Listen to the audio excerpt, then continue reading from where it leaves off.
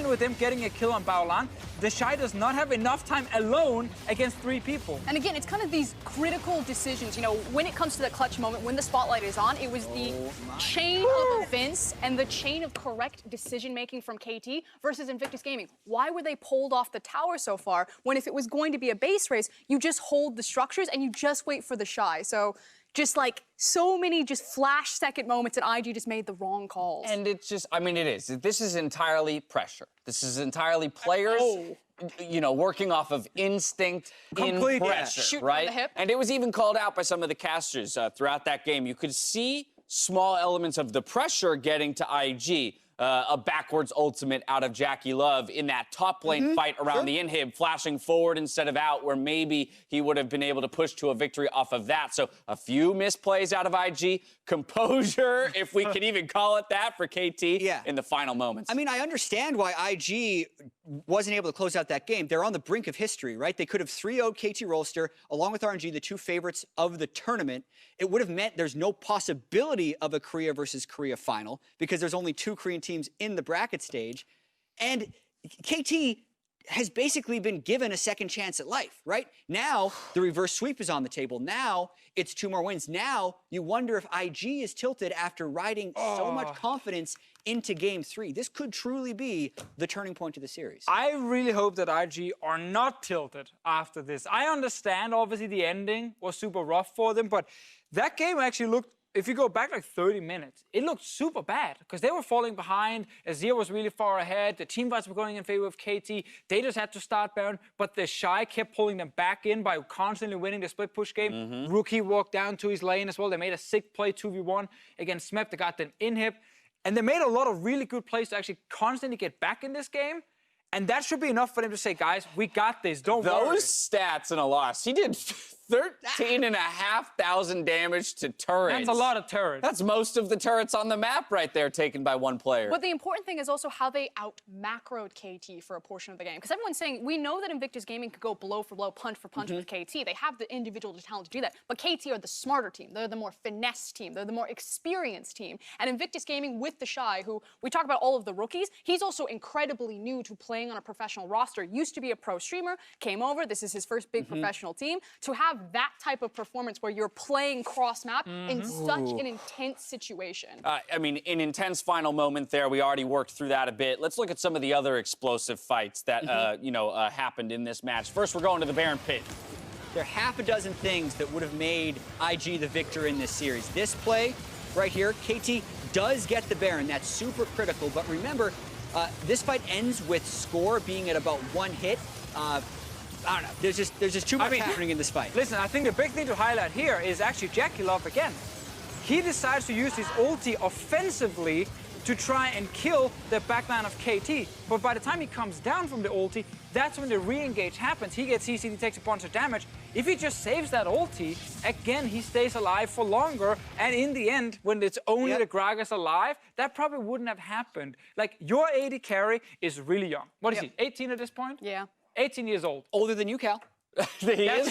That's true. But he's never played on this stage before, and he's too trigger happy. He's too much in the, I need to go forward and kill people. Let the Shy do the work. He's already winning the game for you. But speaking of UCal, we just saw a game where UCal plays Swain, and it's in that very early game. He misses 2 of his pulls and then suddenly has an Azir performance like this. Exactly. UCal picking up MasterCard player of the game after getting outdone by Rookie in the mid lane for the first 2 games of this series. He gets to stab back with this Azir. And so often we talk about the mechanical element of League of Legends. You know, your ability to press the buttons to make the crazy big plays. This series has that, but it also has that next level. Such a mental game.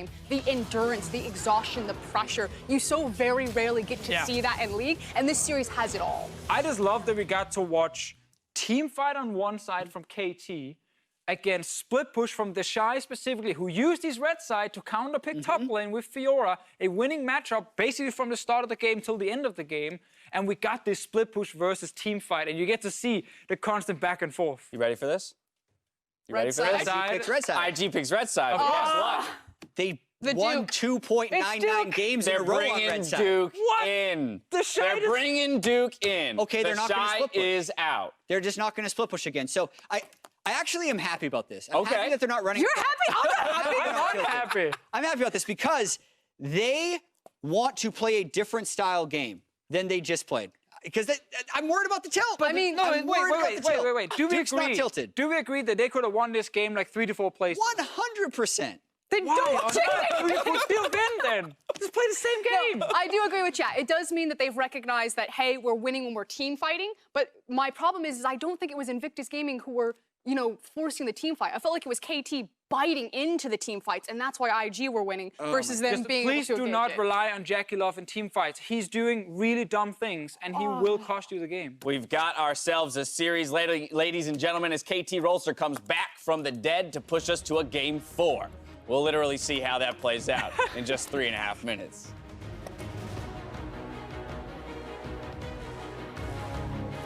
There comes your Rakan ulti. They're going to engage. Smith has to kill an knee. It's going to be Jackie taken down next.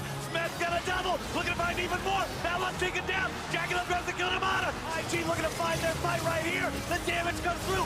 Smith makes his way into the fight as Rookie's taken down. There goes even more burst coming out on the depth. KT have lost almost everyone, but they're still trying to fight back. It's UCount cleaned up.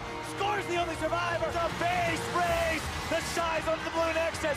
KT's on the red. Who's gonna win? The Shy will not. And KT takes it to game 4. Holy crap!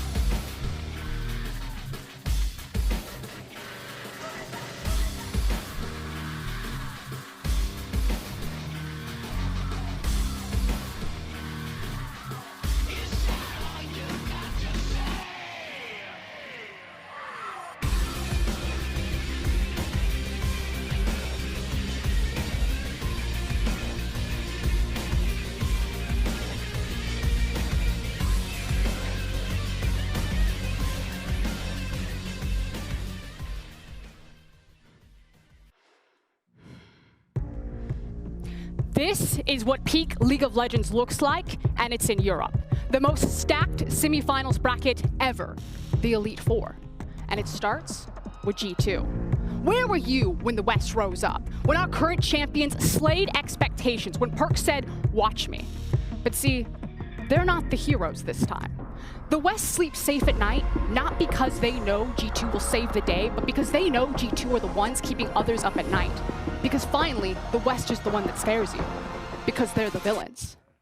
Enter the current defending world champions, Invictus Gaming. The crownless kings are our heroes. They shocked the world when hometown hero Rookie lifted the trophy for China in Seoul. See, import is a dirty word, but Rookie is no stranger. He is the champion of China and the owner of the cup. But Invictus Gaming aren't even the kings in China anymore. That's the Phoenix. Burned by the fires of defeat, Doinby has waited 5 years, 4 teams, and 3 international chances to finally have this moment. His raft was swift, and he and FunPlus tore through the LPL, rising while others fell. He ushers in the new era of champion, one that is forged not with raw talent, but carved by sheer determination. Doinby has endured. He has waited years for this crown. But what is a king to a god? 3-time world champion, 2-time MSI champion, the winningest team piloted by the greatest player to ever touch the game, FLICKR. A team that needs no introduction. SK Telecom T1 are legends for a reason. The only team worthy to sit upon the world's throne. See, not all championships are created equal. To be the best, you must go through the best. And out of SKT's 4 Worlds appearances, FLICKR has only ever lost once. But gods don't need a crown to rule, and if SKT aren't the champions, they will surely choose the champions.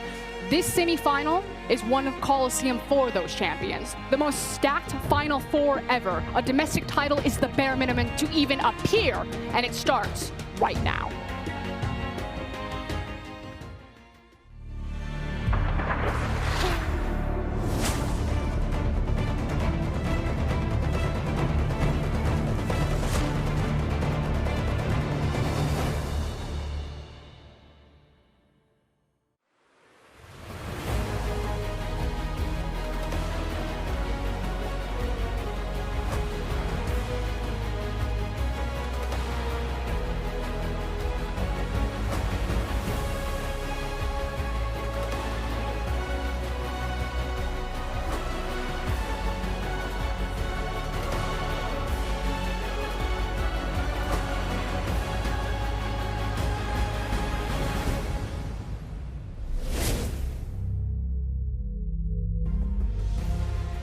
Welcome back to Worlds 2019, live from the Palazzo Vistalegre in Madrid.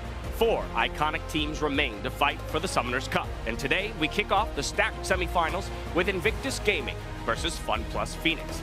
Here you see them through the eyes of the Oppo phone camera, designed to make sure you won't miss a moment of Worlds 2019. Now, the fact that we're starting this weekend with the reigning world champions versus the LPL champions highlights the prestige of the organizations left in Worlds 2019. And it's not only the teams. We just heard about some of the icons hitting the rift, and the analysts have prepared their all-pro team for Worlds so far. And it was not easy, Dash. We had a lot of back and forth. We had a lot of conversations about it. But these are the 5 players that we decided are currently the best performing at this year's World Championship. Yeah, and you guys will see it just in a bit. It's fun to be able to have those conversations about who the best are. The fact that we started with the Shy says a lot, because the Shy has been impactful in all aspects. When you saw him on the Akali during group stage, you saw some bad moments in the laning phase, but he instantly redeemed it about like 3 minutes later in team fight. So he's every top laner's dream of being able to defeat. And I think that's the key word there. It's high impact. Because yes, the Shy, you can see the potential and you can also see that low ceiling. But even if he is 6-0, high impact, he's going to win you the game. If he's 0-6, he will still be a game changer. And I think that's kind of what edged the Shy out over someone like Khan. Exactly. A player that we talked a lot about was what is the difference between Khan and the Shy? And while Khan has been a keystone in what has made SKT so successful at this tournament, we feel that the Shy, without as many resources, being put in situations that you wouldn't expect other people to turn around, was able to make these plays that have swung games in Invictus Gaming's favor. A contentious conversation in the top lane, but the Shy does snag that spot. If we jump on down, though, we find Clid in the jungle. That's not Tien, Raz. Yeah, speaking of contentious, this is the one that I'll still fight for to this day. All right. Make your case. I'll start with the fact that Clid has been sensational for this team since MSI into this point. Having the conversation about impact, he's had the impactful first 15 minutes to get his team to these moments. So Clid has been amazing. Tien has started to make a name for himself on the international stage, and it's going to be decided soon enough. And I think the biggest difference maker was the fact that when you look at only the quarterfinal performances, he was involved in 92% of SKT's kills. This team plays through Clid. He is what gives them so much of their presence and power, and it's why, for me, he was able to come out ahead of Tien. And the thing is we keep using this word, you know, contentious and stacked. And when you get into the mid lane, like, that was probably the most, where everyone's like, it kind of depends on where your timeline is. You could very easily put FLICKR if this is group. Caps just popped off in a quarterfinal. But the reason why Rookie edges out, combine the two right there, is because of the consistency and the potential, which is why we put him in that mid lane. Yeah, and even coming out of group stage for me, like, Rookie was the big name, right? Like, the fact that, to me, the game that stands out the most is when they went up against Team Liquid, the last game to get out of the group. He just took over the game 1v9. Not only did he have a sensational laning phase performance, but he just used the impact, roamed across the map. A lot of the mid laners, much like we were talking about how the Shy gets a lot of the focus, the same here happens for Rookie.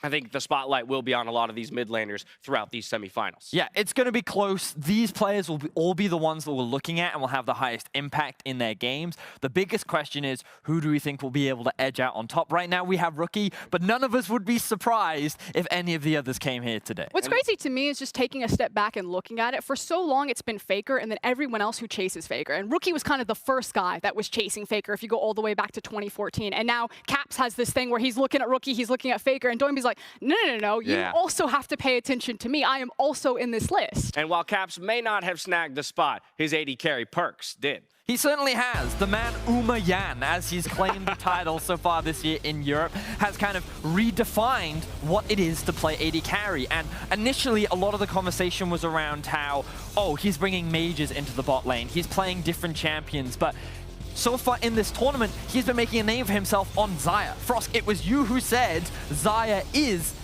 the best Xayah in the world. Yeah, let's not mince words. He is the best Xayah in the world. If he gets this champion, you have made a mistake in draft, or you are recognizing that you are just giving a massive tool to an incredible laner. Yeah, and G2 certainly recognized that. A lot of the focus is to get him ahead, and they didn't even need to do much helping when they went up against Damwon, and he was able to consistently hit that tone. But for me, of course, talking about who would be the next one, certainly Teddy. Yeah. Like, Teddy, consistency throughout the year. This tournament has been really good for him. So between the two of them, it's fun that they're going to be going up against each other in the semifinals match, because that's going to decide it. I just love how this conversation around Perks has evolved, because coming into the tournament, it was all about how flexible he was as a bot laner, the idea of the mages being able to come in. Yeah. And then here we land in the semifinals, and it's just definitively he is the best Xayah in the world. I want to now jump down to last, but certainly not least, the support position. Crisp occupies that spot. And so much of this conversation has been talking about kind of like the potential ceiling and those really high highs, but for me, it's finally consistency that won out when it comes to Crisp.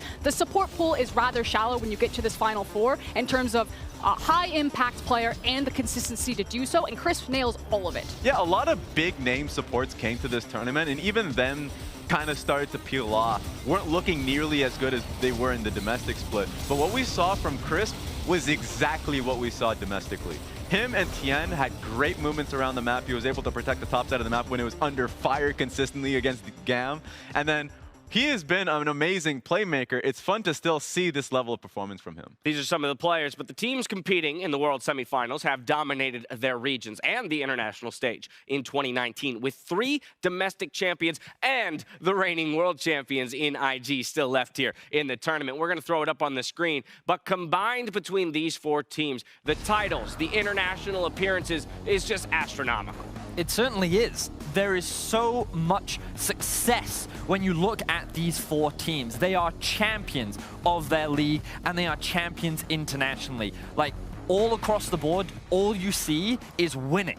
I mean, the reality is to ride this ride, you must at least be X tall, and it's at least a domestic title. Now, when you look at these stats, they are very heavily skewed and very heavily weighted because we have a team like SKT in the top 4, which, no surprise, SKT are the top 4. I don't know if you guys... Right, 3 of those world titles are SKTs. Let's take note of that. But again, no slouches are these other 3 squads. In particular, you look at G2 Esports, who has long dominated their region and made many an appearance on the international stage. This is where recency starts to dominate the conversation because, yeah, G2 Esports constantly has made international appearances, but it was only really this year when they hit that MSI stroke, and you see Invictus Gaming and FPX have amazing years. IG, well, of course, started out theirs in 2018 at the very end being world champions, but FPX took over in both spring, having an amazing regular season. Of course, IG still won out in that one, but landed phenomenally in Summer Split, where FPX are finally able to nail those best of 5s. And I don't want this to overshadow a conversation we briefly had about LPL as a region. While looking at these 2 teams, their numbers might pale in comparison to the other 2 squads. It actually points to something a little bit more interesting, which is that within the LPL, more of those numbers are shared across more teams, it seems. Yeah, when you kind of glow into the conversation historically, things like OMG, RNG, Invictus Gaming, Edward Gaming, now FPX, versus a region like the LCK, which held the title for so long as just being the most dominant region ever. But I think we need to separate the LCK mystique from the SKT mystique. Right. SKT is definitely what props up everyone. And you have your Samsungs and you have your Q Tigers, but it's really the SKT show. In a sense, a breath of life here for the LPL against the long-standing dominant team in SKT. What I love is the fact that there are 2 competing storylines, because SKT can win it all, and we go back to 2015 where the conversation is Korea is the new full circle, overlord. baby. And then otherwise, you can see G2, IG, FPX changing the conversation, and it's a new day for, you know, League of Legends entirely. Well, of course, they got the semifinals first, but on November 10th, 2 teams will fight for the Summoners Cup live from the Accor Hotels Arena in Paris. Now, before the action, be sure to tune in at 1 p.m. CET, 4 a.m. Pacific time for the World Championship opening ceremony presented by MasterCard. Now, tomorrow, we'll get a rematch of the MSI semifinals as 3-time world champions SKT look to get revenge on EU's last hope, G2. How can you not be excited for this best of 5? This is the rematch, as you were saying, Dash, and what a best of 5 that was, because I remember going into it and thinking, G2 not favorites in this. It's SKT in a best of series. They looked fantastic in the group stage, but then G2 showcased their creativity. They flexed their ability to demonstrate their adaptation throughout a best of 5, and we had one of the best of 5s that we've ever had internationally. And Vedius, I've got the secret. See, the secret is that you cast that best of 5, and who won? That G2 did in fact win. And so you're saying that every best of 5 you cast that G2 are in, they win? There has been a trend of that, yes. Are you casting tomorrow? We'll have to wait and see. I guess we'll have to wait and see. The bait and hook right there. Tune in tomorrow to find out if Vedius will move EU into another world final. But this is absolutely a stacked semifinal that we will see play out, of course. But there is history involved here. And Raz, I think, you know, the question remains for SKT, who has even cited this G2 loss from MSI as being a catalyst for a lot of their change in playstyle. How will they have actually reshaped themselves to take down this EU giant this time around? Well, we saw it in the first game of the tournament for them, right? Because we thought there would be a slower turnaround team as they usually are, but they got the meta immediately. And they're fast-paced right from the get-go. And they even hid a lot of what their strategies would be, you would imagine, in quarterfinals when they went up against Splice. So I think G2 won't even... I think they will give SKT a whole lot of respect because of the growth that they had throughout the year. But here's the thing. The narrative has been changed where SKT are looking for revenge. When was the last time you ever had to say that from your rap? It's always, who's going to get revenge on SK2? Who can take down SKT? G2 are one step away from the Grand Slam. They are looking to win it all, to do what no other team has done before. I don't know if I ever want to be on the Rift with an angry Faker, but that's what G2 will have to do tomorrow. Now, the action starts today with IG versus FPX, and earlier, Shox caught up with Ning to learn more about the jungle matchup. Now, Tien, your competitor in the jungle, has been lauded as one of the best performing junglers this World Championship. How do you feel you'll match up versus him? 小天在这次的赛程里面被很多人说是整个赛程当中最强的一名打野，你对上他，你有什么样的预期？他确实现在就是很强嘛，因为看起来势头很猛，然后我认为他不能说是最强嘛，但是强是称得上的。然后我对他的话就，因为我也很久没有打比赛了，上一次就是遇到他的时候，他好像还被我吊起来，就是在 LPL 的时候还被我暴打。然后希望今天的话也可以跟 LPL 的时候一样。I think he is indeed a very strong player. I wouldn't say he's the best player, but definitely a very strong player. I haven't played the game in a long time, but the last time I played Tian, I destroyed him. So I want the same thing to happen that happened in the LPL to happen today. Well, we'll be looking out for that. It speaks to your confidence. Now, due to IG's up and down summer split and the way you qualified for Worlds, there were some question marks about your form. How would you compare IG's form before the tournament to right now ahead of the semifinals? 因为你们夏季赛的起伏跟你们在资格赛的一个表现，其实很多人觉得你们可能就是不是那么的稳定。那你可以比较一下现在准备进入4强赛的 IG 的一个状态，跟之前来世界赛以前的这个状态来比较一下吗？首先就是我们能到4强嘛，那当然说是我们现在的状态要比夏季赛还有冒泡赛的时候状态要好很多的。然后也赢了格里芬嘛，因为格里芬也是个特别强的对手。然后我们现在状态应该没有什么太大问题吧？就目前来看的话，如果要是说真正看的话，还是要看在赛场上的发挥，我觉得。I think our condition is a lot better than it was in Summer Split and in the Gauntlet, and we just defeated Griffin, so I think in terms of our condition, we're really fine, but it just kind of depends on how we perform on the day as well. Okay, fantastic. Thank you very much, Ning. Good luck today. Back over to you guys. Thank you very much, Shocks. A bit of confidence coming into this matchup, siding the last two teams, or times rather, that these teams faced off. But this is a regional clash of epic proportions, as the two best LPL teams from 2019 will battle for a spot in the World Finals. We have the reigning champions in IG, who've returned to form this tournament, but need to reach even higher if they want to defend their title. Yeah, definitely need to do that.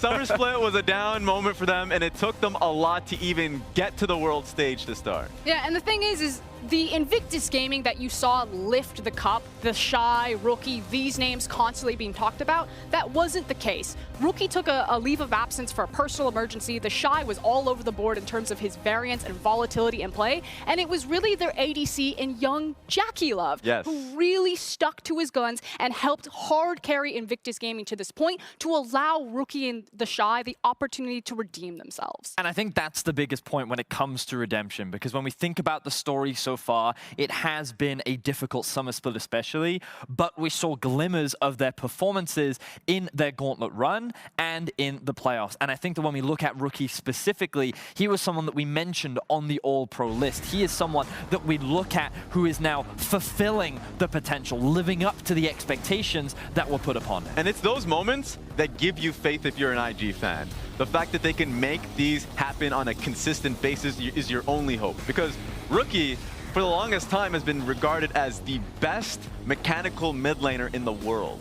And these are high praises to have. So the fact that there were even any doubts throughout the summer split is, of course, like a big worry for an IG team that's based off mechanics. Because the thing is that form is temporary, but class is forever. Yeah. And you know that Rookie is a classy player. The question is not if, it is when. When do Invictus Gaming return to World Championship form? And for FPX, if that's today in this best of 5, that's mighty unlucky. And he's not the only one, because accompanying Rookie is, of course, the Shy. Someone that, during the summer split, did help alongside Jackie Love, not to the same degree, but again, many questions were being raised about his performance. What level will we see from the Shy? And you only have to look on your screen right now to see the level from this world-class top laner. It's insane, because like 3 minutes before this, he can put your team in a bad position, but then immediately just kind of get it right back. Like the fact that if they're ever in a goal deficit, you can rely on the Shy to just outperform, outskill in team fights to get you back into it.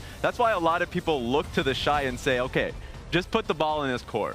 Gold percentage, like anything. Get the gold in his pockets and he will do you good work. I mean, he's a high variance player, right? But as we've talked about, even in an 06 situation, the Shy will still find a way to be active and impactful on the map. Of course, while IG rose to fame in 2018, this year has kind of been the surge of FPX as they culminated in their first domestic title. just this year. And frankly, it's about damn time. I mean, Doinby has been a staple of the LPL for so long. 4 different teams. Out of all of those teams, he's constantly finishing the domestic split right there in first. There was a single blemish on his record, a single split where things dropped the ball, but he was never able to convert it in playoffs. Yeah, in his career, if they just gave him a title at the end of the regular season, he would have a whole lot of titles. He'd be carrying a whole lot of chips just except for that one, right? Because, like, in the end of the day, it matters how you deal with those best of 5 when the pressure is on. They were able to nail that in the summer split. And it wasn't just him. The fact that he was, you know, flanked by Tien, Gimgoon, LWX, all of these players who are just phenomenal. The MVP of that series was Crisp. So he had an amazing team, and it's going to be a team-like performance that's going to get them over this hump. I do want to pull us back, though, for just a second and talk about the last time that these two teams met, because we heard Ning talking about it. He was the one who got the better of FPX that time around. So, Vedius, recap for us. Well, I mean, Frost talked about the blemish on their record. For the summer split, this was their biggest blemish, because this team was on track to being the most dominant LPL team ever, and it was Invictus Gaming that ruined it. And what was fascinating was the way in which they did it. Rookie was trying to outpace Doinby's typical roaming style by picking a better roamer and having greater impact around the map very early on into the game. They kept rushing up into the top lane. The team fight started to go for FPX, and then really it was the final game where Ning got his Jarvan and just dropped the ball on FPX there. What's really funny whenever there's this level of regional familiarity is that Invictus Gaming, and this is the point that you're hitting on, the fact that IG just looked too damn good in a lot of these team fights at the very end of it.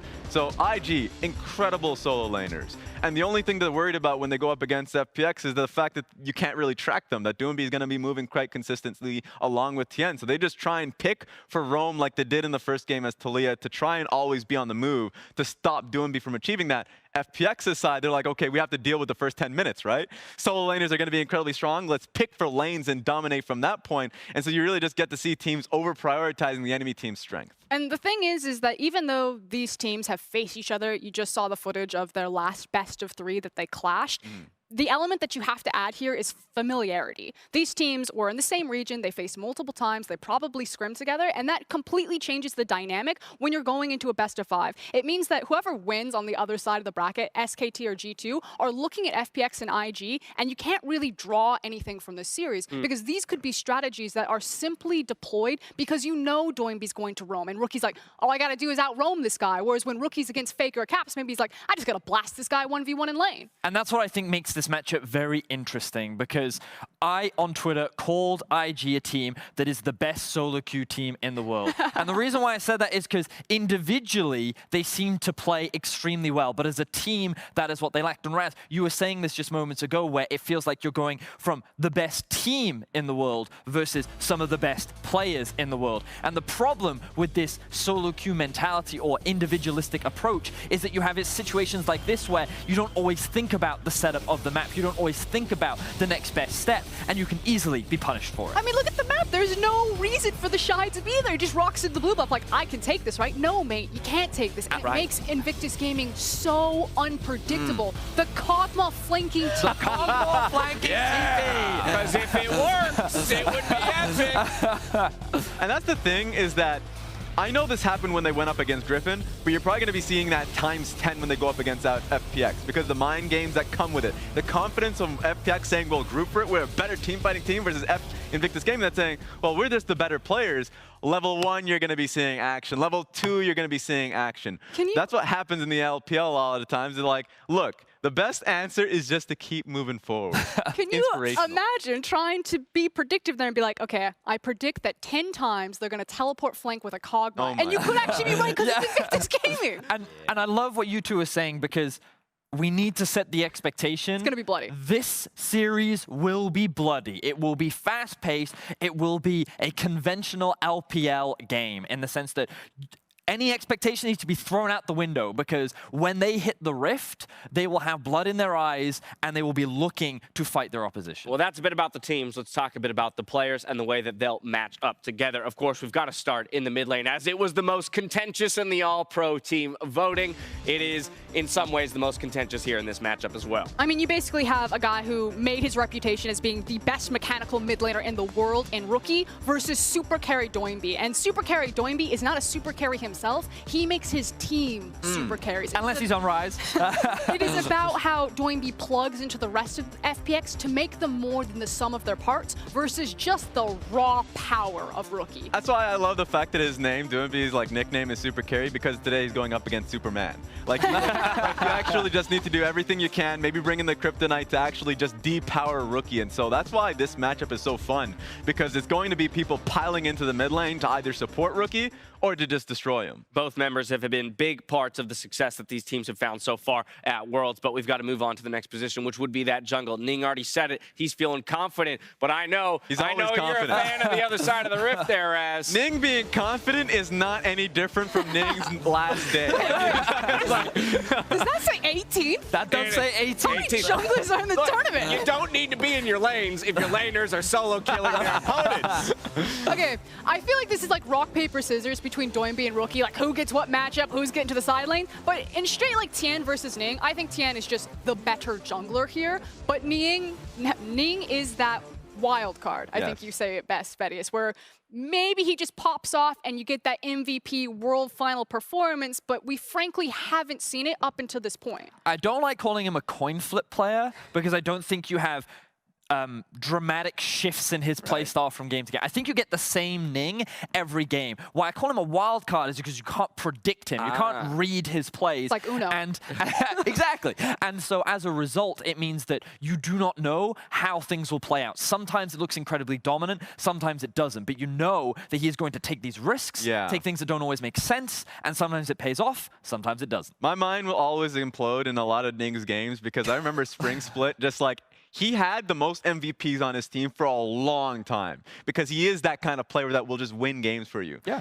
And then you're right, other games don't look too good. And I wonder what it is going to be today, but I am a Tien fanatic. Well, so then what's the approach for Tien? Because if you're looking at somebody who you cannot predict, who you cannot assume the actions of, does Tien just devise a game plan independent of Ning and stick to that? Or is he meant to corral this wild card? Look, defensive wards. Get eyes on them on the map. Did you just ask two LPL teams to ward? Defensively. That is literally it, because a lot of the times there were moments in the LPL where Tien will get the best of him simply because he will obviously know where he's trekking to. Yeah. And as long as you have eyes on where he's going, that's where Ning just falls flat in his face. And that's what I'm looking out for. The defensive player in this matchup, I think, will get the better of it, but I always say this, it never turns out the way I want it to.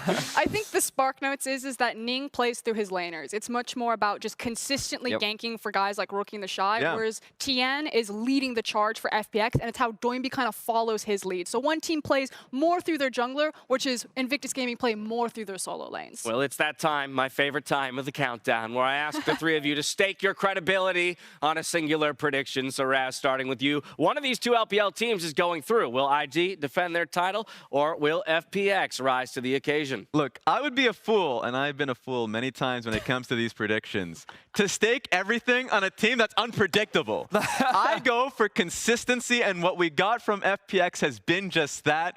We're like the summer final champions. Of course, I will put my name on them. I think FPX will take it. I still have it as a 3-2. All right. A few hate makers will land. All right, Vedius. I'm completely aligned with Raz. Consistency is the key for me, and the way I see it, IG's only win condition is getting the Shy and Rookie ahead. And I think that is easier said than done against a jungler like Tien. I think it will be bloody, I think it will be messy, and I think that we can go the full stretch into the 5 games, but at the end of the day, consistency will win out for me.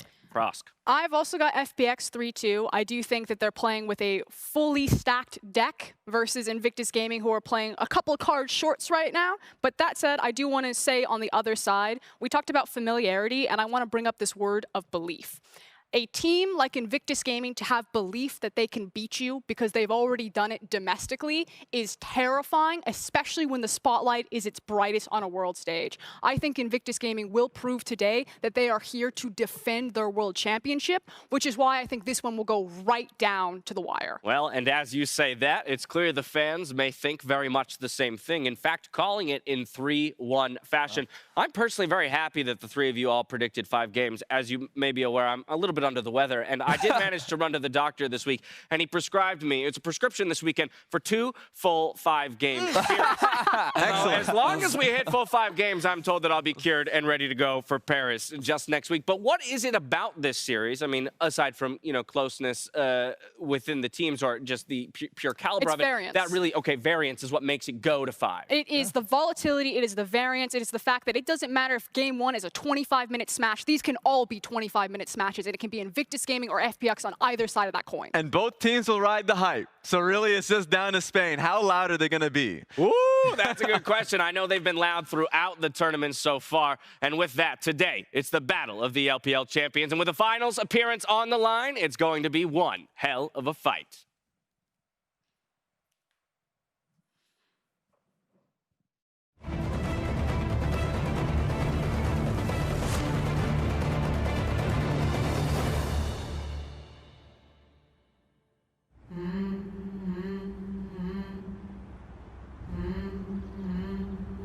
Everybody knows when the sun is gone, you can say goodnight. FPX, SKT, G2, but the wolves will come. alongside the dark horses in Invictus Gaming. I am the night.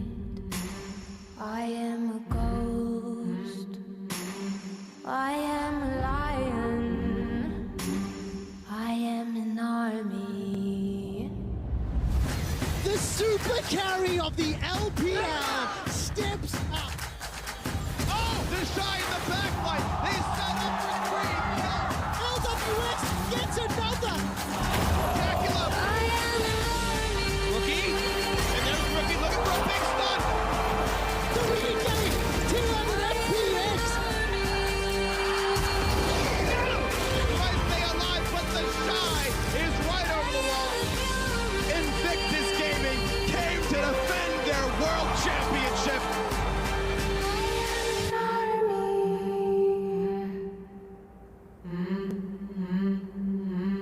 I am the hunter. Teddy right there. I am the man. God is gonna find that kill. I am a And Baker sets it up. I am an army. The crowd, it really was that 6-man. The last hope of the LEC, the last hope of Europe, on European soil, on a European world. We won't give him a chance, Cap. That's it. First going in, though, he sees it. The last of the LEC versus the last of the LCK for the MSI rematch. The new champions of the LPL, FPX, versus the defending world champions. To be the king, you gotta beat the king. Baker still lies ahead.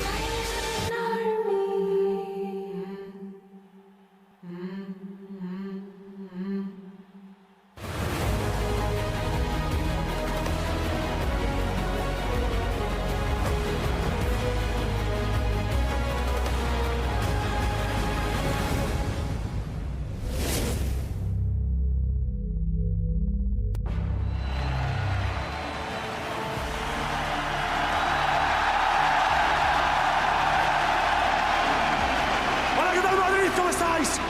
Bienvenidos a las semifinales.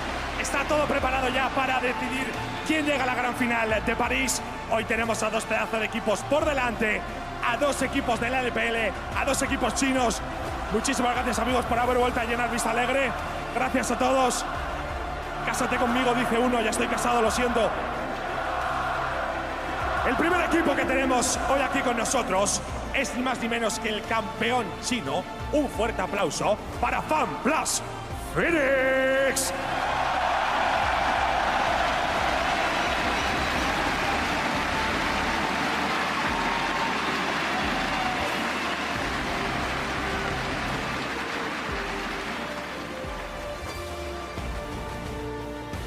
En la top lane, Kim Gon. En la jungla, Tian.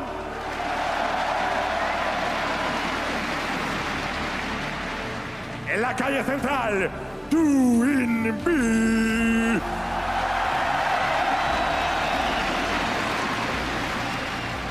como tirador LWX.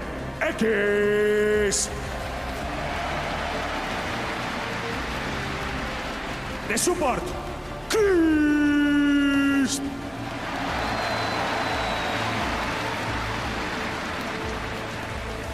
Como suplente, Shinji. Y como entrenador, Warhorse.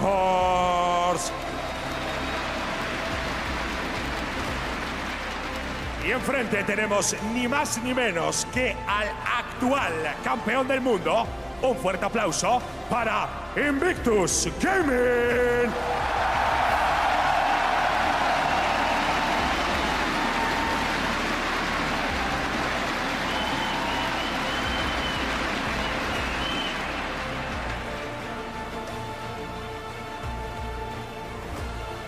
En la top lane, The Shine.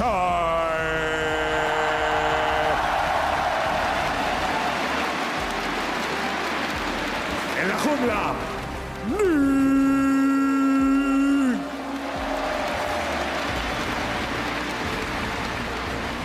En la calle central, Rocket.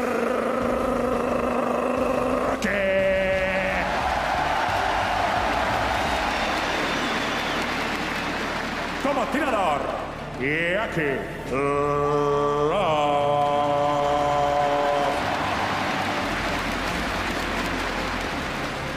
como support, Paolan.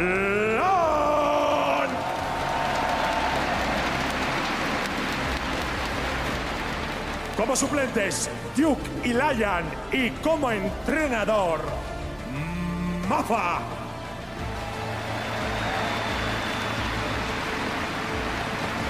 Madrid, toda preparada ya para vivir la primera semifinal entre FunPlus Phoenix e Invictus Gaming. Un fuerte aplauso para los dos equipos.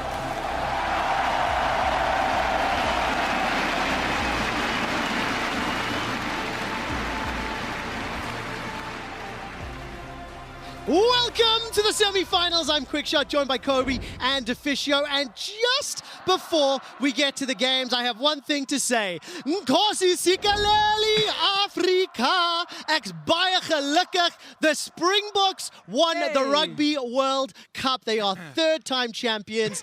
I am victorious over Medic and my wife Becca, and rubbing it in their faces. Yes, Rugby World Champions. I don't know what we're cheering for, but I'm happy for you. Yay! All right, thank you very much. All right, I've had my moment in celebration for rugby. Deficio, shall we get back to League of Legends? I think we should. I think we should also be really excited about the matchup. We already heard from the analyst desk, you know, two teams who have been so good this year. Different times, obviously IG dominating in spring, and then in summer FPX completely taking over and winning the whole thing. I think these are the two best teams from China in 2019, and they're now facing each other in the semifinal. And they're so different as well. That's why it's so cool to see them go head-to-head. And remember, as dominant as FPX were in summer, Invictus Gaming still were able to take that series. So I'm very excited to see them get onto the Rift, and especially Champion Select has so many nuances with these two teams that we can dive into. And of course, it's so important to note that series you talked about a moment ago, Kobe, the only best of series that FPX lost in summer was to FPX. That loss to IG, that loss prevented FPX setting a record for being the most successful, most winningest team in LPL history ever. And that's also why if you're IG, you're not scared when you see FPX on the other side. You're already playing a lot better now than you were during the split. You know, you barely even made it here in the first place. We hear from their players. They're feeling more informed now, more confident. They know they have some key picks, especially in solo lanes, they can use against FPX because they're very different teams if we look at how they want to actually play, especially early game. Late game, they're going to team fight. We'll get there. Yes, yes. But early game, we know for one team, it's about mid-priority into going to bot lane mostly. That's FPX. And IG, it's just solo lanes dominance. I can't wait to hear your predictions on what these teams should be doing versus what they will be doing once we get in game. But look, you talked about some of the unique picks that the solo laners can, you know, pull out, especially on the side of Invictus Gaming. In preparation for this series, we were looking at the solo lane mismatch or differences, as well as the jungle, because they're on opposite sides, right? FPX, the jungler, we're very hyped about him. So let's dive into set some expectations. What would you like to see from the draft? The players are just about ready, Kobe. So first off the bat, for me, I'm expecting expecting Invictus to start target banning the easier, flexible picks for FPX. That's the Renekton and the Ryze for them, which they can swap between lanes and can guarantee them some of that early game pushing to actually roam with their jungler. Meanwhile, for FPX, they have to target burst champions. And even on blue side, I wouldn't be surprised to see them being the ones banning the Akali. Oh, they the have Kiana. to. They do not play it. Those have traditionally been red side duty at Worlds, but because of the differences in the players, that's exactly what we see. Akali is the obvious one. I think Jace is something they will heavily consider. I do wonder then if we're looking at Gragas or like Xayah. Because for FPX, they're picking blue side in this one here. We need to see them secure some sort of strong flex pick or go for the most dominant AD carry in their mind. It was Xayah in the quarterfinals for the first time all year long that they prioritized that champion. Ryze, it's a must ban. Yep, I completely agree. You know, we talked about it being so important for the early stages now. Now the question is, are they going to answer AD carry or are they going to ban away the Renekton? I feel like the Shy will be fine going into any match. So this one, you also can actually Kiana. even go jungle as well. But I don't think they're worried about a fun plus Phoenix Kiana. I'm not as scared as that. I think that champion is so much more terrifying in the hands of the Invictus Gaming players. Well, Tian played it once in the group stage. You went 7-1-6 with the Xayah being the final ban. The question of Kiana versus Xayah is available and insta-lock Kiana. I'm expecting it to go mid lane for doing B. It's an amazing pick that he can use to roam and want to go to the side lane. You have ulti ready. You just one-shot the enemy AD carry. Doinb played it 3 times in the LPL Summer Split, won all 3 games. We've not seen it in his hands at Worlds yet. And you can blind pick it, but Gragas was another pick that we have to highlight. It's the #1 pick, in my opinion, for both junglers. It is such a power pick, especially for Ning here. Exactly. Kiana can be a very powerful tool, but can also get focused very heavily. If you have a better ganking jungler, you can gank the Kiana. If she goes Moby Boots and is behind in CS and then stuck in lane, it becomes a drain on resources. So we shall see here. Pick Ashe. Play Ashe. Invictus Gaming already. You saw with the Xayah ban, we're talking about as far as the first 3 there, transitioning into the Varus possible Tahm Kench lane. Showing that towards Ning, obviously. For his. I think it's cool though with 2 AD carry bans right now, Xayah and Kai'Sa, so we get to see kind of the second tier AD carries. Varus has become a big one, especially for the LPL teams. It gives you a very strong laning phase, good CC setup, and you have 2-item power spike with Rage Bait that's so good around objectives. And I think as long as you draft CC against it, it's good. This is big, though. This is big. FPX drafting the Nautilus to get their tank support for bottom lane rather than picking Elise here. Now you're going to get Elise banned out in the second round from Invictus Gaming, and they're very AD heavy, so they may very well be playing a mage in the bottom lane. If they don't, they might have a hard time finding some more AP here. I'm expecting Tian to actually pick the Kiana up in the jungle now. Otherwise, it would be hard to actually balance this. I mean, yeah, you can then put Renekton mid, obviously, for doing B. Quinn and whether she decides to go. I think Quinn is interesting. Obviously showed up as a pick against Renekton specifically. IG picks it over things like a Tahm Kench here they could have grabbed to secure the strongest bot lane setup they can. Thresh might then be high priority for them because you need some sort of mobility for your AD carry against Kiana, against Nautilus. Otherwise, you're going to get camped against FPX in the bot lane and you're going to die. All right, let's see what happens in phase 2. That Tahm Kench that was paired with the Varus during the group stage, or the playoff stage rather, has now been removed from the pool. Lucian was also banned out. So IG could opt to ban yet another bot lane. It'll be the Kalista. But Kobe, you said yourself you maybe could have anticipated a mage there if that Kiana was going in the solo lane. Yeah, I mean, they can still go for that possibility. And so many bans being thrown at LWX. It definitely fits here. I would be confident in either Tian or Doinb using it, but I think it's going to be the jungle Kiana. Let's see what they actually want for bot lane. They need something that can protect this Varus from the potential 4 versus 2 that's going to happen. I want to highlight also, like, there is still the chance, you know, as you said, Kiana goes jungle, Renekton still takes the top, and you get a mage pick from Doinb in the mid lane. I've seen a lot of Twisted Fate from him in solo queue. He can build that AP, Talia as well. Champions that can push and then roam.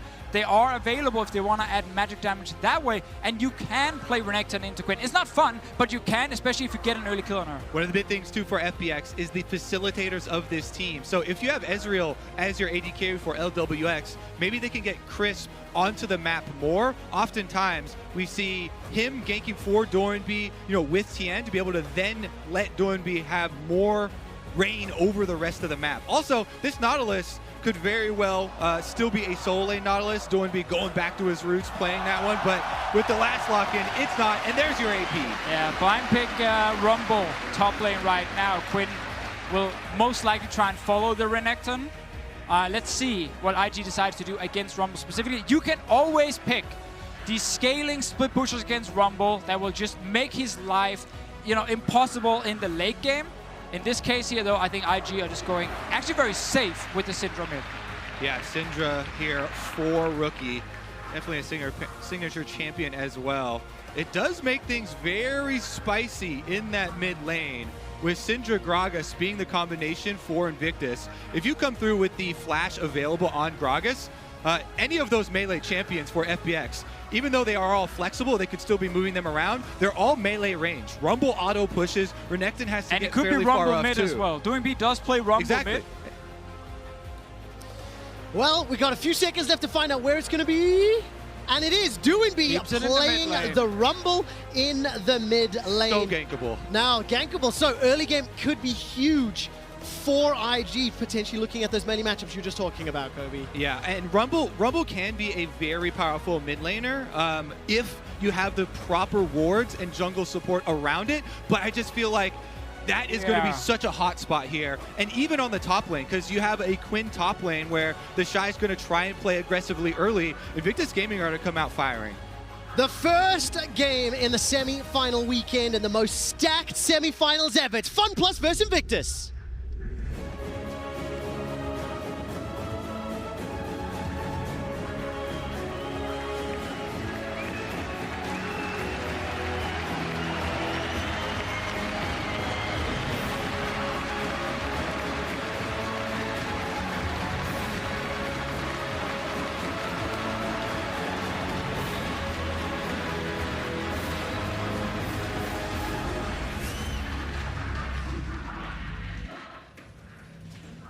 Welcome to Summoner's Rift in Madrid.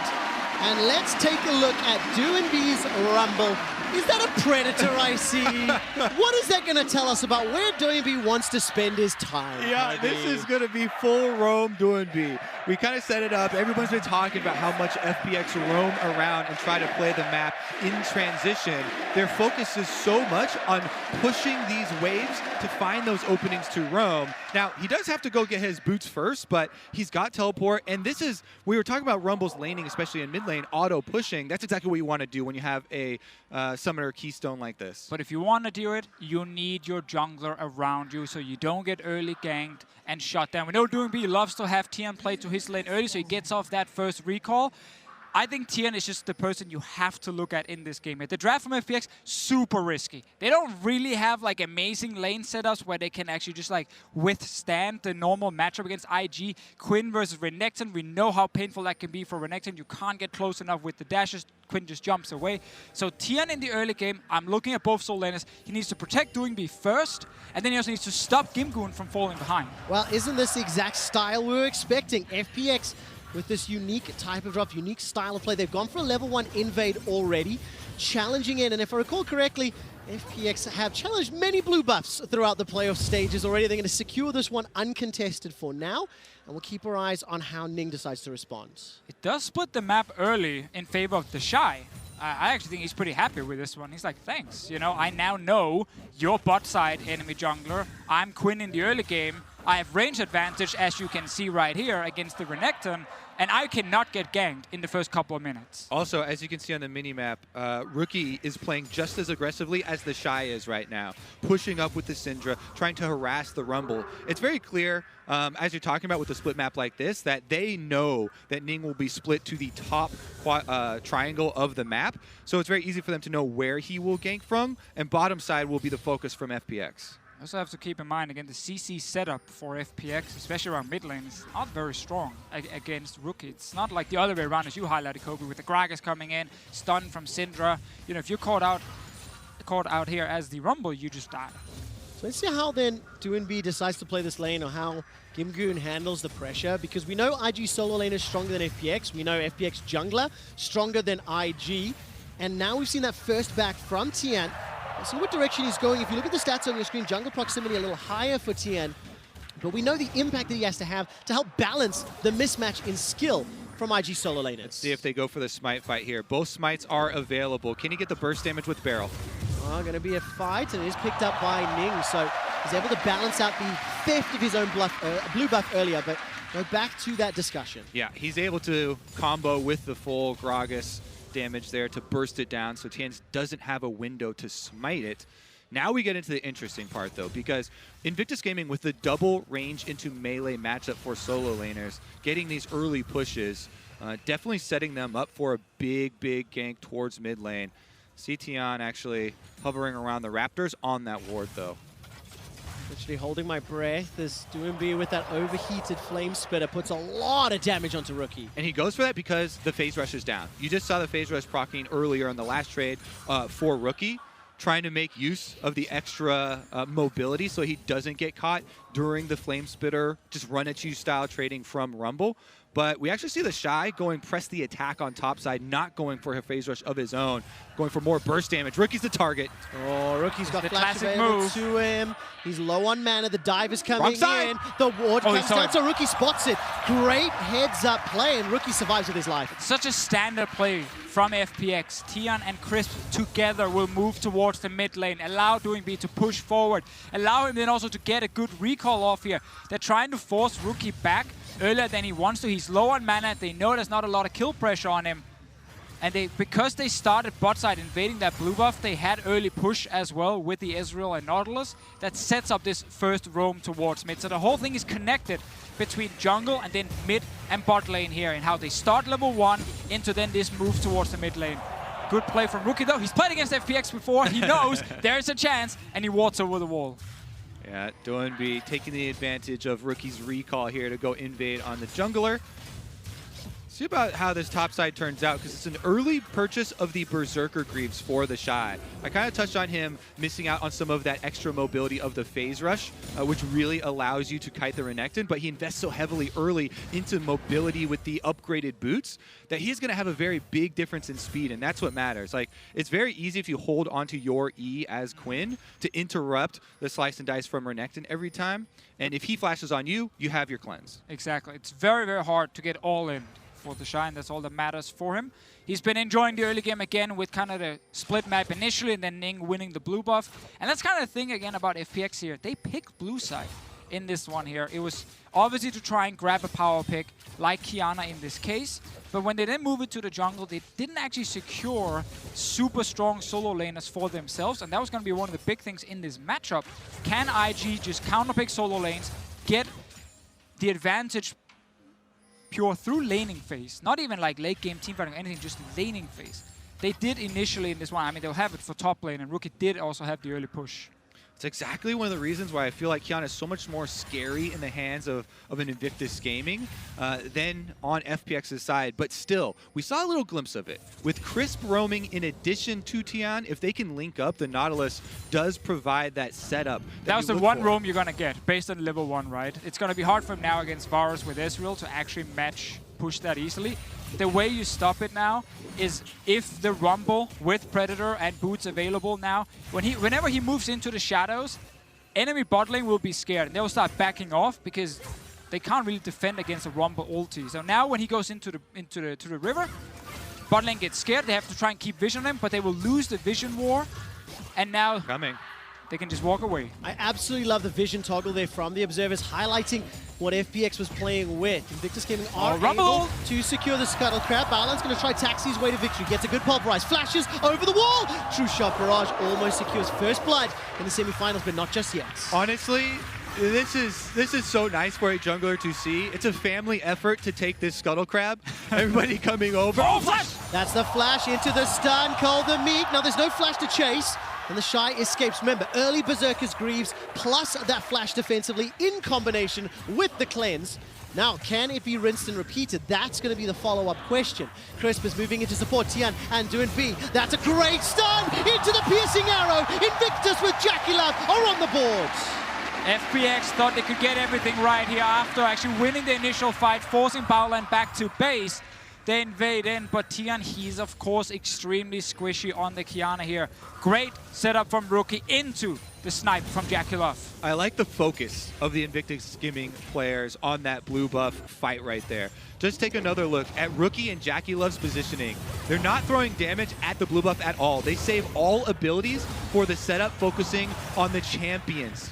While Invictus Gaming also are able to get the smite, finding the extra snipe there at the end means that first roam extra kill. No flash top, first roam from doing B. I don't think ulti is available. Oh, didn't see that just yet. Kim manages to tag with a harpoon once and twice, but the wave wasn't quite crashing under the tower. Look at the minimap. You can already see the junglers starting to move north as well as Rookie. And what I love to see from Ning, once you get these roams up, especially top lane, is you try and intercept the Rumble on his way back to mid lane. You force him to take longer routes so he loses more CS. He's back top though. All right, the equalizer comes out as well as the stun. Really nicely set up, but there is a counter. The barrel comes out from Ning. Gungun gets killed. It's a 1-for-1. They could go for a repeat dive here. Tian has ultimate here for Ki. No, it's not. No, so much trouble. Supreme Display of Talent, I think, is available there and gets thrown out. Ning manages to avoid the hit. The tower shot onto doing B. He gets slowed down by the barrel, and the overheated W will allow him to escape with his life. Tian continues to chase. Baolan gets caught up against the wall, locked down. Blast cone over, and Baolan secures the kill. So IG, they already saw Doing B go top once. He didn't have ulti that time. He then stayed around because Tian joined him. Ulti was now off cooldown, and they saw the Quinn without a flash. Went for it, but IG ready. They were ready to actually respond to it. And fun fact, last time these two teams played against each other, it was IG perma-ganking top and doing this against Gimgoon. Now it's actually FPX with the first, should we call it 2 roams, from Doing B, going towards top lane to try and stop the Shy from getting a lead. And because of this play right here, you can see on the minimap right now, this makes Alistar turn the trajectory. He was going bottom side, he ends up going top side, and that costs them big.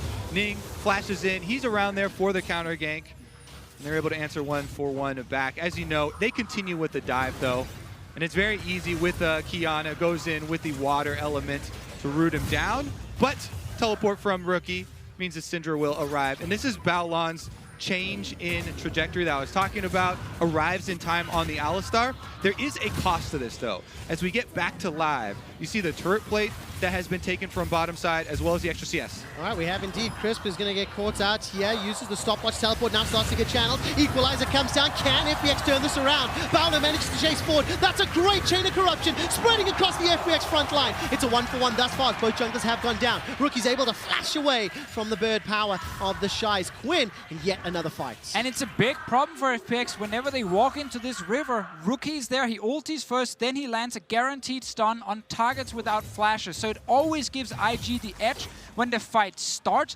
And even the Shy was moving from his lane with the ulti to join whatever was left of this skirmish here. All right, the Shy managed to get a good trade here into Gimgoon. I'm just going to quickly show you the stats of that. The last time they met Deficio, FPX lost the only best of series to IG. I want to draw your attention to the CKM, combined kills per minute. 1.1 on average across that series. Why are you in the river with no flash and you have no priority in your bot lane? Rookie takes advantage there, sets up the stun, and I like the stopwatch usage as well here from Ning. You can tell his eyes are on the offensive look. When Jackie Love lands the Varus ultimate, sets up for a very easy Gragas ultimate, even as he's dying, with his dying breath, gets another kill in place for Jackie Love. He has been left on his own in the bottom side when when Baolan's gone roaming. That's a dead Ning. And the story I was trying to tell before we got interrupted was when these teams fight, they're extremely active and high kills. Combined kills per minute, more than 1 kill per minute on average when they met last time. Yep. The league-wide average in the LPL is 0.84. So it's even more impressive for a league that is very, very kill-heavy.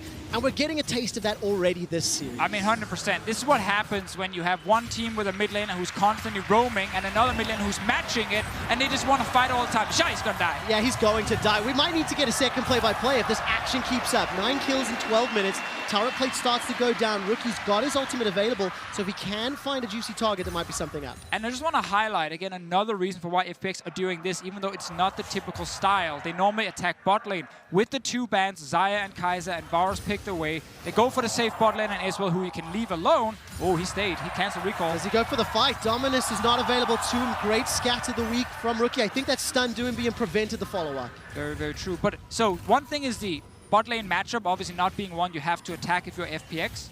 Oh, this is another fight. You're never going to get a... You were saying that was just too easy. The defending world champion just picks up a kill in the bush. It looked like he put the goon in that one. Oh man, this is just such a fun way to start the best of series. And actually, it's exactly what we're expecting. Yeah, but how tilted are you now if you're doing B? I'm like, mate, I keep coming to your lane. I'm spending all my time killing your enemy top laner and like get you ahead. And then he just dies randomly to Rookie because he greets in the brushes right there. Anyway, I was trying to say, there's Hold no that TP thought. on the Shy. There's another dive in the mid lane going on to Fisio. Ah, Here comes Rookie over the wall. Manages to get the stun. Dunked down by Ning. Now Baolan, he's joining the fray. Ning dove way too deep. The tower takes him out. Baolan finds himself on the wrong side of a Renekton. The dredge line comes up, misses the target, continues to escape. Now LWX, he's being dove. Killed. Jackie Love with the solo. It's action everywhere. This is LPL action, baby. Let's go. Dives all over the map and they're not done yet. Oh man, I had to hold my breath there. It is a 1,000 gold game in favor of Invictus, and it's kills across the map. 4-0 on Jackie Love's Varus, 3-1-1 on Doinb's Rumble, and no tower has fallen yet.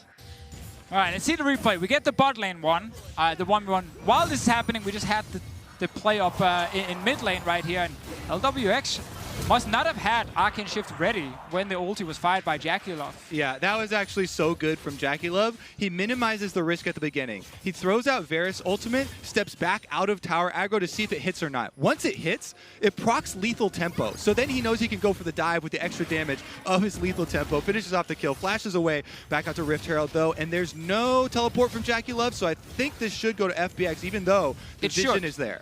It should.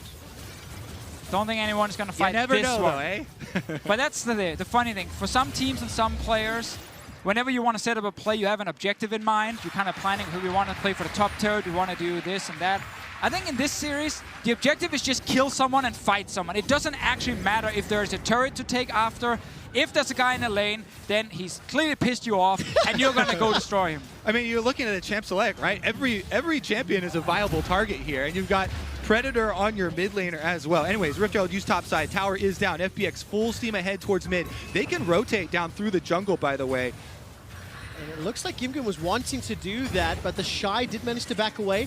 Ning throws out the barrels to clear out the wave. LWX has not stopped the pressure top. No, and they have Renekton kind of covering for him as well. We'll get a fight. That's a flash forward, and Crisp is able to sidestep a lot of the damage, manages to get the dredge line. Here's the support from Doinb, as well as Gimgun. The dramatic supreme display of talent allows for a triple kill for Doinb. They're not done yet unless Jackie Love can escape, and he does, but this will open up the tower. Two of the most impactful team fight ultimates in the entire game. Rumble and Kiana there. Invictus Gaming flashing afterwards and missing their stun setups for the team fight. Then perfectly layered down there by FPX, and the rewards are twofold. 2 more towers going down. And that's the thing, FPX, they survived the early solo lanes through great roams from Doinb. Now this is the start of the fight.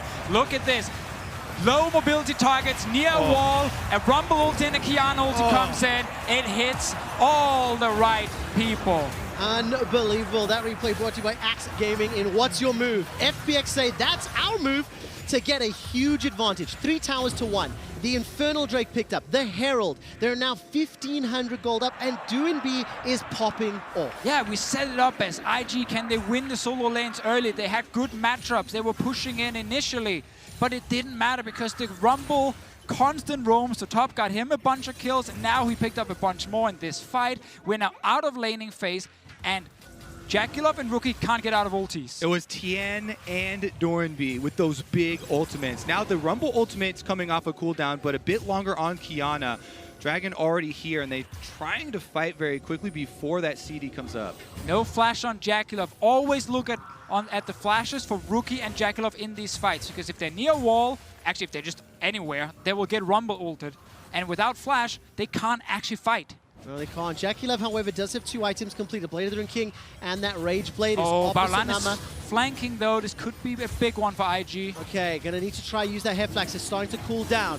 IG want this fight. The Mountain Drake is going low, but Barlan was spotted out and he's plucked off before the fight can really carry on. The Shy will manage to get some flight with Valor, moves away. They're still looking for the fight. This is a 4 versus 5. Dominus is on cooldown. That's a fantastic equalizer.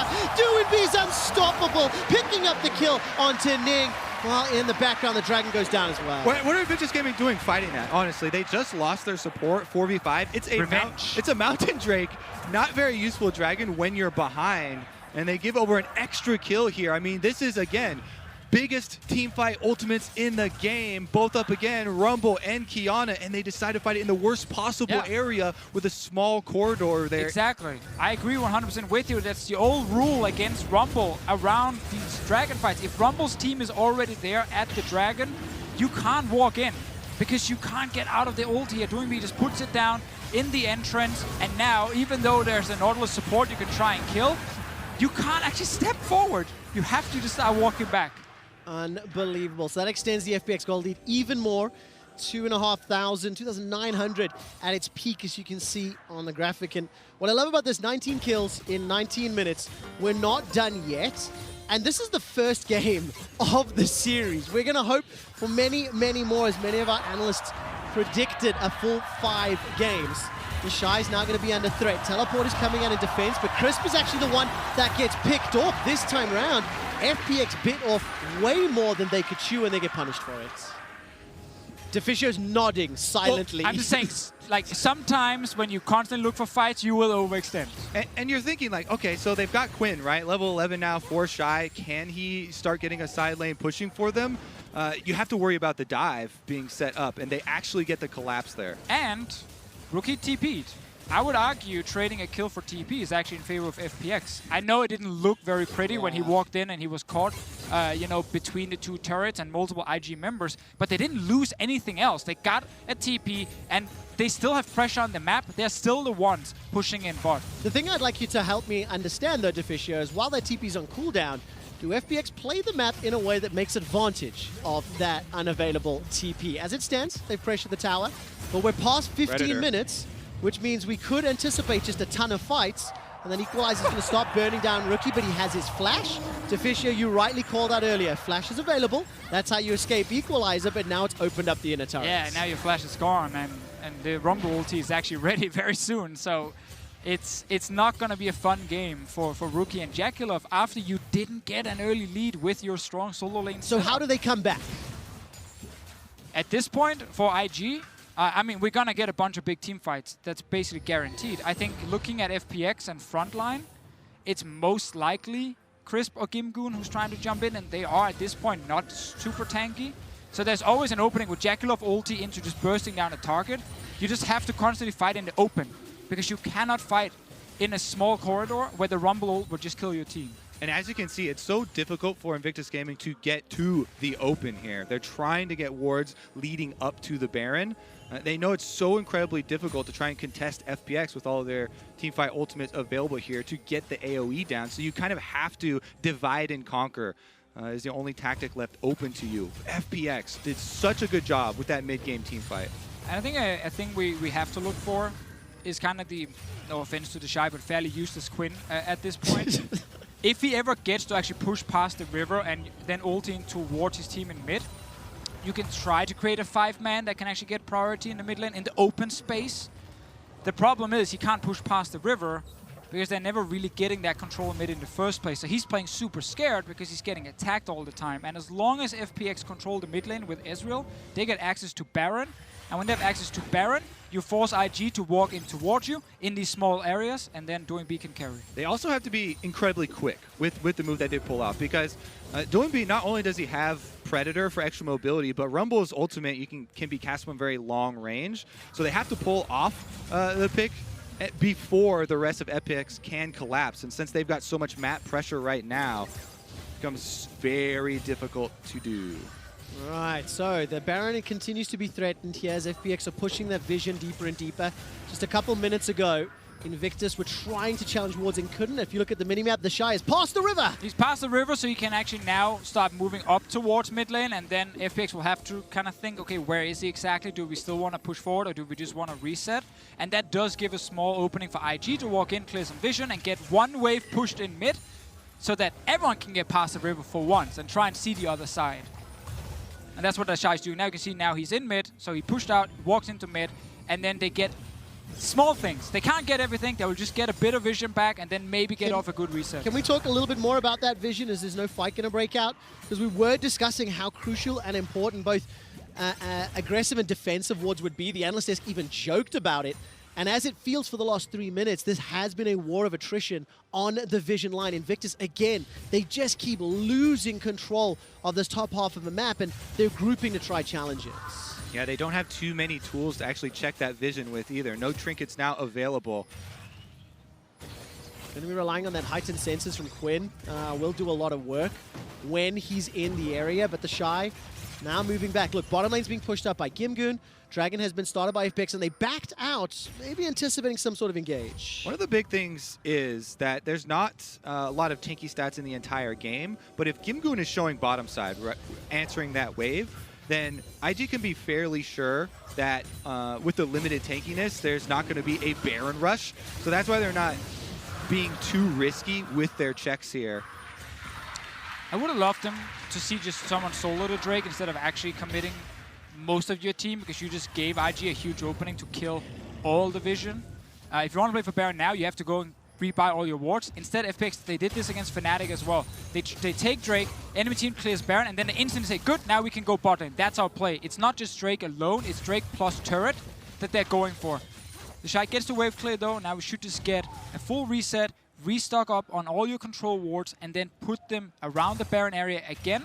IG did everything they could, as you can see on the minimap right now. They did everything they could to just place as many wards behind in the enemy jungle. So there are now potentially either a TP flanking ward, not really with their comp because they only have Syndra and Varus TP, but more like get some deep vision to spot if FPX are actually going towards the Baron or not. What I really liked is while FPX were committing for that bottom inner turret, LWX used the True Shot Barrage just to scout out the Baron, make sure nothing was being sneaked. The vision that was placed by Invictus, I believe, has all been cleared out now. Yep, all I'm looking at that correctly. And as you've mentioned, Deficio, a couple of control wards picked up for Gimgoon. One in LWX's pockets. They've placed one inside the pit, and now they're trying to fight that vision back. And that timing window is actually so important. We've waited long enough that the flash from Rookie is actually all the way back up now. There are stages in this game where they're trying to wait out the possible moves here from FPX. Now that they do have possible double flashes on both carries, it's much, much easier to play out that team fight. Yeah, the last 2 minutes, FPX could have played way more aggressive. It sounds weird to say in this series with the amount of action we've had so far, but they could have group recalled, committed the entire team to keep control around Baron, and then only one guy taking Drake to stop IG from actually farming up. They're starting the Baron now. IG don't have any vision on it. Wow, they're going to finish this Baron. Ning's going to get you very late. He's going to get stunned up. He can't even get inside the pit. That's a kill for DoingB. A Baron snuck away, and FPX with a gigantic move. And IG have been spending so much time just like staying around the Baron, putting down vision, clearing the FPX one, so they could stop this Baron from happening. And then, just on the other side, they actually managed to just rush it down. Crazy play here from FPX, and they get the Baron. Yeah, now with Ning going down as well, the door is wide open here for FPX. Yep, LWX is looking for a piece of steak as he hops over the wall. A ring of vision spotted out a potential flank opportunity for Baolan, and he gets forced away, blows the flash. Inner turret mid is secured, 12 kills to 9, 5,000 gold up. Just before that Baron rush was started, by the way, DoingB completed his Morellonomicon. You've got 3 items on LWX, and They just felt, hey, we've got the damage, we've got the dragons, and they secured it easily. Yeah, Doinby has been the focus of so much discussion, so much controversy over the course of Worlds and even over the course of his career. But showing up here, 9 kills on the Predator mid-Rumble, determining this game. Going for those repeated dives on the Shy, taking away the split push power from Invictus Gaming, bringing those team fights into FPX's hands. All right, now the bottom lane inner turret's under siege. We'll see whether or not Invictus is going to try to defend. Rookie is just going to finish that recall. He's got TP available, but likely not going to contest. They will concede this objective. 6 towers conceded. The defending world champions here in the first game, and FPX aren't done yet. There is some positioning, a little bit of a flank as the Shy eats a harpoon to the face. And as Doinby starts to overheat, he is in some trouble. Now the fight breaks out and instantly blowing up Baolan. That's an easy kill. Equalizes fantastic across the gate. LWX, Arcane shifts forward over the wall. That's a double, and that's going to be the inhibitor turret as well. FPX, clean, confident, and composed in this win. After that Baron play, the Baron hasn't even expired yet, and the Nexus will fall. FPX, the Summer Split champions, take game 1 over Invictus Gaming. What a hard smashing after that first team fight through mid. They took that lead and just ran it home to the Nexus. And we got to see in the first couple of minutes, they get priority bot lane through level 1. They use that for a Nautilus roam up towards mid with Tian. Doinby gets to push in, he gets his good recall, he gets his boots so he can use Predator, and he starts going top lane to shut down the Quinn. Over and over, he's like, I have actual bot, I don't need to camp bot, top, again and again. He picked up all the kills, the Renekton and didn't get any of them, and then he just started carrying these team fights with the Kiana as well. Yeah, I mean, up until that team fight where you see all of Invictus Gaming moving towards mid, and they miss their stuns on Crips trying to go for that pick, and get immediately collapsed on. 4-person Rumble ultimate, Tian with the Kiana ultimate, knocking more people onto it. It's beautiful to watch, and the amount of parallels between this game 1 and the last time they met is insane. We're just under 1 kill per minute. Game time just under 29.5, which was the average game time of that best of 3, and we're expecting more of it. It was just like a swapped early game because in that series, they were ganking the bot lane over and over. Not this time around. We actually didn't get to see a whole lot happening down there, which was good for FPX because Doinby kept getting free kills top. I mean, beautiful. Doinby, Predator Rumble to open the series. Now the pressure's on Invictus Gaming. They have to figure out an answer to this squad and to this team. How on earth do you answer that? Well, I definitely think you're going to respect the AoE teamfight abilities a little bit more in the draft phase. And we'll have to see if they actually want to commit harder to split pushing, because it seemed very risky here with so much volatility. In attack the Rumble in the early game. We will find out, and for more on game 1, let's head over to the State Farm analyst desk. Thank you, Quick Shot. An explosive first game to this series. Exactly what we predicted. Exactly what we wanted to see out of both of these teams. But with FPX coming out on top to push it to 1-0. Are you not entertained? Oh, I am entertained. This is LPL versus LPL. We haven't seen it in a hot minute. I think it's been a very long time before on the international stage to see this type of best of 5. I think like 2016 was the last time. So just buckle up. Yeah, 4 more of those, please. Hit us with the stat. Hit us with the stat, Let's Jack. go. The stats already? I want the stat. Lead with the stats. We're jumping ahead. Vedia said that this would be a bloody game, and to expect that. The average at Worlds so far at 15 in terms of kills in a game has been 7. In this game, we had 13. 13! Double the average is what we got. We expected this. Can we get more? Of course we That's can. the question. We're going to get so much more. I cannot wait. Woo! Like, it has been so much fun to watch. It's what we expected from these LPL teams. And I feel like we got to see some characteristic performances from both of these teams. We got to see the roaming Doinby. We got to see solo lane focus for Invictus Gaming. And initially, things were looking promising for Invictus Gaming with the draft that they went for, but then we got to see the draft come through for the side of FPX. That's what I want to talk about, Frost, this draft, where finally both Kai'Sa and Xayah hit the ban table, but it means one important thing. Kiana is left up. And we said it before, say it again. It's about familiarity. These teams know each other. So you take away the 2 ADCs that have just been all over the LPL, they've been all over Worlds, and Invictus Gaming make a very calculated choice. you can't play Kiana as well as we think you can. Like, you can only flex it in one position. Yes, Doinby has shown it off, but we know that it's probably going into the jungle position, and they thought wrong, because not only does Tien do a fine job on the Kiana, but Doinby then pulls out the crazy rumble. Yeah, and that's the most amazing thing about it, because as you already mentioned, we saw Kiana for Doinby on his trek towards Worlds, but the major concern is that you don't want to be penned in the lane going up against Rookie. That was the goal here. I love the fact that Invictus Gaming, throughout their draft, got strong lanes throughout, goes to their identity, and forced, FPX to really fight them. And I think that we did see a couple of mistakes from Tien in the early game. Like this blue buff invade, for example, a lot of the ultimates were on cooldown, as Frost was saying while we were watching the games. It was very much a matter of, it felt like they were trying to force a lot of plays when they didn't have the proper tools. It was when they had the better setup that you could see them actually turning these plays into their advantage. And here's the thing, when you take a step backwards, you look at Invictus Gaming's composition, and you can see it on social media that people felt very strong about IG's comp. They've got side lane pressure, they should be fine into the lanes, but the thing is that's if you're playing with the nameplates off. You need to turn them on. You are playing against Doinby and FPX. You need to know that it's not if you can stop him, it's for how long can you stall him. He will roam, he will get to those side lanes, and when it's LPL versus LPL, the fights are going to happen. Invictus Gaming have to bring more team fight tools. And my major concern for IG throughout the year has been, while the Shy is an incredible top laner that will get those matchups, he doesn't continue to split.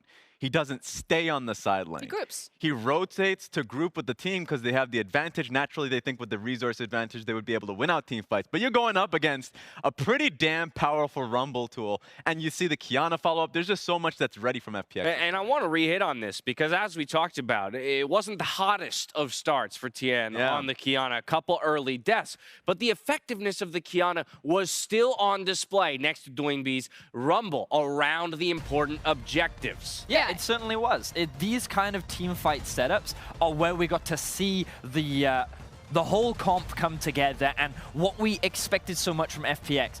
LPL is known for its team fights. This region is stacked of team fighting teams, and you have two of the best. But when one team has better team fighting tools than the other, you're going to get situations like this. And this is the thing, Kiana is broken around Baron. I'm sorry, Balance team. She is broken around Baron, and there will always be a fight in an LPL game around that objective. Now, the actual narrative of this game was this guy on your screen. Yes. Doinby got hyper-fed on Rumble. He was ahead of the clock, which meant that as long as they fought on the Rumble ultimate, they were always going to win. But when you know it's going to be bloody, when you know it's going to be a 5v5, if you rock up with this Rumble and a Kiana around Baron, Invictus Gaming never had a chance. He heard the three of you. He heard the three of you put Rookie on your All-Pro list, and he decided to come out in Game 1 and say something about it. But I do want to talk a little bit about Game 2 and how IG, our defending world champions, will recover here. They, with side selection, have decided to jump to blue. So we will go ahead and flip-flop the map here. What do we expect to see out of IG in terms of champ select? The question is if FPX make the same gamble that Invictus Gaming did with the Kiana pick. Is this going to continue to be we eliminate Kai'Sa and Xayah, we force our ADCs onto other picks,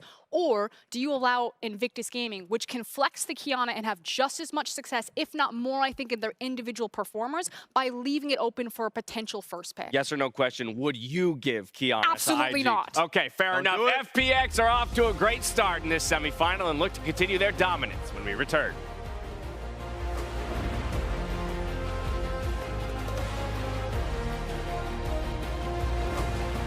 Teleport now starts to get channeled. Equalizer comes down. Can FPX turn this around? Bowner manages to chase forward. That's a great chain of corruption spreading across the FPX front line. That's a flash forward, and Crisp is able to sidestep a lot of the damage. Manages to get the dredge line. Here's the support from Doinby, as well as Doomgoon. The good magic! Supreme display of talent allows for a triple kill for Doinby. Well, now the fight breaks out and instantly blowing up Bowland. That's an easy kill. Equalizer's fantastic across the gate. LWX on kinships forward over the wall. That's a double. FPX, the Summer Split champions, take Game 1 over Invictus Gaming.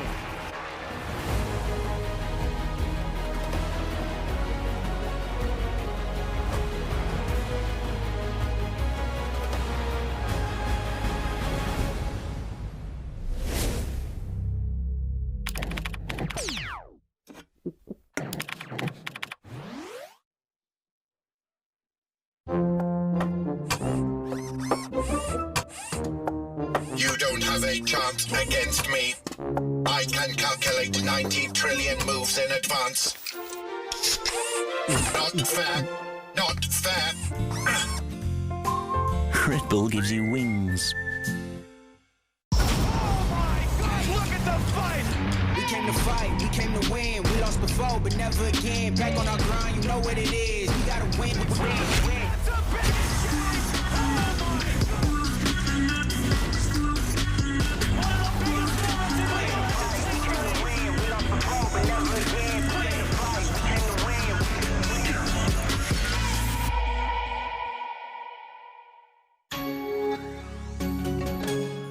So are you gonna die today or make it out alive? You gotta conquer the monster in your head and then you'll fly, fly, Phoenix fly.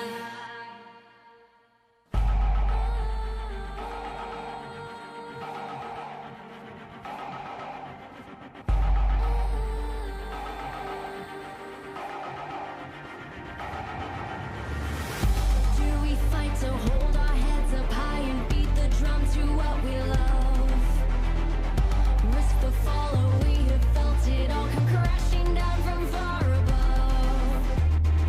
Stars are rising, countless worlds colliding, only one will take it all. Can we bring to fall the giants? Can we make the final call? We are the ones to ignite the darkened skies, the champions of a world that we defy. A solar ray of the few who rise up high, and we all fight at the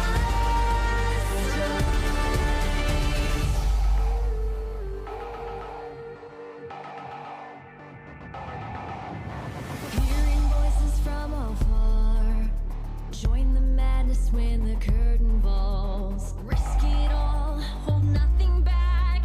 Seize the day, we must attack. Stars are rising, countless worlds colliding. Only one will take it all. Can we bring to fall the giants? Can we make the final call? We are the ones to ignite the darkened skies, the champions of a world that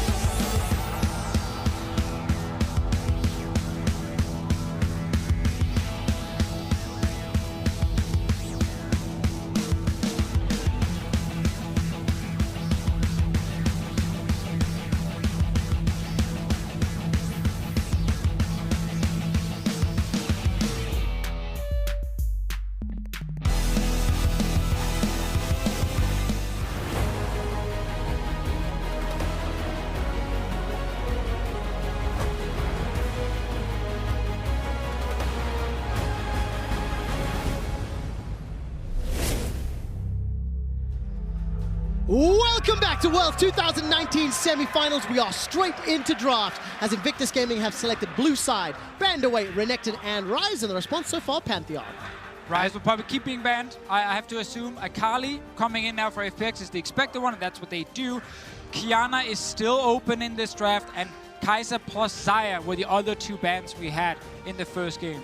Oh, Kiana no longer open. They're not letting that through any longer. So big with those AoEs. And if you don't have both parts of that, it becomes a much weaker pick. Rumble, right, is very good when you have stuns and you have setup. Yes. And Tian was doing a good job of corralling people onto the Rumble ultimate, in addition to Doinb having a big impact on his own. Okay, Graga's priority still very high coming in. FPX in the last game did not grab an early jungler. Well, they did because they had Kiana, right? But it was initially, we thought, mid. Then swapped it to jungle after. I want to see in this one if they want to grab things like Elise in the early game or not, or if they just want to save it again for later. I really like Elise because that opens up the possibility of those early dives, right? If you are splitting the map and you're isolating some of these bad lane matchups, you can get so much more out of it if you have a champion that can go for a dive early on, deny minion waves like that. Kai'Sa coming in as well. Now, the Kai'Sa was obviously the Jackie Love pick, and with Xayah being banned out, I was surprised. I wondered if the Kai'Sa got first pick, the Varus could have been the answer, etc. Something we've seen a lot. Yeah, now, I see what Jackie Love falls back to. We can still get the Varus here into the Kai'Sa, or you can save AD carry for later, because there are actually quite a few good AD carry matchups against Kai'Sa specifically. Also some of the ones we don't see too often.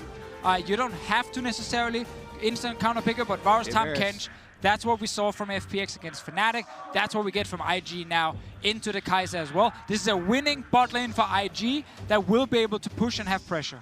And as much chaos as there was in the middle of the game with people going for plays simultaneously across the map, Jackie Love's Varus was very, very good. Yeah. He got the kills in the mid lane. He hit every single ultimate that we saw him fire on screen.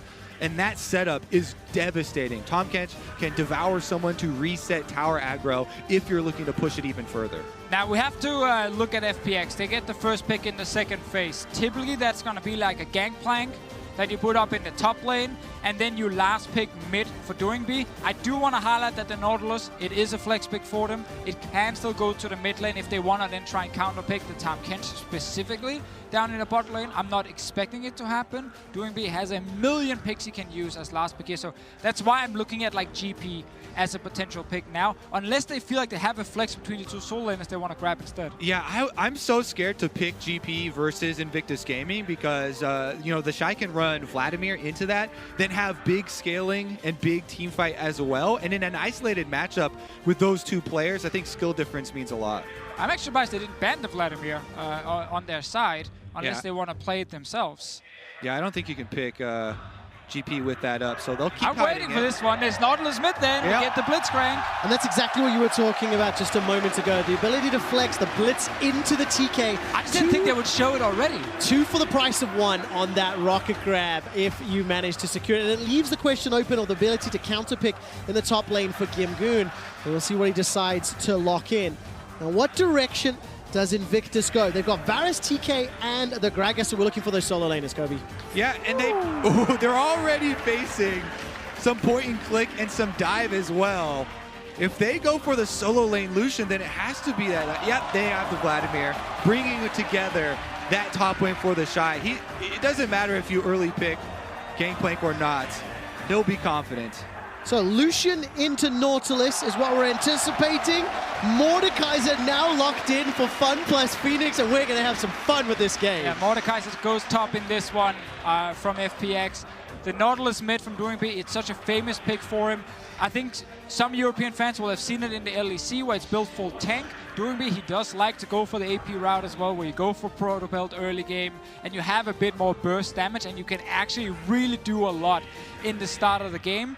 You have Blitzcrank bot lane, it signals. It's not like last game where they were playing to top lane with the Rumble roaming up. It is to the bottom lane now. Tahm Kench is a lot squishier in the early game, so you can just hook him and kill him. You don't have to go for the other targets. Yeah, it's crazy because late game you deal with the situation. Mordekaiser actually is very good at going for split pushing and buying time, even if extra resources are sent up to deal with them, because you just ult the weakest target, go for your 1-for-1 trade, and if they stick around to finish you off anyways, then you've wasted more time. And during that, having 2 hook champions on your team, you can pressure so heavily on the other side. Now, this is the second time we've seen that Mordekaiser played at Worlds by Gimgoon. He lost the first game. He's played it 4 times in the LPL. He went 3-1 on that champion. And I'm very excited at such a different flavor of draft from what we saw in game 1, but we're still going to see a lot of roaming and a lot of impact on the sign lanes from Doinb. Very, very true. But also one thing to highlight about Mordekaiser, he does make life a lot harder for Tahm Kench. You can't really save someone if they're not right there with you. So it's another advantage they can look for in the late game when they have a lot of pick potential and they're just trying to constantly find one target. I absolutely love it. Varus TK gets locked in. We see the flex on Nautilus to unlock the Blitzcrank, the Mordekaiser as well, amplifying that impact. And this is just beautiful. If I saw that correctly, it actually looks like LWX is using the IG Kaiser. And I also love that, defending world champion, down 0-1. JackeyLove staring down his own outfit from the 2018 season. Is this one of those games where you have to battle your previous self and take down your past demons? Well, game number 1 was FPX showcasing the power of the elements. Game number 2, welcome to Hook City, my friends. Oh, yeah.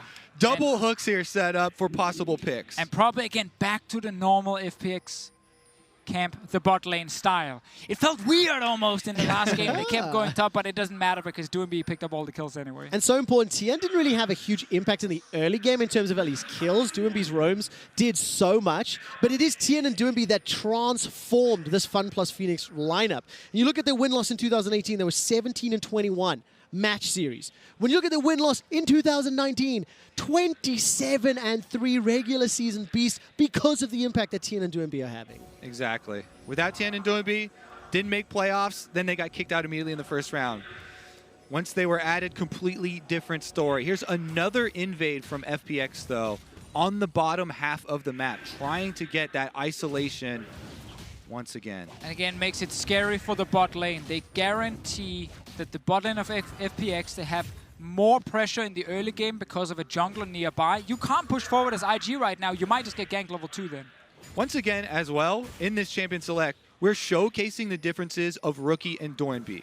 Now, when FPX lock in that Blitzcrank, they know that it's going to be a Nautilus mid, and Rookie immediately answers with another lane bully matchup, Lucian. You have to try and get the maximum out of the pressure early on, because you know that Doinb is going to look to set up his teammates, is going to look to roam around with that crowd control.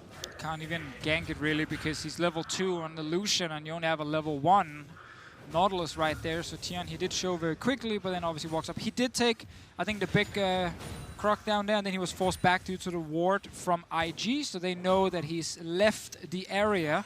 But still, it gave that early push over to FPX, and that's the important thing for the bottom lane, and one of the reasons they do this invade. And as you can see, with him going from red side to red side, it locks out Ning from any more possible camps. He left behind the small Krug on bottom side, some small little pieces to delay the respawns of these camps, so that even the next respawn is going to be further in the future, and there's wards previously in place here to cut off any other ganking options for Ning. So very intelligent play from FPX and Tien specifically.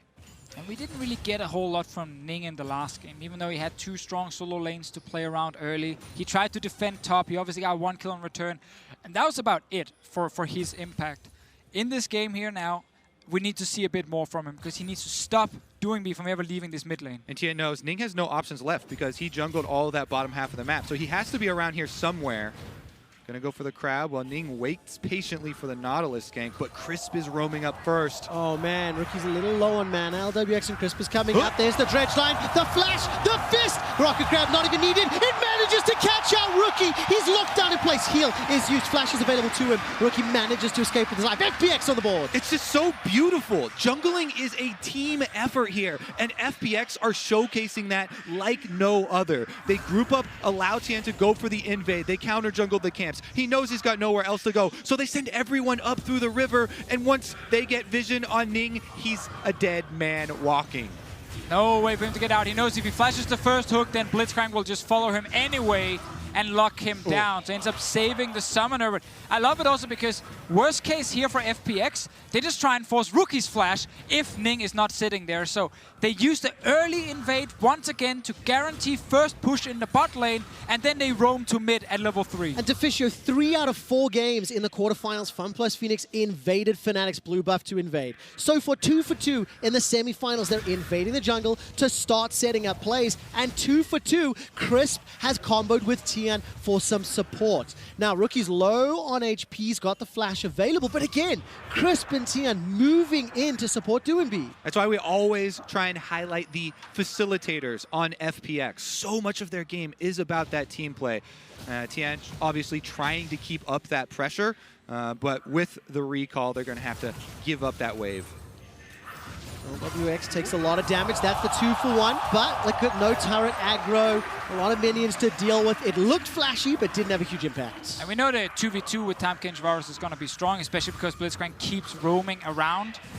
I still want to see, though, with FPX if they can keep this up, because IG, it's pure muscle. It's like every lane, skilled players who can try and win and carry for the team, and FPX is just so coordinated between multiple lanes, and that's why they can pull off these plays.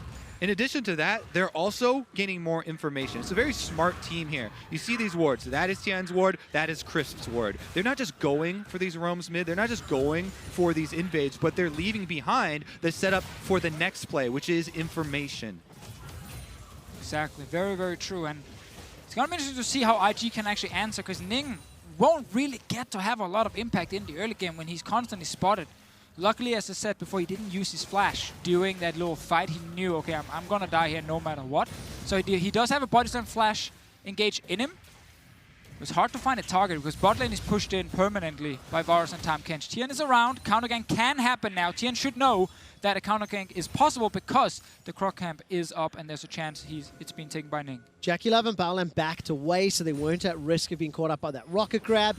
And Tian now making his way towards this mid lane. Rookie still holding on to his flash. We did catch a brief glimpse, by the way. The Shy and Gimgoon, they're just trading farm. Not very exciting right now in terms of that matchup. And we'll wait to see when they eventually start joining the games with those teleports. They've got access to their ultimates and already had the backs. And this is a turning point. What we just saw on screen, Doinb pushing the wave. Level 6 on Nautilus gives him that threat onto Rookie so that he has to give up the minion wave. Now Doinb can get access to the river, the honey fruit, and roaming with Tian. They immediately link up for the blue buff invade here.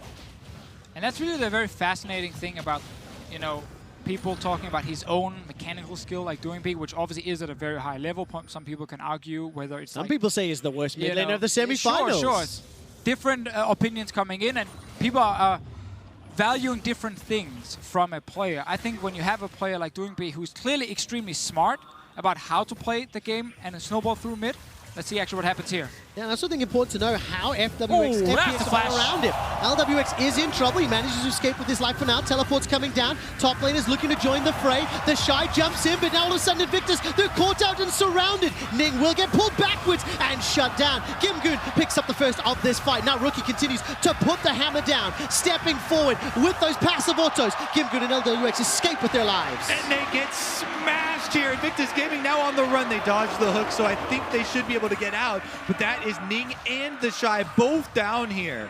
Ning, he saved the flash. He used it right here to start the fight. He actually got 2 people with it, but IG did not have the damage right here. The Shy TP'd in, but it's an early game Vladimir. Despite landing so much AoE damage onto FPX, he couldn't actually secure a kill, and they lose that skirmish.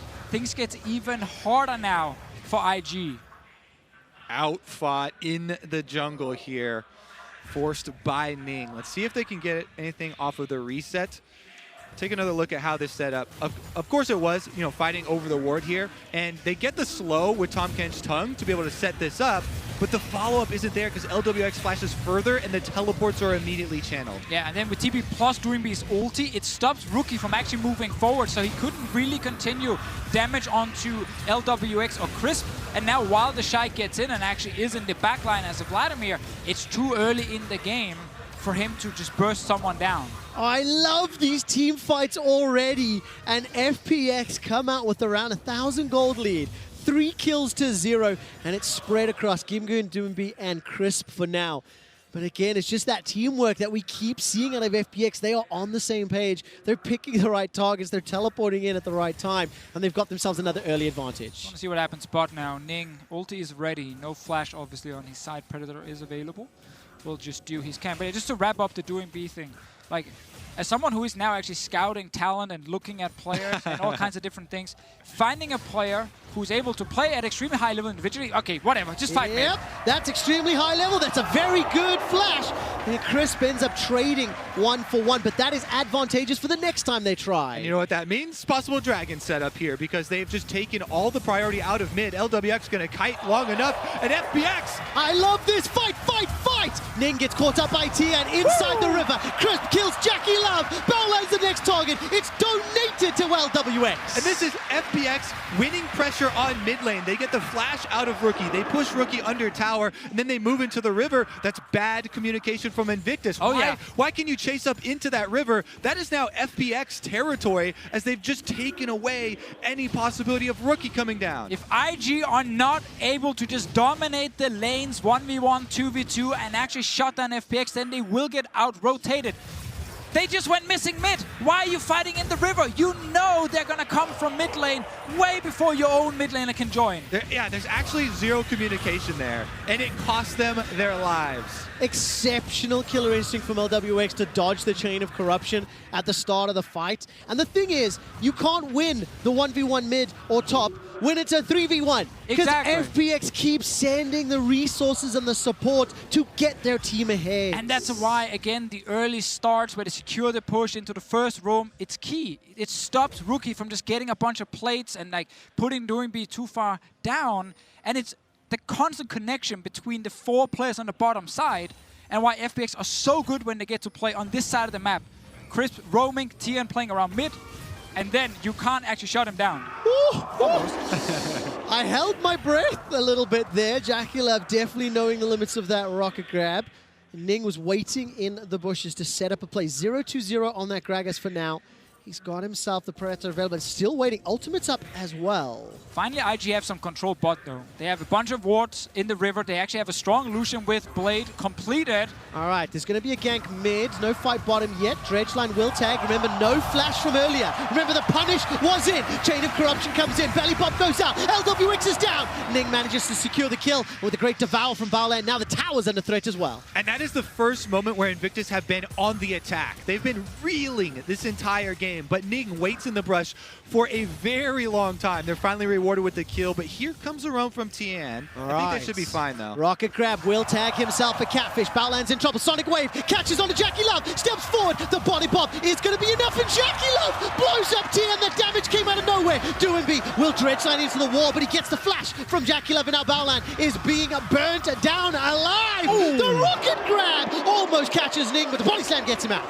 IG felt like they could push the turret because Doinb was mid without any mana.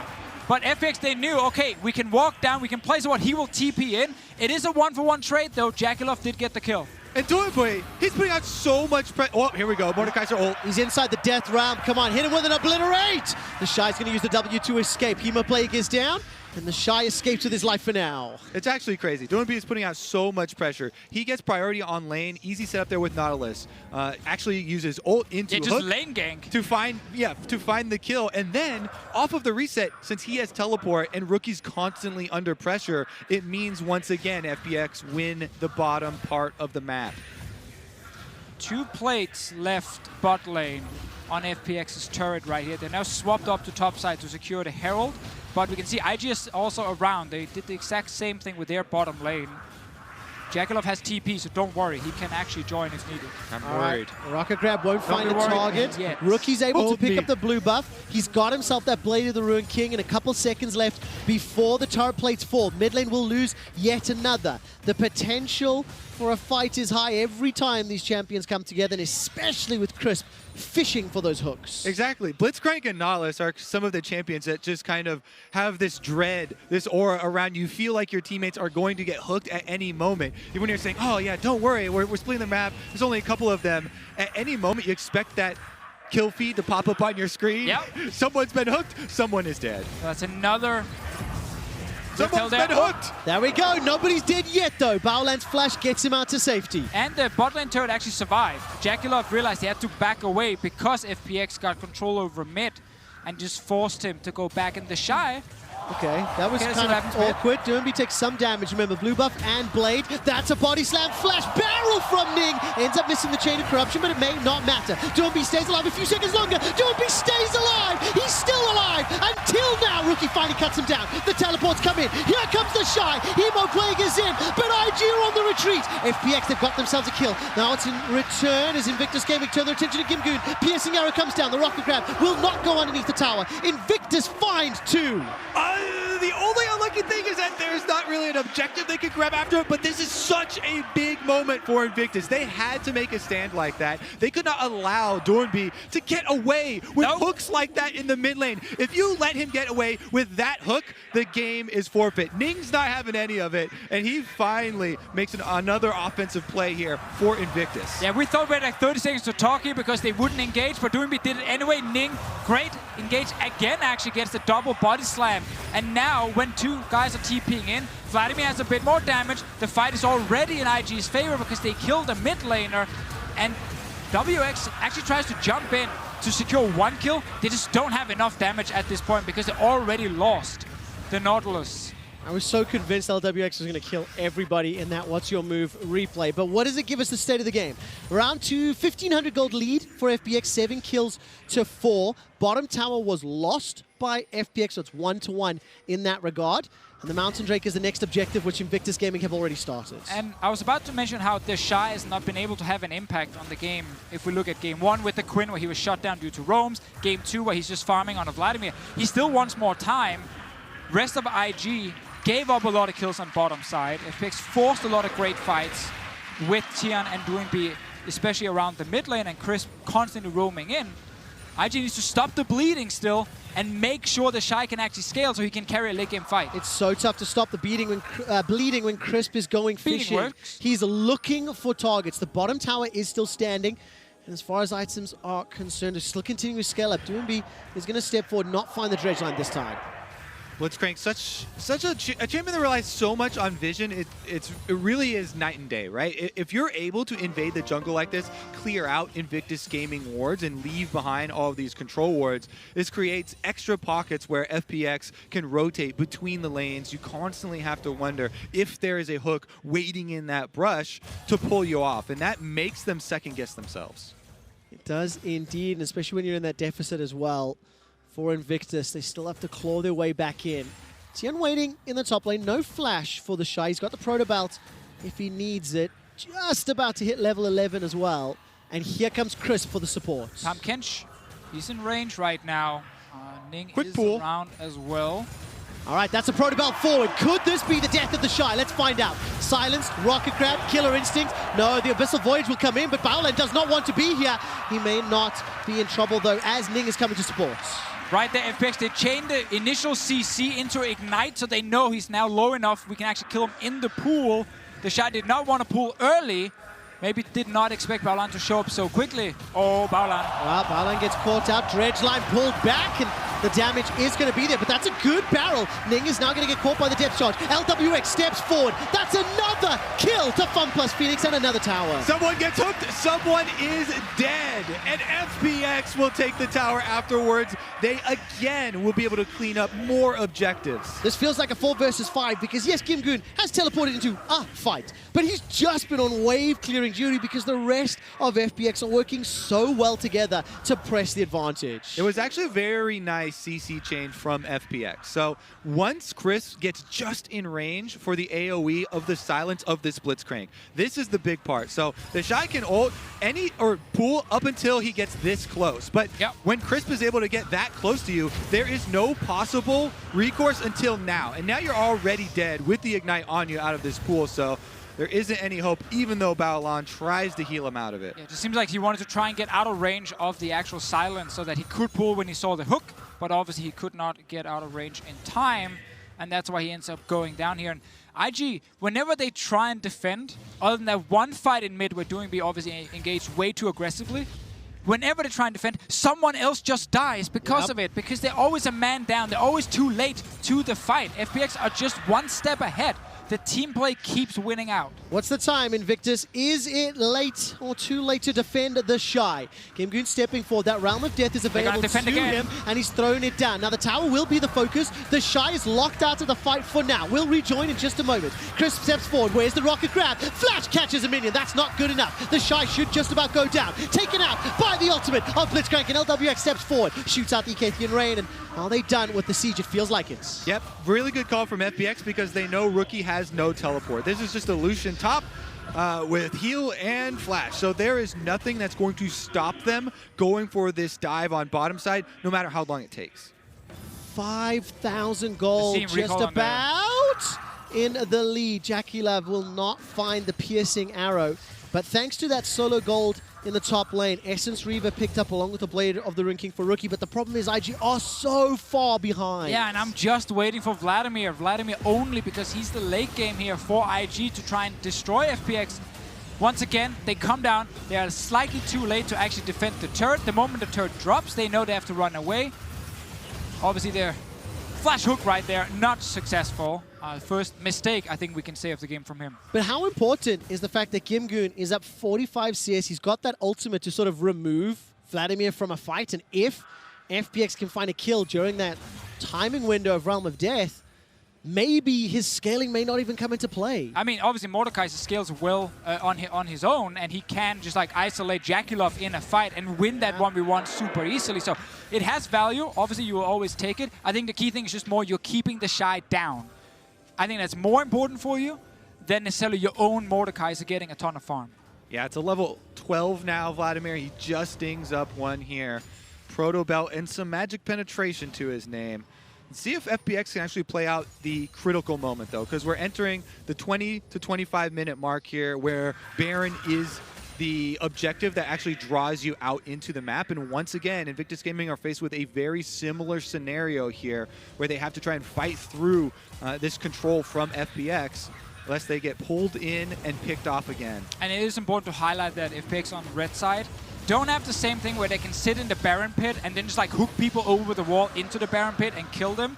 IG have a few more ways they can try and defend, you know, a few more avenues into the river, so they don't have to just walk straight into a Blitzcrank. It's so challenging as well because obviously they still have to fight through the darkness if they don't have some vision pushed forward. The observers are highlighting all the wards now. Yeah, I mean, life sucks when you lose the early game. Yes, it's not fun to play then. And of course, in the previous game, between like 20 and 25 minutes, it was ward attrition. Pushing vision forward, pushing vision back. And eventually, FPX found that beautiful window to secure Baron uncontested, pick up a kill onto Ning, and then literally win the game 2 minutes later. I also want to see with the Nautilus here, because when you do build AP, your scaling is not that great once you go further into the game. Right now you're strong, you actually have quite a lot of damage on your side, and the Hourglass, of course, is key in these fights here, but you do become fairly squishy in the late game, and you can actually go down against double AD carry, especially, before you even get to burst them, because you have to get in fairly close range to get the full combo. Rushing it. Okay, Invictus stepping forward. Crisp is already there. Tian and LWX making their way around. Teleport coming in to the north as well as the rest of FunPlus moving in. Invictus coming back away. They've got themselves some TPs, but they can't get out alive. This is trouble. The static field goes down. Crisp gets blown up and killed by JackeyLove. Kimgoon, he steps all the way forward. He's holding on to his flash. That's another for Invictus. They found themselves back in the game. Here comes DoingB and Tian. Kimgoon's inside the pit. He's taken out. 3 to Invictus. The Dredge Line comes back, and DoingB, he wants to save save it, the super carry of FPX, but there's not enough damage. Invictus are right back in it. What? FPX? They just had to wait a moment longer for Doinby to get there, and Chris brushes it right into the waiting arms of Invictus Gaming. Why would they wait? They've never waited before, and FPX are punished for it. But what an insane call from IG. You're behind. You've been behind all game long. Whenever you group as 5, you lose so far. But you're saying we can rush the bound, we can take the fight. Look at the mini-map during this replay. Doinby is there on Nautilus running Tien from is killing mid a lane, ward. and Tien is killing ward, but Crisp goes for the pull. This is what, when I said they have to force, I was talking about Invictus Gaming. And Crisp does it for them. Solo on the Blitzcrank while the rest of the team is spread out. This is the team. FPX, they were the chosen ones. They were the team play team, Deficio. And yet, in the critical moment, they rush it at the Baron. Invictus Gaming now will certainly cheer after that one. Yes, I love seeing that. And this is what the best of the LPL has had this year. Spring champions IG, summer champions FPX, and the gold graph has swung. IG were down like 5K. They've got Baron and they've got themselves back into this game. And it's the willingness to make a play that can lose you the entire game, but you don't care because you actually, this can work. Yes, okay, it was a bit of a setup with the Blitzcrank helping you right there, but they stayed as 5. They instantly turned when they saw the hook, and they won the fight. Another hook, though. Okay, Rookie will get devoured. There's the ultimate from Nautilus, but here comes Ning! Welcome back! That's a kill onto Doinby. Now Kimgoon is in some trouble inside the blue buff of his own jungle. The Shy picks up a solo kill. The crowd in Madrid go mad as IG continue the siege. Never try and find the vampire in the death realm. That is the Shy's realm. That's going to open the door to their realm as well. FPX's defenses will crumble. It's a barred up IG. That could be game. This is 23 kills in 25 minutes. The average game time when these two fought in the LPL was 29 minutes. The previous game ended in 28, but can FPX delay it? Invictus Gaming are on the siege. It's a 5 versus 3 for now. Doinby survives, spawns in 3 seconds. Tian gets blown up and taken down. Shy gets another. The Nexus is now the focus. Doinby, can he save it for FPX? There's a lot of damage onto Invictus Gaming, but the Shy is healing up with that transfusion. Dredgeline finds nobody, and LWX is hammering away. The Acathian Ray's doing work. The Nexus survives, and Fun Plus are not done yet. They defend for now. Only one turret dropped. All of IG are trying to back away. This is exactly what we wanted to see, and Fun Plus now have to recover from a phenomenal passage of play from IG. And what, it's like 5 minutes ago, we were talking about how FPX were winning every fight. They were always one step ahead of IG. As long as they, grouped together, they would catch them out. The Shy, he wasn't in the game yet. He needed more time. Literally just talking about their communication and how well they're working together, and yet... Let's take another look at it. All right, starts out. Crisp here is going to try and pull them in. You think at this point with the Baron, Invictus Gaming are going to rush it down. But FPX, no, they have to stall long enough for the revivals to come through. Absolutely fantastic. And of course, when Doinby and LWX managed to get the damage down, running out of minions underneath the Nexus turret as well. Look, it's still Invictus in control and in an advantageous position, but FPX are not done yet. Well, they're going straight for the Drake here. Let's see, IG, 4 members here. The Shy, he's coming.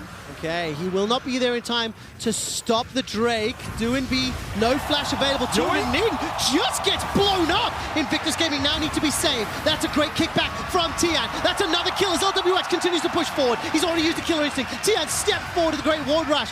Now the Shy is in trouble. Death Run will wear out in just a moment. All of a sudden, over the wall, Rookie is wrecking Tian and Crisp. They are forced to run away. Sonic Wave. Lee Syndrome forward. Tian doesn't get the kill yet. Crisp continues to look. Rocket grab, rocket grab, rocket grab. It misses. Bowland survives, and FPX are now in control. FPX win the fight here. IG were not ready to take it when Ning got hooked over the wall and just bursted down. Ning has actually had some insane engages so far in the game, but this time he was caught out.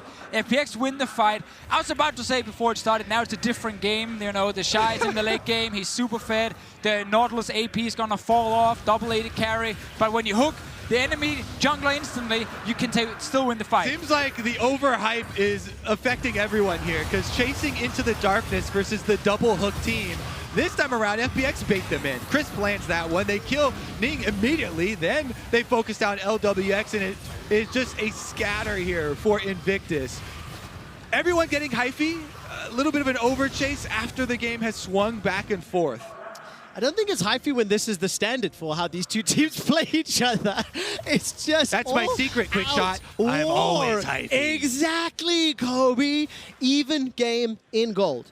13-7 in kills. FPX have the Dragon advantage, and their inhibitor spawns in 2 minutes. Baron's up in 1. So advantage to IG if they can push some vision into the jungle. And I'm looking at the Shy here. Level 15. He needs 1 more level for himself. He has 3 fully completed items now. If he gets into the backline, then no one can actually kill him. If, however, Mordekaiser just ults him straight away to try and remove him, at least from the fight, there is an opportunity then for LWX to dive onto double AD carry on the side of IG and kill someone. And honestly, if I'm on FPX right now, I vote for Gimgoon to sacrifice You're himself. not fast and good enough to be on this team. I'm just gonna say that. Like, you Why would are you gonna crush my dreams like You would that? hold them down. You tell me I gotta reach for the stars, Deficio. And if you miss, you'll be with the moon, Kobe. But what would Gimgoon need to do to win the fight? I would vote for him to sacrifice himself and Mordekaiser ult the Shy as the Shy goes for a flank. Yeah, exactly. If you gotta take one for the team. You gotta jump on that grenade and hopefully the rest of your team wins the 4v4 during the time. I love that. And if they lose, it's not your fault. You can be like, guys, I did my job. Exactly. Hopefully the team wins it. Look at the setup right now. FPX have been trying to push that mid lane. The top lane, it looks like, is just going to get caught by the Shy. And FPX have moved themselves into the pit. Only a couple of control wards in their inventory. And I'm just looking at whenever the Blitzcrank can sit on the other side of a wall where there's no IG vision. He's got flash as well. Tian's got the ability to flank. So does the Shy. Jackalov, that fight. Chain of Corruption misses. Jackie Love doesn't find a target. There's the dredge line, won't find it. Rocket Grab is flashed away from the engage from Ning. He catches LWX. Gimgoon's done his job. He's locked inside the Shy in the death round. And Tian, why are you on the chickens? Why are you on the Raptors? FPX are routed, are running for their lives. FPX are getting wrecked. Gimgoon almost wins the 1v1 against the Shy. He gets a gigantic shield, continues the fight. He does it. Gimgoon does his job, and he turns to his team and he's like, team? Yeah, he did his job and more. He jumped on the grenade and defused it immediately. How did you do that? That was actually so clean from Yes, but IG won the fight. They're at Baron now. Okay, Trevor took me down a pathway. But Tian has got himself the flash, he's got himself the smite, the rocket grab comes out, the static field as well. Tian concedes his life. Unable to find the kill, but now the Baron has stopped. Invictus are sending a message. Teleport's now coming in. Here comes LWX. The W's available. He's got flash. He's got killer instinct. Fun plus Phoenix have managed to turn IG away from the Baron. Now Rookie is going to look for a solo 1v1 battle here. Ultimate is available for LWX. If Rookie continues the chase, he's running to the teleport. Ultimate is available for DoinB. Doesn't have level 16. And teleport's coming into the blue buff. And oh my word, what are we watching? Baron is technically a viable target still here. But do you do it against the Nautilus and the Kai'Sa, who are right there? Gimgoon's got teleport available. Gimgoon can join the fray. Deathram is just about 2 to versus step 3 right now. back up, but look at the minimap. Here we go. That's a pop over the blast cone. DoinB continues to step forward. LWX jumps in with a killer instinct. He's been tagged with a Hemo Plague, starts getting eaten by the culling. DoinB is able to stay alive in the pit. Here comes Gimgoon. He may need to use that Deathram, and he does. LWX escapes with his life, and Baron's like, guys, what's up? He resets yet another time. Gimgoon almost and does find the solo kill, or the kill credit. Now, where's the next teleport coming in? That was by blue buff. Jackie Love joins the fray, and Baron is still a viable target. Baron's got to be angry after this one. He is tired of fighting off new challengers. LWX will turn his eyes towards the Dragon instead and take a moment's quick shot. New challenger appears. It is not super effective, is the Baron's statement right now. 21-19. 1,000 gold deficit for FPX, but they get themselves the Drake, Deficio. I can't wait to see how the replay is going to look. Like, are we seeing the first fight? Are we seeing the next 3 fights at Baron? Like, I have no clue what's actually coming up very soon. Or if we just skip a replay, because they might just fight again. Let's see. I'm pretty sure Blitzcrank saved the day right there. He hooked Jackalov over the wall. They almost killed him, but it actually also meant that Rookie dashed over the wall to join the fight. So Baolan was stuck in there alone, and he died. And then everyone just started dying left and right. Let's see what happens now for IG. Okay, everyone is alive. Everyone is back on the map. I'm sure now they have agreed to just farm for the next 5 minutes. No one fights anything. What I love is everyone is alive is valid analysis of the last 5 minutes of gameplay. Okay, we get just the latest one. Doing me over the wall, stops the Baron, LWX into the backline, takes down the jungler. Great kiting on his side. And I actually believe that Doing me does die, and then Kim Gun takes Last hit over. from Baron. Oh, he burns down. And then Rookie almost even wins this 1v1 with Kim Gun. Look at the sidestep on the last obliterate there, but he's able to pop it with the passive as well, burning him down. Invictus Gaming back at the open inhibitor, though. See about the angles for hooks? The Shy trying to lead the way because they know the Vladimir is the safest one. And no flashes available for Doinb or Crisp. So Hook City and gates are closed. Inhibitor is going to get defended for now. The minions are cleared out very effectively, actually, from the FPX members. Level 16 was dinged for the Shy, for Rookie, for Doinb. And they've got access to those max level ultimates, and the gold is bang on even. This comes down to who gets hooked, who gets caught, or who goes down. And I'm just looking at 280 carries on one side and what LWX on the other side from FPX will do. Who comes in? All right, it does indeed. The obliterators, they're available. Battleline is in so much trouble. There's so much damage on the back line. LWX goes in with a killer instinct. He's been able to force the hourglass from Rookie, the barrel from Ning by so much time. It's 2 for 2 thus far. Ning is now trying to do something around it. Tian finds the fight. Doinb goes down. The Shy will get killed. Fun plus Phoenix get the ace. They win another one, and the Shy, he cannot carry these fights because he gets ulted by the Mordekaiser every single time. And Doinb with the AP Nautilus runs straight up the middle.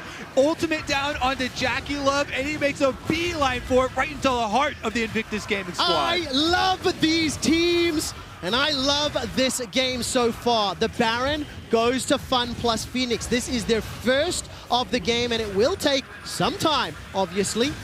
And FPX are once again in control. 15 minutes ago, Fun plus Phoenix had a 5,000 gold lead over IG, and we're looking like a shoe-in to go 2-0. Now they have the lead again. They're trying to wait. But I'm not quite that confident. Yeah, very good shout. So LWX and Doinb can pick it up. Yeah, just 2 more seconds, and now we can kill it. There we go. Everyone gets it. Obviously, in terms of like pushing multiple lanes at this point in the game, 35 minutes in, it gets pretty hard because the enemy team will just try and flash engage onto you and take the fight. And obviously you need the Mordekaiser with the team so he can use his ulti. Okay, so the hook onto Tahm Kench is one thing, but look at Doinb. Right through the entire team, gets the knockoff on all other 4 members, then just walks right up to Jackie Love. He forces half the team out of this. And then, as we're talking about over and over, Gimgoon ults the Shy, takes away the AoE from Vladimir, pulls him into a 1v1 during that time where FPX can actually take the rest of the team out. Such a powerful pick right here because we know the Shy wants to team fight. He's gotten to the late game with Vladimir. Kobe, you tweeted he's the best player in the world right now. Well, he's sitting in a 1v1 every fight, and he can't actually carry. If he's not on Summoner's Rift, it doesn't matter if he's the best player in the world when you're locked into that realm of death. Exactly. You can't 1v9 if there's only one other person in there with you. Very true. If you want more insane tweets, you gotta follow @Esports Kobe, and then a weird underscore at the end for no reason whatsoever. You got a flame. No one knows why it's there. On the world stage. That's it. And that's where these two teams are competing. The Baron, 2 minutes left. The Inhibitor turret still standing. And FPX, by the way, are still in a tower deficit, right? 4-6. This Baron doesn't seem like it's the nail in the coffin for IG. There will be more fights. That is inevitable when these two teams face off against one another. But how on earth do FPX want to set them up is going to be my question to Fisher. I mean, Elder's going to be up in 20 seconds. Tiern will try and flank. He's been trying to do that all game long. I think what we need to do, right, would be look at the vision for FPX. It's so scary. You talked about it earlier, Deficio. Everyone's been in those moments in late-game League of Legends. You have no vision over the objective. Yep. The enemy team has multiple ways to pick off members. They have double hooks here, so Invictus Gaming just have to... Yeah, see, listen, we're literally just waiting because we don't know when this is going to start. Elder has been initiated. Look at Gimgoon over the wall. He's got flash available to him. He needs to break the Banshees from Shy. That's just been popped. Doinb does the protobell. Invictus stole it! Ning jumps inside the pit. Now they've got Elder with their little buff, but there's already a dead member of IG. LWX uses the killer instinct to the back line. This could be it for FPX. They've got all the kills. That's a double for LWX. Now Gimgoon is taken down on the side. Tian manages to get one more. Rookie, the last man standing. Yep, Rookie went to go solo Gimgoon on the top side of the map. He's got the Elder Dragon and a Guardian Angel still, but FPX, 4 members can rush down the bottom side with this Baron buff. They'll at least get to the inhibitor. Yeah, Long there's respawn. TP as well on Doinby's side. He needs to just stay alive here, and he can always TP in if anything happens in the enemy base. Rookie wants to try and finish the game here. Baron empowered minions are going to help so much here for Doinby. We've got a little bit of a base race. 15 seconds before Nick can respawn at Powerline. Now Rookie's in trouble. He needs to try back away, but he's going under Crisp. Flashes forward. Oh, we're going to get caught out. Power Fist into the stack field. He's locked down. GA goes up, but he manages to find the kill. It's not done yet. Doinby now will throw out the Riptide. Depth Charge gets sidestepped. The base is being broken. The Nexus turret is still going to survive, and Rookie turns his attention. LWX gets the shutdown, but Rookie saves IG. So Rookie stepped back initially and then realized, actually, I can take the fight here, and if I do, I might force the other team to recall. So we didn't get the end of the game here. FPX only got bot in him, nothing else. That was such an important heroic outplay from Rookie there versus the 2 Hook champions. One Lucian comes out on top long enough to force the recalls of the rest of the team, so they cannot end the game with that Baron buff, buying time for the rest of Invictus Gaming to respawn. Such a hero play right here, forcing FPX to stop pushing. They wanted to TP in with Doinby to finish the game, but they couldn't now that you win this fight initially. And as we said in the late game, this Nautilus, it's very hard for Doinby to actually carry the game. Rookie just dances around, and yes, obviously LWX in the end can just take him down, but this means IG is still in it. All right, 30 seconds left on the Elder that IG are holding. 1 minute 40 until the next Baron. 40 minutes into this game, 54 kills on the board. And frankly speaking, it doesn't matter what the Rift looks like. It's whoever wins the fight that is presented. And it has been presented many, many times. But it's FPX that are pushing forward, trying to get themselves that vision. Kobe trying to set themselves up some opportunities to look for those hooks. And I keep heading into these setups thinking FPX for sure. They have so many cards to play right now. They have all the answers. The ultimate from Gimgoon on the Vladimir, the Nautilus ultimate, Tahm Kench cannot eat people out of it because of the AoE knockup that's going to come through. So they'll get access to those carries. But continually, it is about outplaying and setting up from this vision. Who gets the first pick?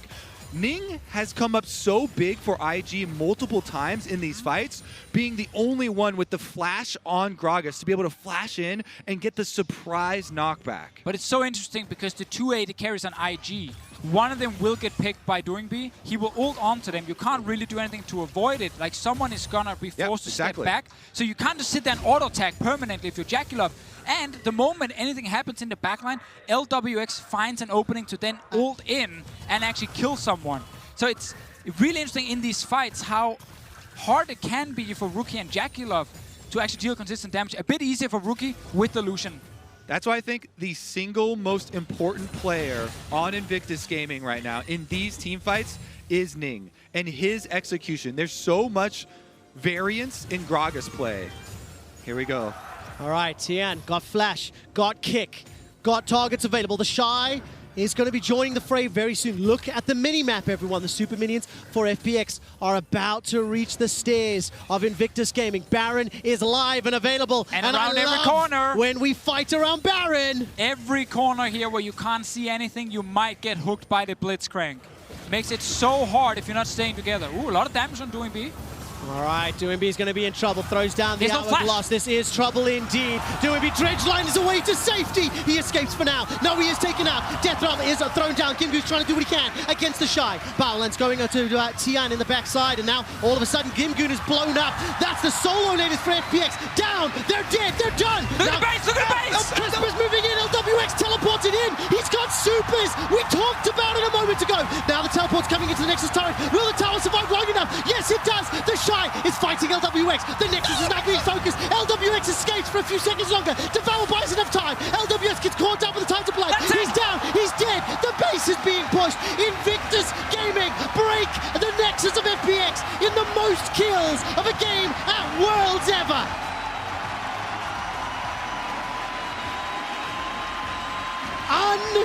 Unbelievable game that will be talked about forever. You know we're going to 5 games.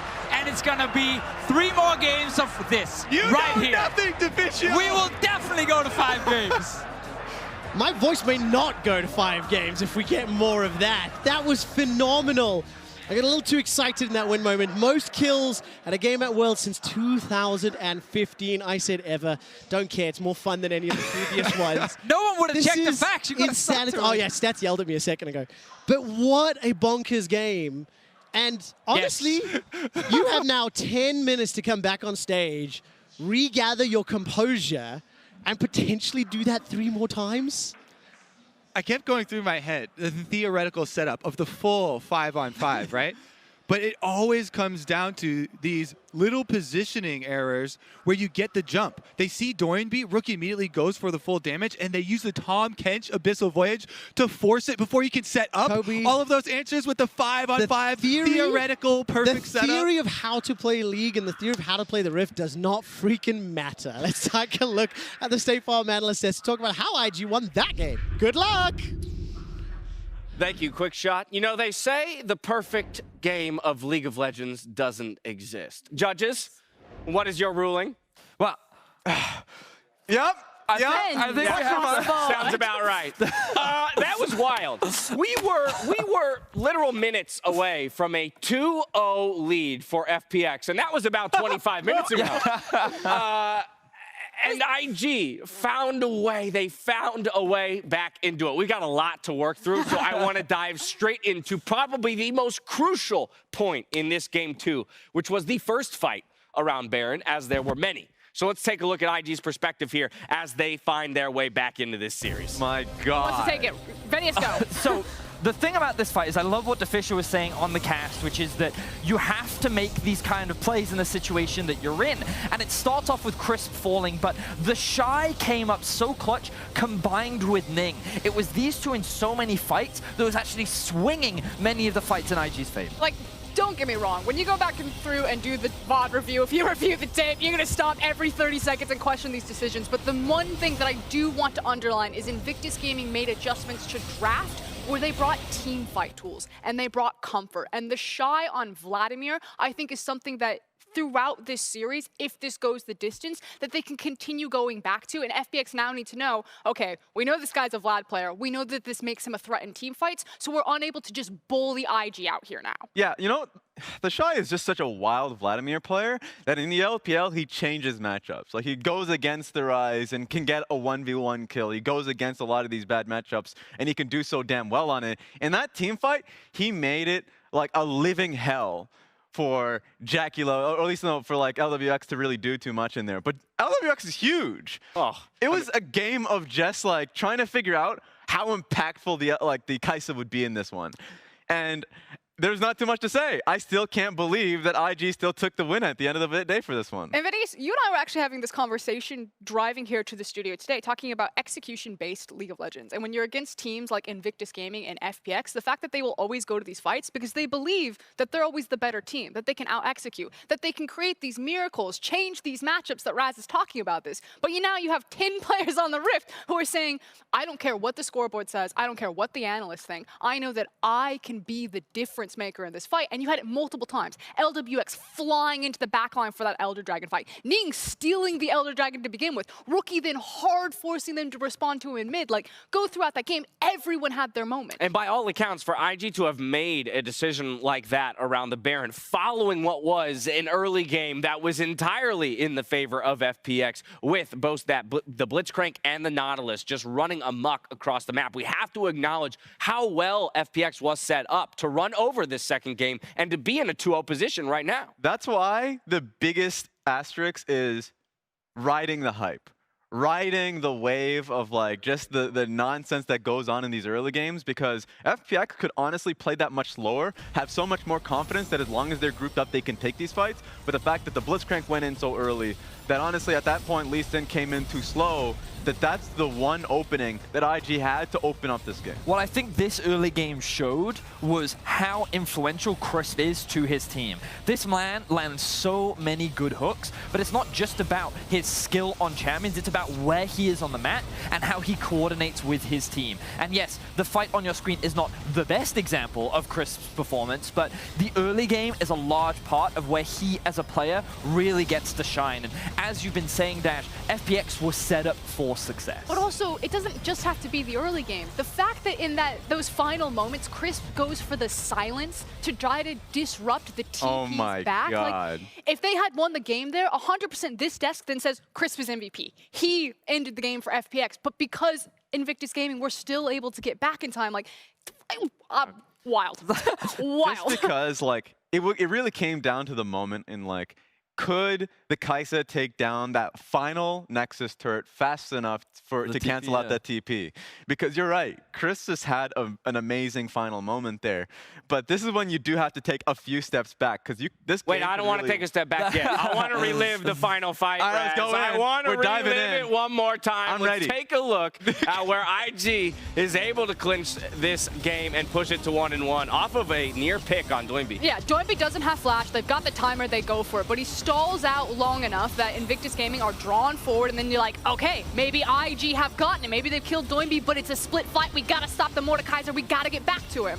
It was so close and so clutch, and FPX recognize that they cannot win this team fight. So they're going for the backdoor. They commit to this play. And FPX literally did everything in their power to stop it, but there was still one teleport that they could not interrupt. And to be fair to LWX, he almost makes this play happen. If it wasn't for Baoland coming back in and saving the Shy, this could very well have still been the end of the game. But this is what Frost means when she says that the LPL is known for their execution-based playstyle. They will take gambles and they will take team fights because they believe that they can execute. And it is not a 50-50 play. It is 90-10 because we can make the play happen. And the other thing about the LPL is that there are so many superstars in this region. This is the biggest region in the world. It has the more players than anyone else. And superstars buy you games by themselves. They can do things that other teams think of as miracles. And you saw multiple of them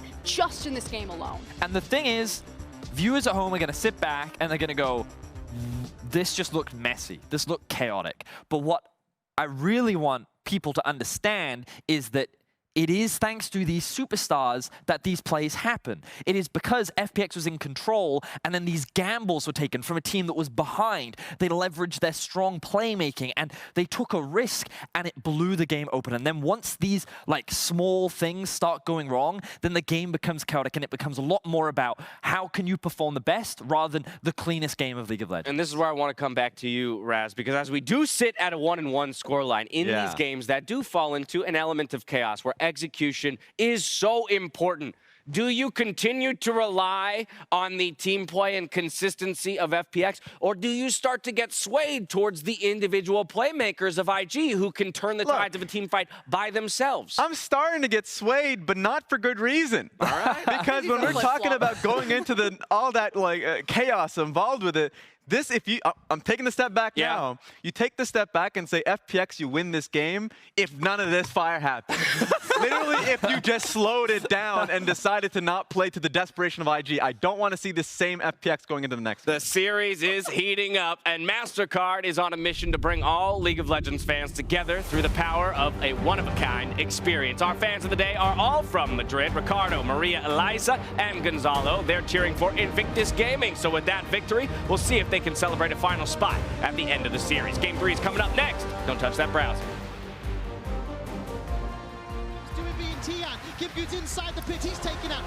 3 to Invictus, the Dredgeline comes back and Doinby, he wants to save it, the super carry. Oh, there's so much damage on the back line, LWX goes in with a killer instinct. He's been able to force the hourglass from Rookie, the barrel from Ning by so much time. It's 2 for 2 thus far. Ning jumps inside the pit, now they've got Elder with the little buff, but there's already a dead member of IG. LWX uses the killer instinct to the back line. This could be it for FPX. They've got all the kills. Deval buys enough time. LWX gets caught up with the time to play. He's down, he's dead. The base is being pushed. Invictus Gaming break the nexus of FPX.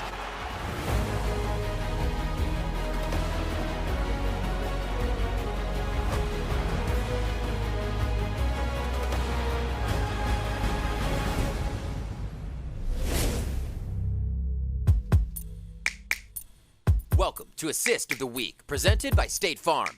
With G2 and Damwon tied at 1 game each during the quarterfinals, Game 3 found G2 focusing bot lane to get perks snowballing and cash in on that sweet Kai'Sa hard carry.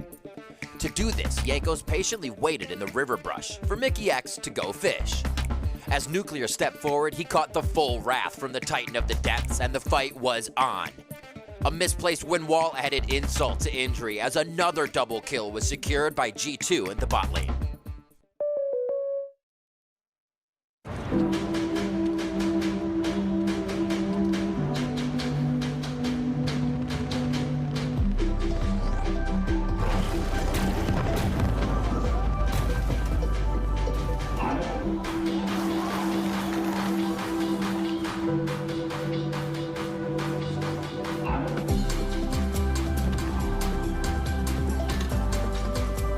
The new Oppo Reno 2 quad camera. Zoom into imagination.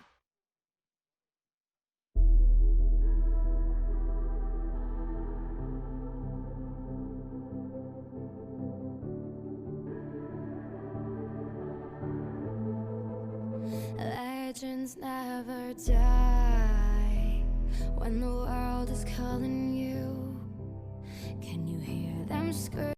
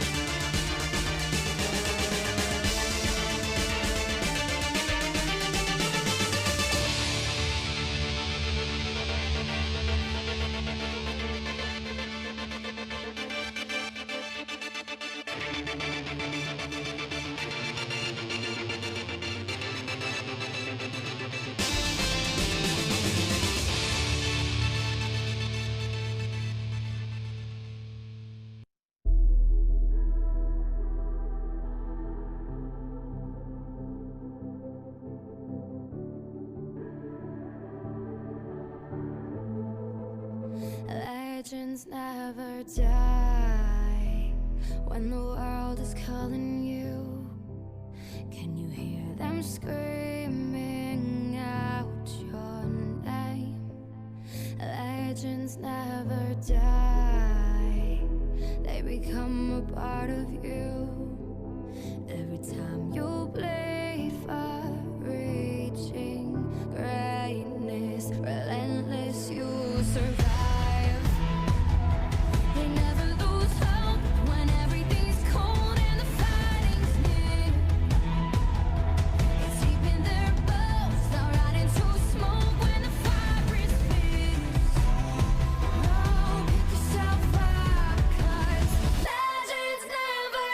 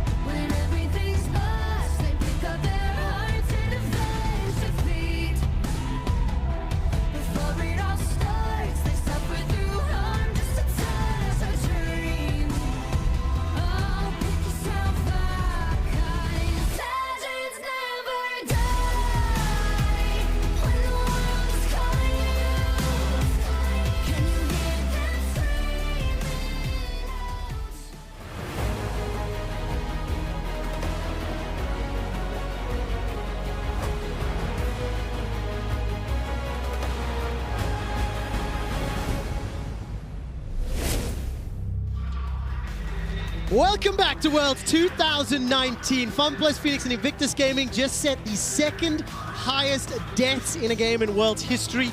The record was set in 2013, and I'm hoping we can break it today. Akali and Pantheon banned away. Ban Gragas. I just want to know, did you notice how he changed it from kills to deaths? Interesting change of phrasing here. I got trained by the stats team, and now we're going to jump back into draft. Akali, Kayle, Pantheon, Rise. I think the Kayle ban is not necessary here in the first phase. We're playing fast League of Legends in the early game. We have a lot of fighting. Kayle does not offer anything there. I want to see Gragas as a priority because it's the only support that can, only jungle who can start fights easily. And yet, our game just went to over 50 minutes there in the last because of the Baron, come on. Exactly. But honestly, the Shy has put in so much work ban in on second Kayle. phase, that's all. Like they did in the last game. Well, look, let's turn back to game one. Game one, FPX ban Akali, Kayle, Kai'Sa, exactly the same. So Xayah now open as the #1 AD carry. Again, if it gets locked in by FPX, it will only be the second time this year they played it against Fnatic in game one of that series, and then it became a ban for the rest of it, and they do grab it. So Xayah Khan is what we're expecting from FPX. Honestly, it seems we can get a... Well, no hesitation there. That's the Gragas again! Just ban they can wait for the Varus pick for last as well. That one won't get banned out here quick enough. Qiyana actually going over to FPX once again, though. Now, that does set up the possibility of those big team fight-oriented compositions. Very, very true. Was played jungle, obviously, by Tian here. DoinB can also grab it in the mid lane. Would be almost crazy if it doesn't get locked in because it's such a power pick in the current meta. Yeah, and you can't give it over to Invictus Gaming. You give that back over on the... And they had the chance to take it, but they actually valued the Jace pick. Of course, they can flex them between multiple lanes as well, but it's really a big pick. And the Gragas. We keep on highlighting the Gragas here for the junglers. Love the Gragas. You know, being that initiator, it's such a big possibility for that late game. But once again, they fall back to Qiyana Rumble. It's a tried and true combination. Clutch Gaming does it a lot in the LCS if you're used to watching that team. They even did it here at Worlds as well. These big AoE ultimates trying to win those team fights. Last minute swap though for DoinB. He was liking that Nautilus play, and so was I. It might also be again Nautilus support. Crisp is not a huge Rakan player, only picked it once. But also because you don't really play Xayah and you want to combine the Xayah Rakan, obviously, so it makes it harder. I still think he obviously can play it. If it is available for him, but instant ban away by IG. And you see this deviation here? I actually like this. Giving more safety to Jackie Love so he doesn't have to rely on a Tahm Kench pick later because we're going into the second round of bans. If you locked in the Varus there, second round of bans come out, Tahm Kench is taken away, and then Varus is very low mobility champion, can't face that much crowd control. So intelligent swap here of the Ezreal priority for IG. But still very interesting, like within this series, how Jace was not actually contested in the first phase at all in the first two games, and then it becomes the pick for IG over Qiyana in the draft. And it's still a flex pick, right? Because Rookie's Jace is oppressive. He's played a ton of it as well and can easily be swapped around. Definitely played it once this Worlds already, and we're about to find out whether it be the Shy or Rookie running that. The last ban is going to be the Vladimir in conjunction then with the Leona. Now Invictus Gaming will give us a little bit more indication the team comp's going to shape up. Like support picks gives you that flexibility to flex the Jace. I mean, they're trying to just draft a lane they can leave alone. But I will say, however, Alistar behind is really, really weak. Like, he really struggles in the game. He just goes in and dies, effectively. But he does have his ulti to buy time. So they're trying to draft a super safe bot lane and then play heavily towards the top side. The GP is what I was talking about last game. It is the go-to blind pick for Gimgoon, where you can play heavy bot side. Thresh pick coming in as well. A lot of kill pressure for FPX. Roam potential with the Nautilus. IG needs to keep DoinB in this mid lane. They cannot let him and Tian take over the game and roam to bot side. What will the aggressive pick this time around be for Rookie? Is it going to be a swap of Jace to mid lane? Go with a similar mentality of pushing in, trying to keep him pinned? Or back to the Lucian? Oh, okay. So Gangplank top for Gimgoon is his most played domestic champion. 9 games, 7 wins and 2 losses. Technically, this Jace and Lucian can still flex for another 20 top seconds. used to be a sick counter It was what we expected, well, what I would have expected. The top triangle of this map is such a dangerous area for FPX in the early stages of this game. it is just going to be IG trying to push as hard as they can on the top half of the map, trying to capitalize on these matchups they're getting for their solo laners, which goes right into the identity of this team. You've got the best top laner in the world up there. But you know, Kobe, and he's on Lucian. They swapped it. We will talk about this in the game as well. The mid lane is not just Ning and Rookie versus Tian and Doinb. They keep setting up this bot lane to push early from FPX, and then Crisp keeps roaming to mid like he's done all year long. Sets up a 3 versus 2 suddenly, and then Rookie can't keep pushing. Here's my thing though, with the Ezreal pivot, which I love so much from IG, you can leave that Ezreal by himself even if the wave is pushed in, send your Alistar up there to try and match, and then but can you roam first? Then Xayah would have to get there with the teleport or walking up, and you have to look at that, but I'd rather have that be the match than just the support difference. And of course, I want to see how this game plays Prost, as we would say. And of course, now we're in Madrid, game 3 of the semi-final.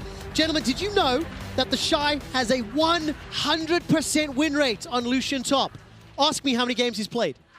Once it's happened, and now we get to see it for the second time on this stage. I wish you guys at home could see both the Fish and Kobe rolling their eyes. I'm never scared of good players trying new champions. If you're good at the game, you can play any champion. Yeah, absolutely the case. And now we're going to take a look down the Summoner Spells. Klepto mid for Rookie on his Jace.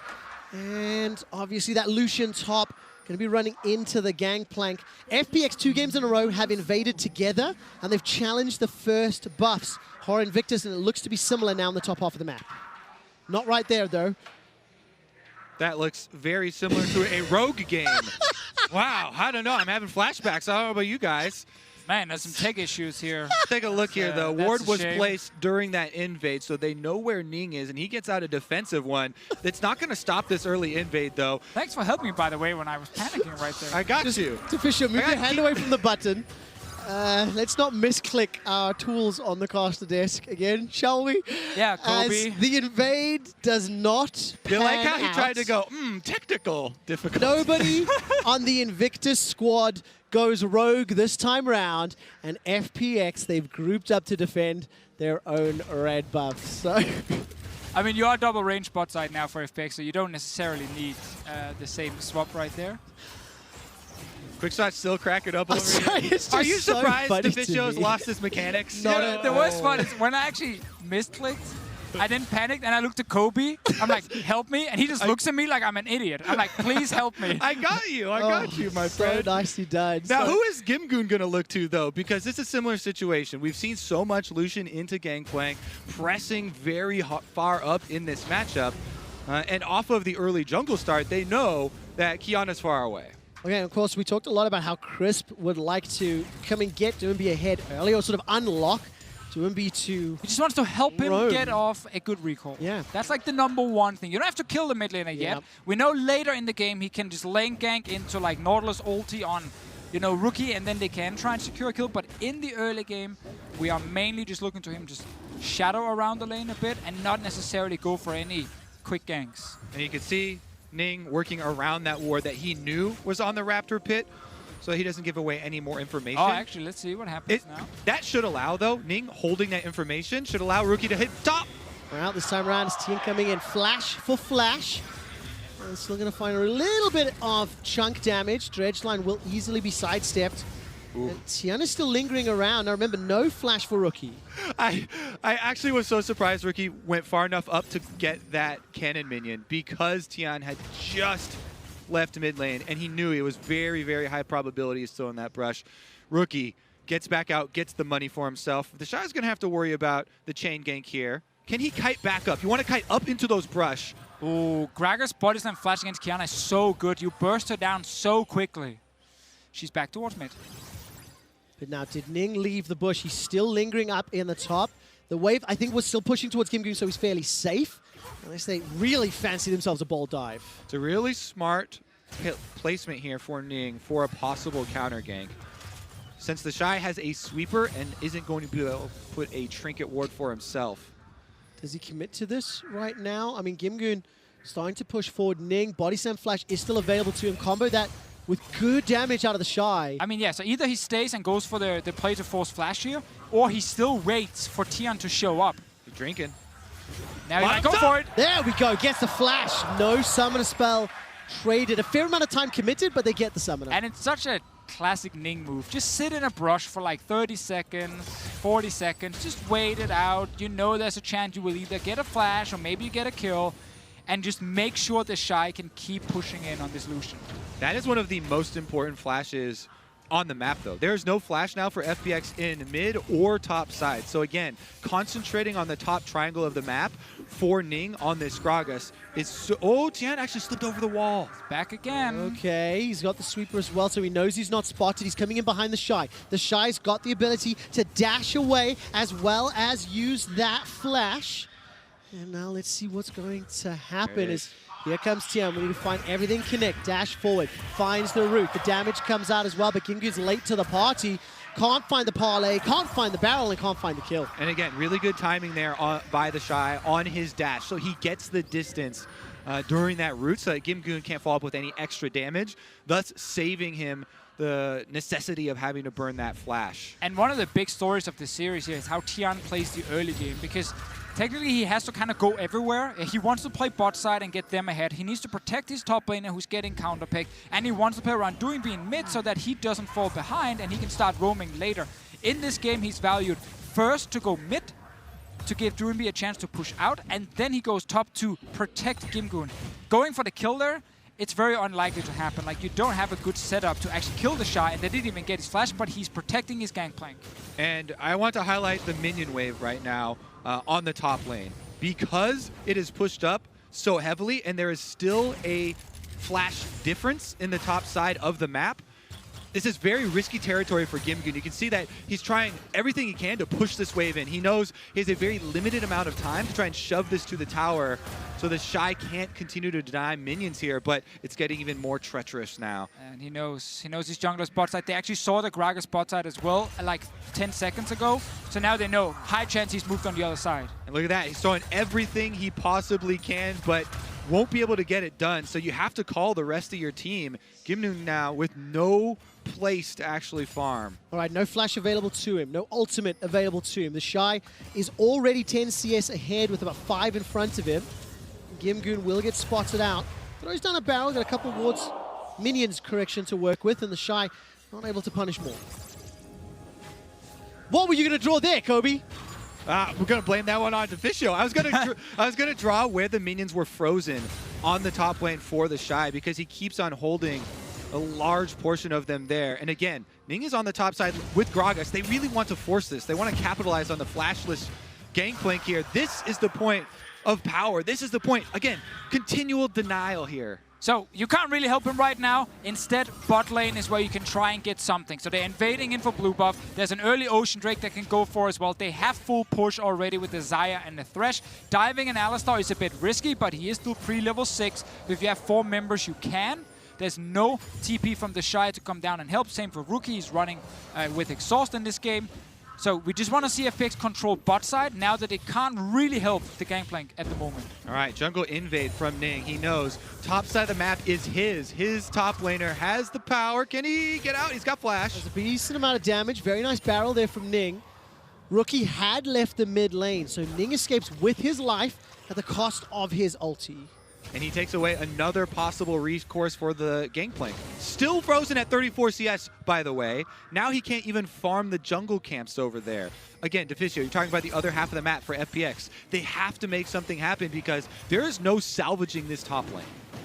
Well, you will get some plates down here, and of course the Ocean Drake is important for them to get. It will be a while before there's a TP from the Shy, so as long as he's isolated top, it only sucks for your GP right now. The rest of the team can still do something. Out of the 10 players on the Rift, the third with the lowest gold are the supports, and then Gimgoon.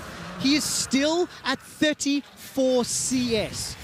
As it stands, the Shy nearly double. Now, the Dragon was secured. This is what we talked about a lot. Ning is making his way up, and that is still a flashless GP for a few seconds longer. And now, if you don't feel like you can dive bot lane because of Alistar as FPX, you can dive mid lane.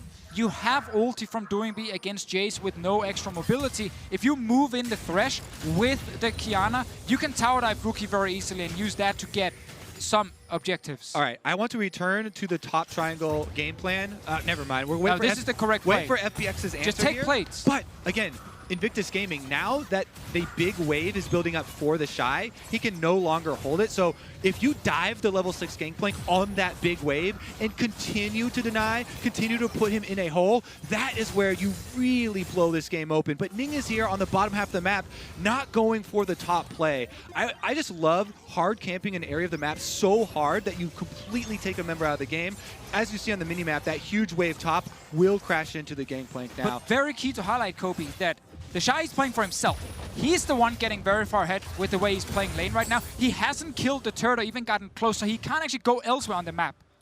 I don't want him to go elsewhere. I want Ning to stay here, deny that barrel explosion of minions we just saw from the Gangplank. Play more off your strengths, I guess. Definitely agree with Ning. He should have been there. And super important to note that those barrel explosions you just saw, Kobe, is the first minions that Kim picked up since 6 minutes and 17 seconds on the clock. He was denied farm for over 3.5 minutes of play. That's the impact of what the Shy and Ning were able to set up with those early ganks. And now it's important to talk about how it's bot lane snowball versus top lane snowball. Not in terms of kills, but where are you actually winning lanes. It's a lot easier to win the game and snowball the game through bot lane because you're unleashing 2 players on the map and one of them brings a lot of wards with him. CC setup, that's the support of course. While the Shy, where he's playing for himself and he's becoming very strong, he's not able to assist his team right now unless they're fighting around him. FPX is starting this Herald. All of IG are moving up to stop him. JackeyLove no TP on his side, so he can't actually join the fight. Teleport is coming in now on the FPX side. The Shy's not yet left the top lane. Accelerated Shock Blast comes out. The Dredge Line will find a target onto Ning. Ning won't even get a chance just yet. He doesn't even get to throw the ultimate. That's first blood picked up for Fun Plus Phoenix. LWX lets the feathers fly, jumps up in the air. The supreme display of talent locks up enough time for Battleland to go down. Now the Shy is trying to run him up. He's using the Relentless Pursuit. Gets caught up, throws down the exhaust. Gets a route down to Rookie. Now here comes JackeyLove. Crisp gets caught by the Essence Flux. That's a 4 for 3 in favor of IG. Yeah, and they actually had JackeyLove walk all the way up there on the Ezreal to pick up the extra kill. Gimgoongo on the bottom side will get the first turret for FPX and some money back for themselves. This was such a huge play right here because IG started to move towards the Herald when JackeyLove was still running from bot lane without TP. So FPX knew the moment Doomby arrives, instant engage. He's the one calling for it. Captain Gingoon will find him. Both level 8 right now. Fight. Teleport expended for that play. The tower fell as well. So could come back to haunt them. And this is a replay of how it all started. Yeah, you can look at the minimap and see JackeyLove. He's on his way. Doomby comes in, instantly calls, guys, there are only 3 players here. Let's fight. The Shy will come from behind, but we can get a kill before he shows up. And right now, even though this Lucian is, of course, very strong, if we just look at him versus the Gangplank, the 4 members from FPX, by already getting the first kill, can still trade very evenly. And look at the team fight mechanics. Paying attention to those cooldowns. As soon as the Qiyana ultimate is expended on one member, that's when Rookie and the Shy go all in. That's when the solo laners can finally enter the fight and clean up the extra kills. Top side, though, focus once again. 100% kill participation for Rookie in that fight. 3 kills secured. He's already got the Black Cleaver, and he continues to stack the tier as Crisp's death sentence will not sentence anyone to death. The Rift Herald summoned. Still 1.5 minutes for plates as there's pressure up top. And we keep following the bot lane from FPX. They're the ones moving around, dictating where they are attacking. Meanwhile, the Shy will try on the bot side to secure a turret and some plates for himself. Again, making him the stronger member. He needs to, at some point, be able to take down the turret, and then he can actually use his split push to really put pressure on FPX. Until that point, the bot lane with Xayah and Thresh can keep moving around and try and force some plays. Well, they got themselves some plates in the top lane before the Herald went down. Started moving towards that mid lane, but Rookie was able to defend in time. He's level 10 for now. Got a very healthy bounty on his head. And at 13 minutes in, it feels like a slower tempo game or slower paced game than the first 2 in this series. And if you look at the minimap with the Infernal spawning, FPX are the first to the punch. Yeah, it's about to speed up here, quick shot. Once again, though, no teleport on JackeyLove's Ezreal. So if they really wanted to contest around Qiyana ultimate and Gangplank ultimate and Nautilus ultimate, then they would do so at very, very high costs here. Walking into the river, there's so much territory for FPX to actually get those off with. Sion's going very low. True Shot Barrage is available to him. Chris gets the death sentence. Damage comes out. Supreme Display of Talent is thrown down, and Gimgoon is running for his life. The Shy will flash over the feathers. He can't find Gimgoon. The Dragon was picked up by FPX, but now what can Doinby and the rest of the team do? Doinby's locked inside the pit, and he's locked down, and he's shut down. The accelerated shock blast goes out to 1-for-1, but the Drake goes to FPX. FPX, again, they are just one step ahead. They were the ones who pushed in top lane so that Jackaloff was forced to sit and wave clear. Then they moved all the members down to Drake. Jackaloff ends up moving down too late because he has to catch the wave. Now, because of the fight actually going in favor of IG, despite trading 1-for-1, they can go straight mid and secure the turret here. So it is a Drake for a turret as a trade. And for them, you know, the mid lane turret actually is quite big in setting up the transition. Let's take another look at the fight, though. First, again, you have to keep your eyes on so many of these big cooldowns. Stun goes down there while Tian is able to get the dragon. That lantern brings LWX over to the Shy. And this is what completely changes the team fight. If they did not get that Dark Passage to bring LWX over, the Shy would have been able to kill off Gimgoon, and then the rest of IG would have been able to collapse and get more out of this. But it was pretty good transition of him down to the bottom half to be able to save it. Yeah, we had a slower early game because, again, the Shy valued freezing and denying over like tower diving with Ning and like killing. That could have been the case. Obviously, bot laning was hard against the Alistar, so that's why we ended up not having multiple tower dives and 10 kills before 10 minutes. I think FPX pretty happy with the way they've been able to get both of these early dragons, play out this mid game, despite having... Whoa! Well, Ning's almost going to find Chris. That's flash for flash. The barrel comes up, but is caught out by the stopwatch. Rather, Death Sentence connects as well. Rather, the dredge line. Now the Pulverize comes down, and FPX, they had the numbers advantage. They were pushing the top lane, and they find the kill onto Baolan. Bad boy, Baolan. He got baited in there. Oh, yeah. I mean, you could already see Ning was backing off because they were aware Thresh on top side of the map. Meanwhile, Ning really wanted to finish off that kill, wanted to finish off that pick, but a good stopwatch to Fischio is worth so much. Are we setting ourselves up for some more shenanigans in the mid to late game here? Save your voice for now. Even game in gold. 5-5 in kills, 2-1 in towers, and the first few items are starting to pick up. The Shy learning to counter the scoreline of 1-2-3. He's now putting pressure on this bottom tower. And I'm looking at the mini-map. Thanks, Kobe. I'm glad I laughed. It didn't deserve it, but I'll take it. And FPX, they do have some support coming in. You remind me of someone. Oh, really? Oh, it's Freak. Oh, David. there we go. Just got more hair. As Invictus Gaming, they don't overstep. They don't get caught out. And there's no real huge commitment to that lane. The Shy still happy to pull ahead. 50 CS up over Gimgoon on this sort of like lane counter. And it will be one of the big talking points as we continue to transition. Because we know IG wants to play 1-3-1, at least in terms of their draft. They want to play 1-3-1. Ezreal on 2 items is one of the best champs at holding mid. And then you have Jace winning one lane and Lucian winning the other. Perma push down against Nautilus and GP.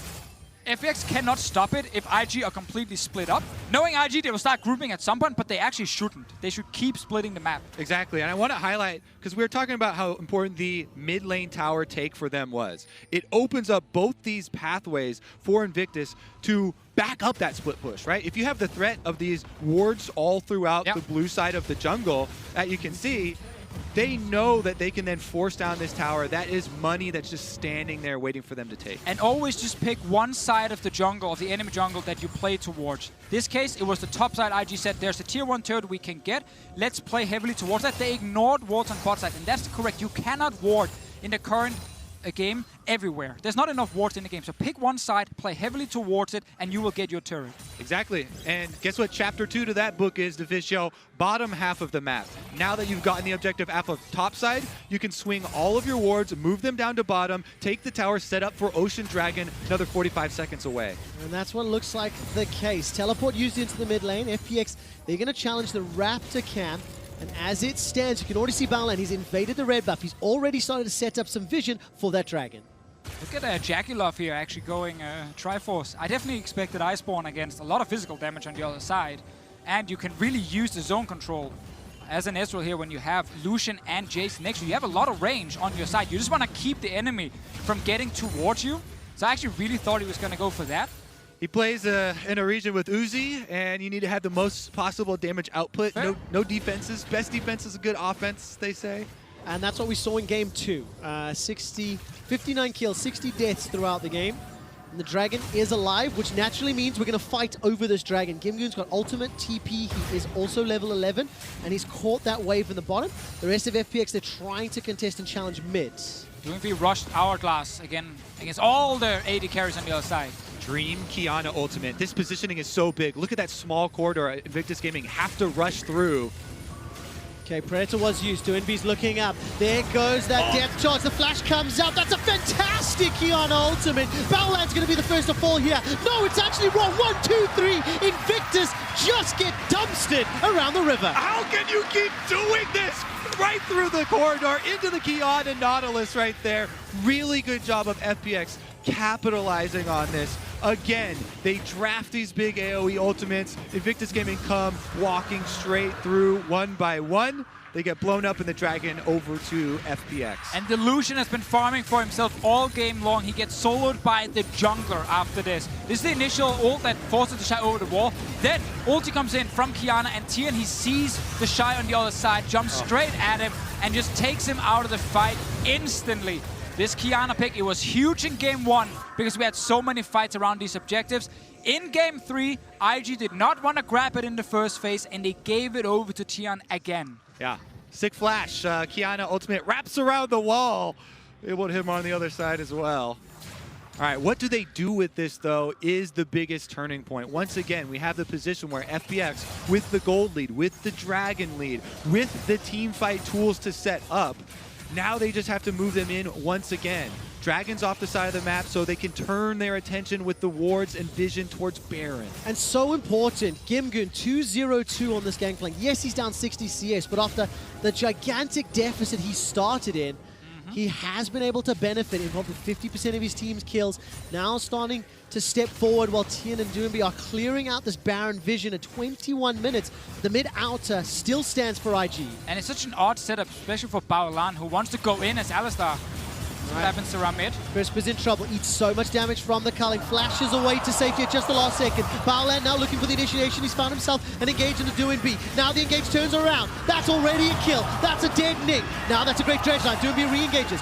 Crisp is still waiting. He's a lantern bot. He can save somebody if he needs to. LWX, let the feathers fly. Won't find the root, but it may not matter. It's a double kill for the Kiana. DoingB gets himself another. Now Jackie Love's in trouble. Needs to parlay to the face and Gimgoon and Tian. They can't chase for more, but that's 3 good kills for FPX. It's another fight in their favor. The Shy walked forward alone, tried to kill the enemy's support. And then the rest of IG starts engaging, and FPX, they were just sitting in the river. They were waiting. Tian again managed to get so much CC and damage down that sets up this fight for his team. FPX are consistently showing they are a better team than IG, even if IG may have better individual players. 3 games in a row, you see the decision-making and the squad grouping up, and they get themselves another Baron. They get themselves another lead. All right. I'm over it. Don't give Kiana to Tian ever again. Level 13 now. He's got a 2-level lead, by the way. All right, so it starts out very advantageous. Why not go for Invictus. LWX here? Exactly. Who's standing right next to him. Anyway, fight is happening. Then look at Tian. He just waits. And now he knows, oh, actually they're going towards me. Bunch of burst damage. Good setup onto Ning. They try and chase him. He lands multiple root on multiple members. And now they can just kill the rest. Then, with the re-engage here, LWX with an offensive Xayah ultimate to zone out Invictus Gaming. He splits the team fight with that ultimate. It's almost at the cost of his life. As you see him burning down there with the corrupting potion. But all chat worth. And he manages to survive, Kobe. The thing is, I can hear the tone in both of your voices. Invictus Gaming not choosing the right targets in the heat of the moment. Tian's got the ultimate available to him, got the flank position set up, got the vision control in the northern quadrant of the map.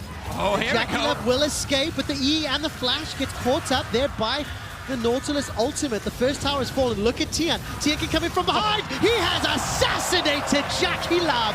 And Baolan is now escaping with his life. He's flashed to safety, but it's the Shy that goes down. It's a double kill for LWX, and it is a 10-kill lead for Fun Plus Phoenix. the discipline on Tian there, waiting until Jackie Love gets into range for the Q from Brush. He doesn't have to spend his ultimate because he didn't force it. He waited for that range to be there. Then he gets a double kill. FPX are inside the base. They They've got Baron buff, and they lay waste to Invictus Gaming. 15-second death timers for Rookie and the Shy, and are starting to think that FunPlus might go for the win. It is a 7,000 I also gold think they will go lead for the win. Eventually. I play for fun, Deficio. Oh, that's why he's waiting. Hiding in the brush. Jackalope thinks, okay, maybe I'm fine. I can ult in and join the fight. Because right there, he for sure could have gotten that kill earlier if he used his ultimate, right? You just run at him, boom. Full combo. But because he's patient, he saves his cooldowns, then he's able to take the second kill as well. But let's talk about this, like, with the comp IG have. It's the same, you know, we must win the lane super hard with Jace and with Lucian in the solo lanes. But in actual team fighting, they have 3 range champions, and then they have 2 all-in engage, you know, support and jungle in Gragas and Alistar. Every time they go forward, no one can actually follow. So they just go in and just die. That's what I meant with the Alistar in draft, saying if you fall behind, and especially this kind of comp, Balon just goes in, buys a bit of time, and then he just dies, and his score will be like 0-10. Yeah. And like he couldn't actually do anything different. IG do not have a stronger teamfight comp. That's what they had in the last game to actually win in the late game. Now they're just losing. Well, Balon's going to get caught by the Dredge Lion, and the Shy takes so much damage! Tion with a supreme display of superior talent. The LPL Summer Champions are knocking on the nexus of the defending world champions and looking to eliminate them from semi-finals. FPX now onto the Nexus turrets. They've got themselves a favorable 5 versus 2. Rookie sidesteps the Dredge Line, uses the exhaust, but he's only being caught out. Goes hammer form and is killed by Tian again. 8-1-7, involved in 15 out of 19 kills.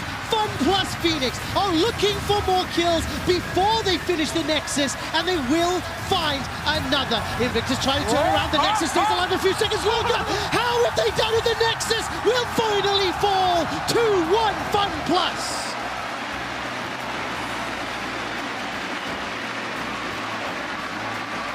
FPX now regaining control of the series.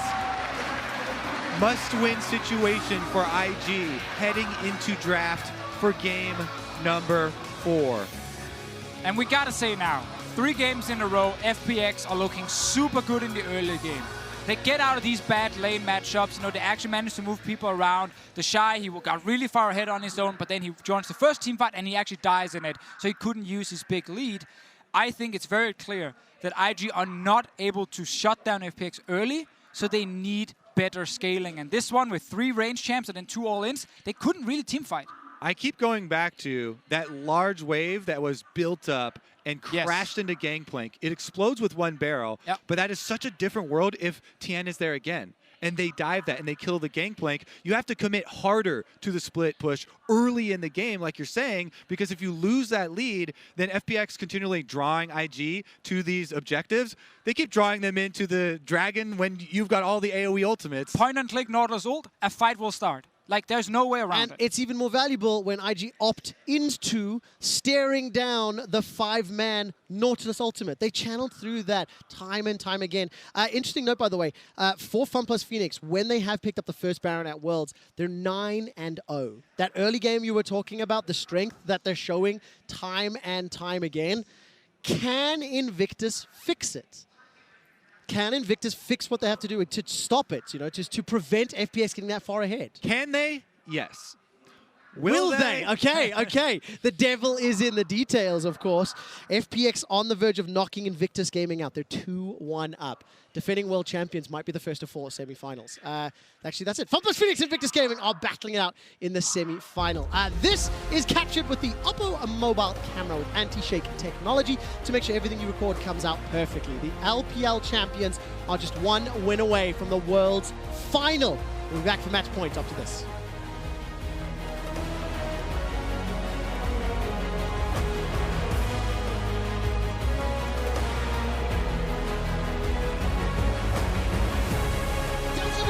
Ultimate. That's first blood picked up for FunPlus Phoenix. LWX lets the feathers fly, jumps up in the air. The supreme display of talent locks up enough time for Battleland to go down. There goes that depth charge. The flash comes out. That's a fantastic Kiana ultimate. Battleland's going to be the first to fall here. No, it's actually wrong. 1, 2, 3. Crisp is still waiting. He's a lantern bot. He can save somebody if he needs to. LWX lets the feathers fly. Won't find the root, but it may not matter. It's a double kill for the Kiana. To actually win in the late game. Now they're just losing. Well, Battleland's going to get caught by the Dredge Lion, and the Shy takes so much damage. Invictus trying to turn around. The Nexus stays alive a few seconds longer.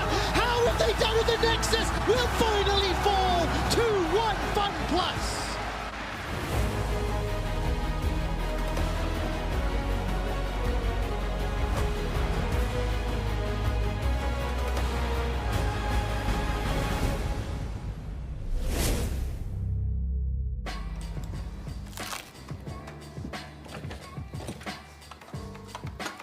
So you want to go get that coffee then? Yeah. Whoa. Ow.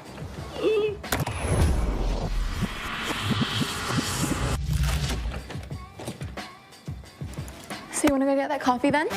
Yeah, just gonna take my headphones off and we're good. Let's go.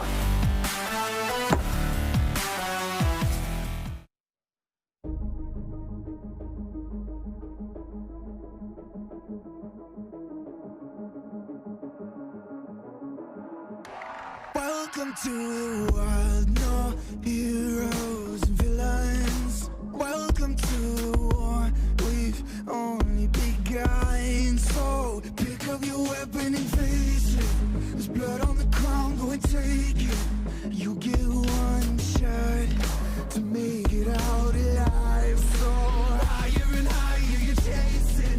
It's deep in your bones, go and take it. This is your moment. Now is your time, so prove yourself and rise, rise. Make them remember you. Push through and rise, rise. They will remember you. Welcome to the climb up, reach for the summit. Visions pray that one falls, steadily the end. So higher and higher you chase it. It's deep in your blood, go and take it. This is your moment. Take to the skies, go.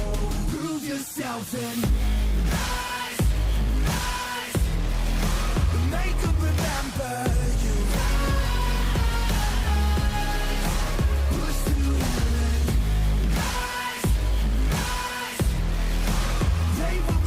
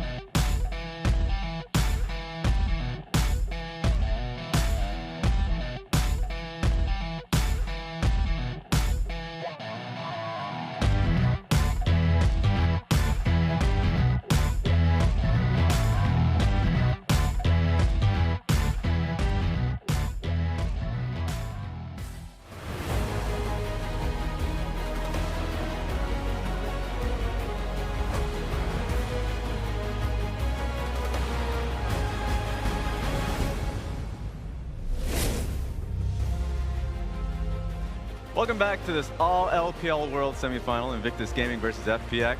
And I'm going to take a quick moment to tell you a story of FPX's jungler Tien. It was 2015 in the good old city of Tallahassee when we saw the first ever MSI take place. And in that tournament, we saw the first LPL champion in a major event. You always wonder what ripples hoisting that championship would have in the next generation of dreamers, and you get that answer with FPX's Tien. Excellent grades, doctors for parents, and bound for a prestigious university. Seeing those images a world away of Clearlove hoisting that chip inspired that dreamer to start his trek into pro play. He'd start that journey in the challenger scene with Young Miracles, an organization known for promoting all the best young talents in the scene. Ming on RNG, and the jungler he had come to replace in Ning, who went to IG. Tien would create a reputation as a smart, facilitating jungler with a great understanding of playing through his mid lane in Night. And that would be recognized by Suning, who picked up both those players and attained the best attributes. Sadly, experience trumped, and while he showed great traits, he'd be on the bench for the majority of the year, watching that slim opportunity he had sail past him. He wouldn't let that happen again. Picked up by FPX with a chance to play through yet another super carry. He'd rise into an exceptional star, an MVP candidate, and an all-LPL first-team jungler. He burst onto the big stage as one of the best junglers in the world. A few steps away from succeeding Knight yet again, or at least Ning yet again, but this time as the next world champion. All right, it's time. I'm hyped. Tien and the LPL champions are on the verge of a massive victory. And with that, IG, our defending world champions, are on the back foot, down a series, staring at match point 2-1. But what I love about this story is how we are now seeing the new generation come and challenge. And of course,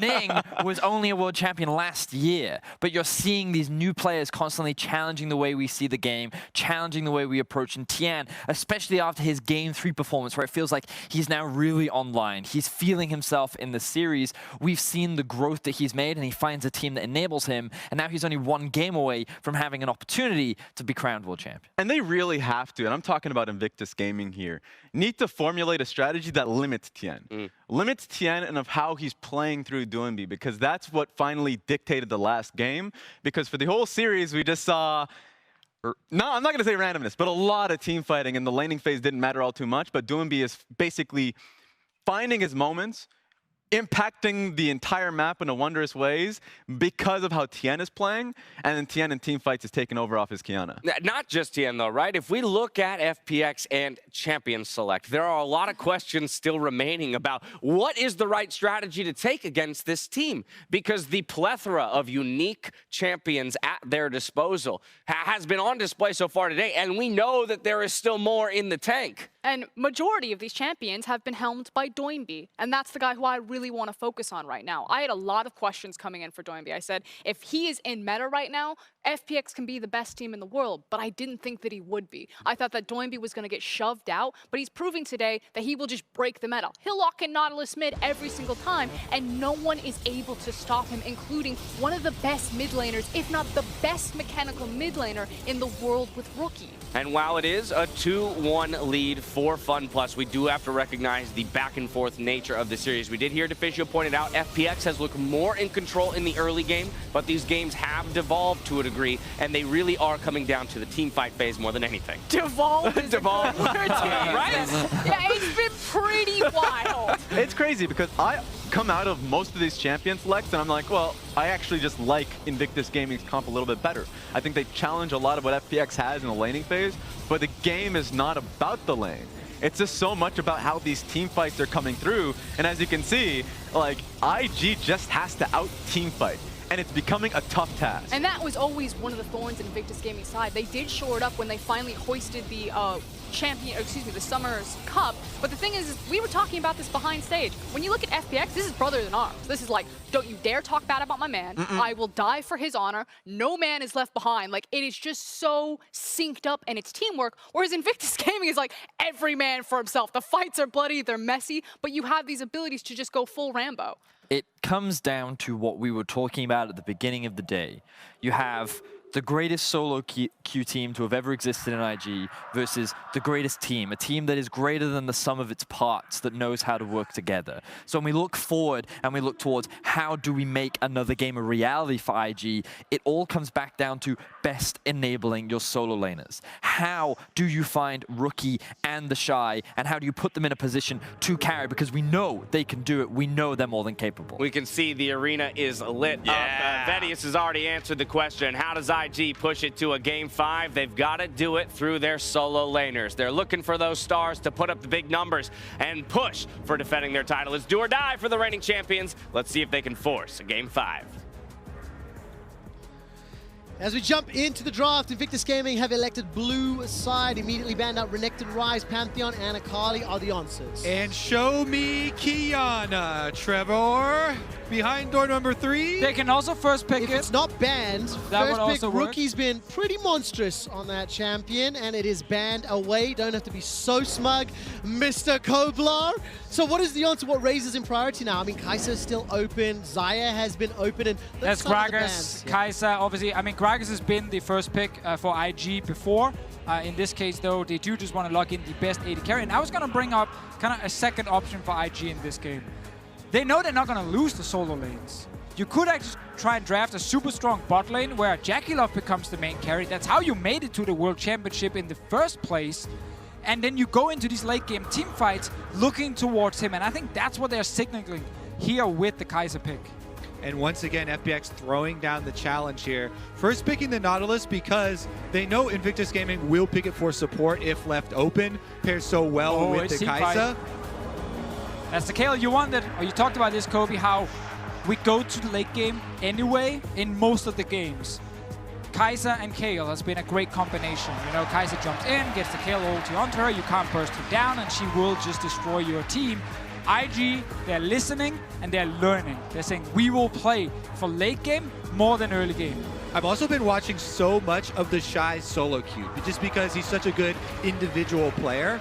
And his Kayle, he plays so well in getting to the mid game. The changes to this champion where now gets ranged at the level 6 and makes it a lot easier to bridge that mid game has really enabled it. Oh, if they've really valued Tahm Kench so highly for the lane here, I think Gragas could have been an amazing pick because it's such a strong champion also against Kayle. Agree with the Gragas, but you know what they're thinking, right? Varus by himself without a safety net is just low mobility, easy target. And of course, we jump into phase 2.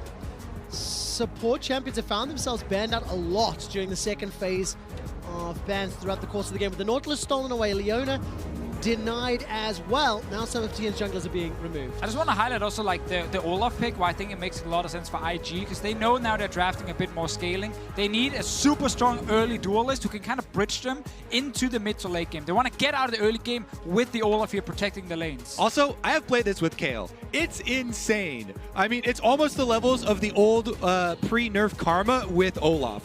He gets sped up. He has the extra threat of the Kayle ultimate on top of him.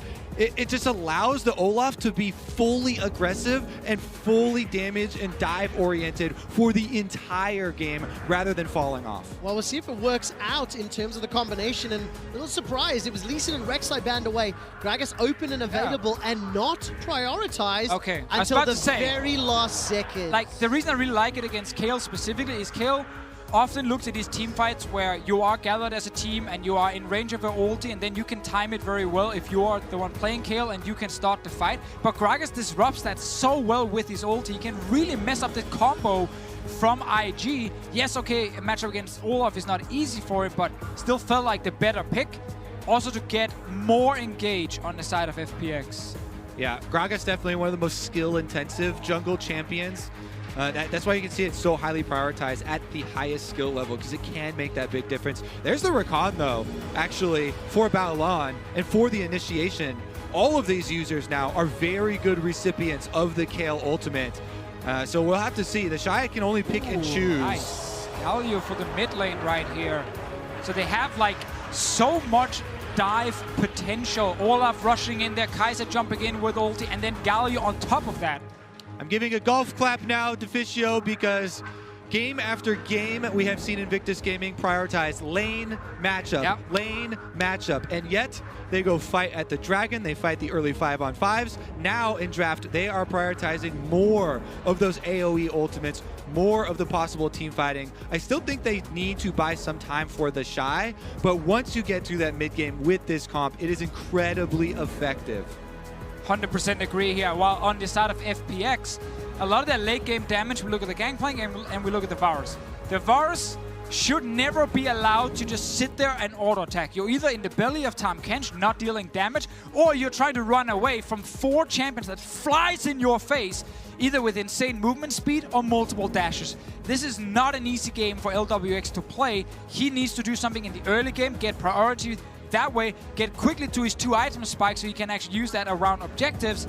Otherwise, I fear that he will not have the impact he wants, and FPX might then run out of damage in the late game unless Gimgoon can have an insane game on GP. If there was a team that had to play around their bottom lane and send resources down there, FunPlus Phoenix is definitely one of them. We've seen them do it time and time again in the past. Has everyone here played Pick'ems? Do you know there's only 34 people that still have perfect points for Pick'ems remaining?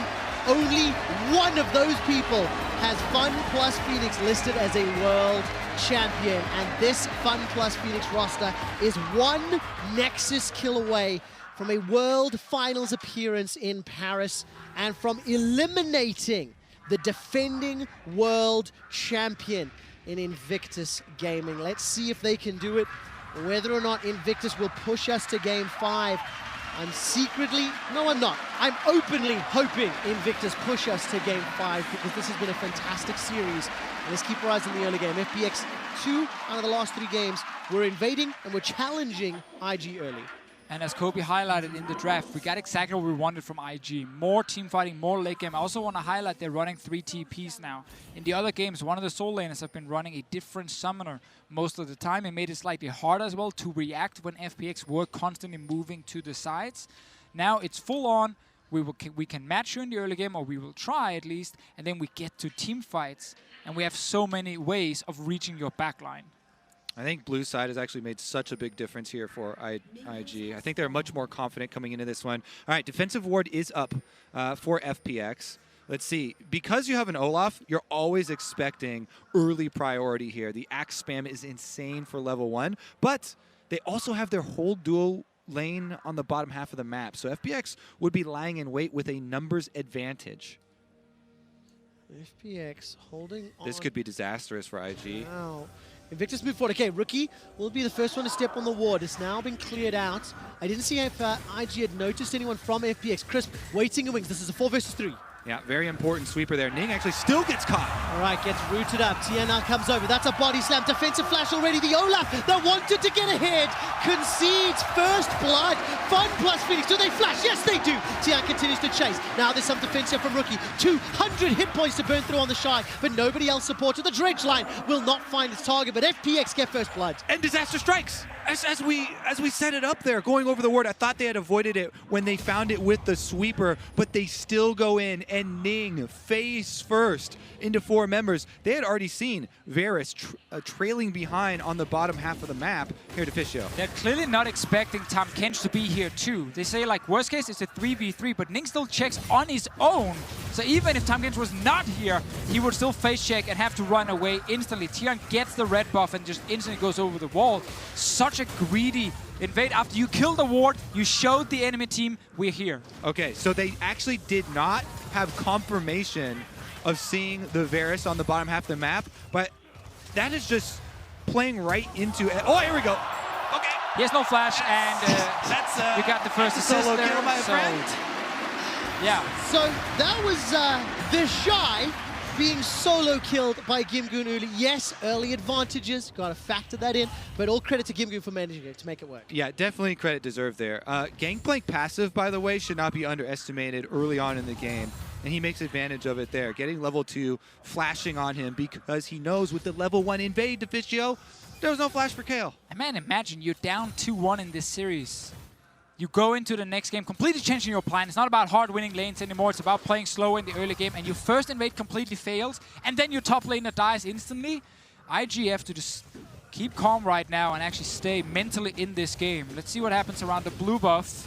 Might be another fight. Tian is going to check now. He knows he has double ward on him. A lot of pressure. Ning and Baolan now being contested. That's a knockup. Actually misses absolutely everybody. Crisp and Tian split between the uprights. Jackie Love uses the Q. They continue to retreat. Invictus Gaming is in so much trouble. Ning's below 100 hit points. He's got double buffs available to him. Flashes for LWX and Crisp is there. The Undertow will slow them down. Now Baolan's the target. He's going to flash defensively. Jumps away to the teammate. Now Tian will not find the body slam. Invictus, how did you escape with your lives? Well, let's use every single summoner to get out. Look at Baolan, look at Jackulov. No flashes bot lane now.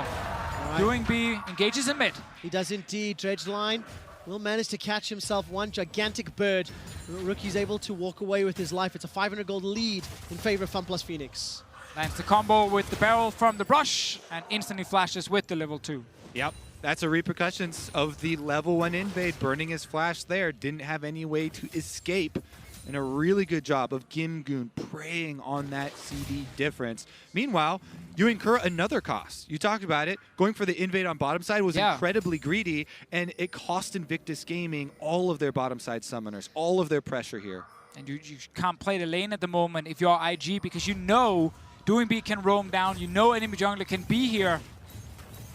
And that means that LWX and Crisp are getting all the help they needed. Look, you could see a small roam there from Rookie, but decides against it. The recall has not been interrupted yet from Tian. He does finish it. But you said in draft, gentlemen, you wanted to see FPX getting that bottom lane ahead. After they got some early kills in the upper half of the map, they're using that to try and push it down, and LWX putting pressure on that tower. And once again, we're seeing the intelligence of FPX as a team on display. Even in one where they're not going for the offensive invade for level 1, they know, seeing an Olaf, there's a high likelihood of a level 1 invade from IG. And so they actually keep their support on top side, not showing information, and are rewarded so heavily for it. How can IG play back, though? This is not a lost early game here. Ning still on the attack. And he's one level above right now. Can deny the camp here. 2 members actually coming over the wall. All right, Rookie's going to land just inside the camp. The Krugs now will be challenged. And as you mentioned, Kobe, it's not a lost early game, but it is disadvantaged for now. Rookie and Ning trying to regain the advantage. The Winds of War have pulled this minion wave. Shy on the verge of unlocking that ultimate. I don't quite know what his experience level is. And now Gimgoon's the target. No flash available to him, but Rookie's got his.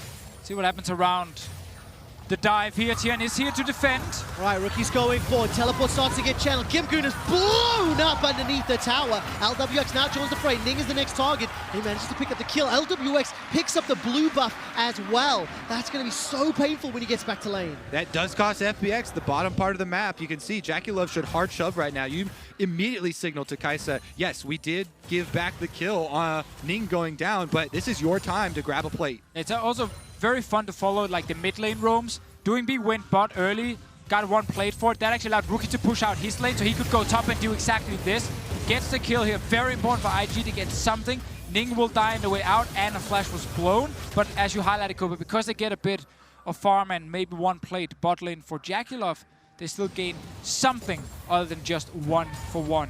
Man, the tension is so high, but Invictus Gaming, they've managed to bounce back with the gigantic CS lead that Jackie Love has accrued for himself.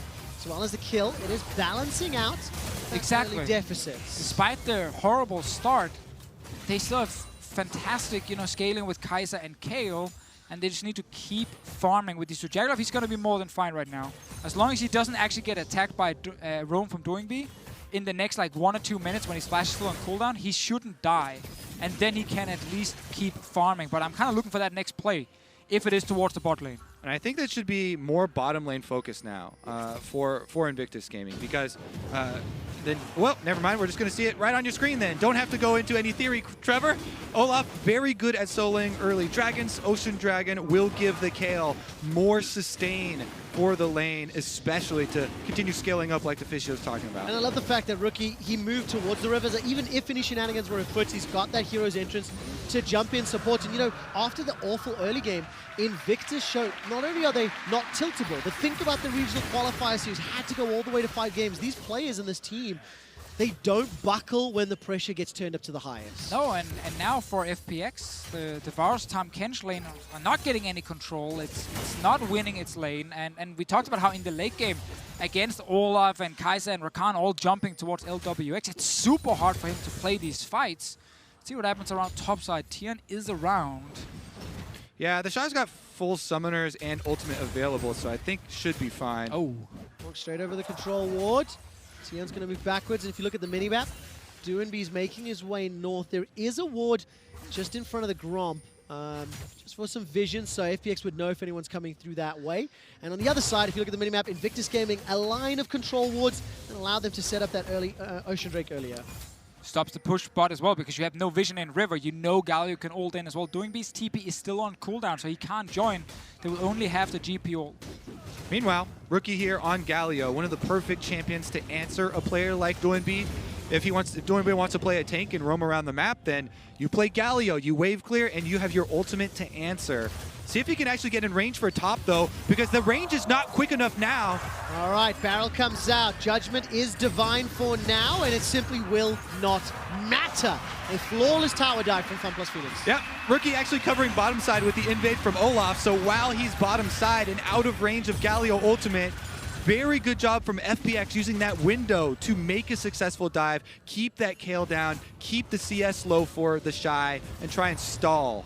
If I read that correctly, 1 plate secured in the mid lane in favor of IG. I think 2 in the top lane in favor of FPX. Gimgoon's got flash available and is potentially diveable. Oh, this could be problematic. Ning is stepping forward. He's got flash, he's got undertow, he's got double buff.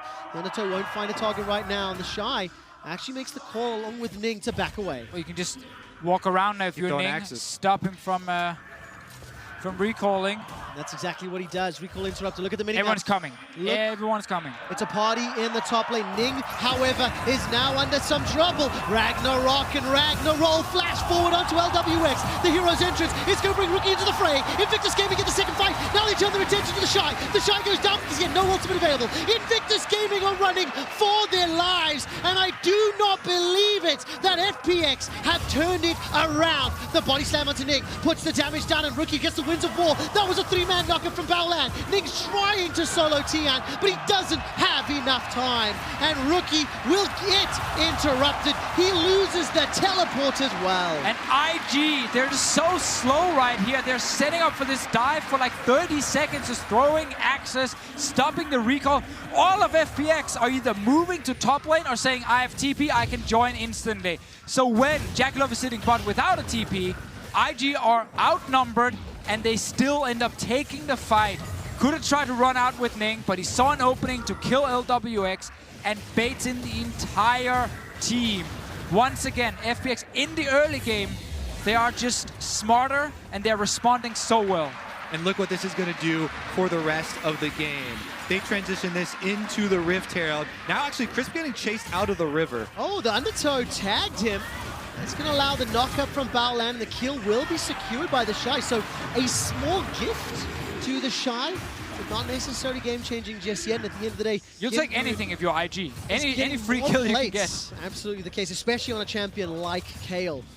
You just got socks for Christmas? Great! I'll take it! Thank you very much! Can I have another sock, please? It's pretty cold in Berlin around Christmas time, so those socks are very valuable. Right.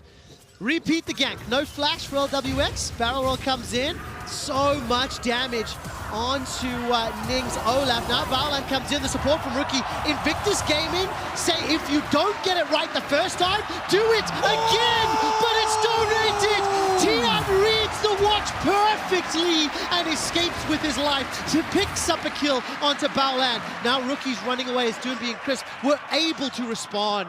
Baited and outsmarted right there. Now Rookie is the one on the run. He is the Justice Punch. He's going to get the Dreadnought connected. Now the Shy is looking for something onto Tian. Divine Judgment was used and it's not available for him. Rookie is going to get cut down inside the river. The Shy picks up a kill between towers. Tian gets that kill secured. 12 kills to 5 and we've gone full crazy. We've got full LPL here. Tower diving as well. Now the Rift Herald's going to come out. This is going to be a big cash-in for FPX. Man, 13 minutes, 10 seconds on the clock. 4 plates secured in the bottom lane, 3 in the middle lane, 2 in the top lane, and there's still some time. LWX and Crisp trying to do what they can to push this tower down. And there's just the slowest of minion clears right now from those undertows. Yeah, they got the first turret bot lane. Jackalov is trying to get the one top and trade turret for turret. Funny enough, he's just farming. While everyone else is fighting everywhere, Jackalov is just farming for himself. Everyone else rolled their characters on the PvP server. Jackie Love rolled on PvE. He's been killing off minions and towers, doing his work. All right, here's a look at the dive. And once again, this is the Kayle Olaf combination I was talking about in Champion Select. You can see how much presence it really brings to the dive. Even though they know Tian is here, Ning has full confidence. He ults, goes full offense. They split both of them. That being said, LWX, such a good timing on the arrow, and then can you get baited any harder? Look at Baolan. Nerves of Steel though by Tian. I would have popped it on the last auto there, but he saves it with the extra regeneration from the potion.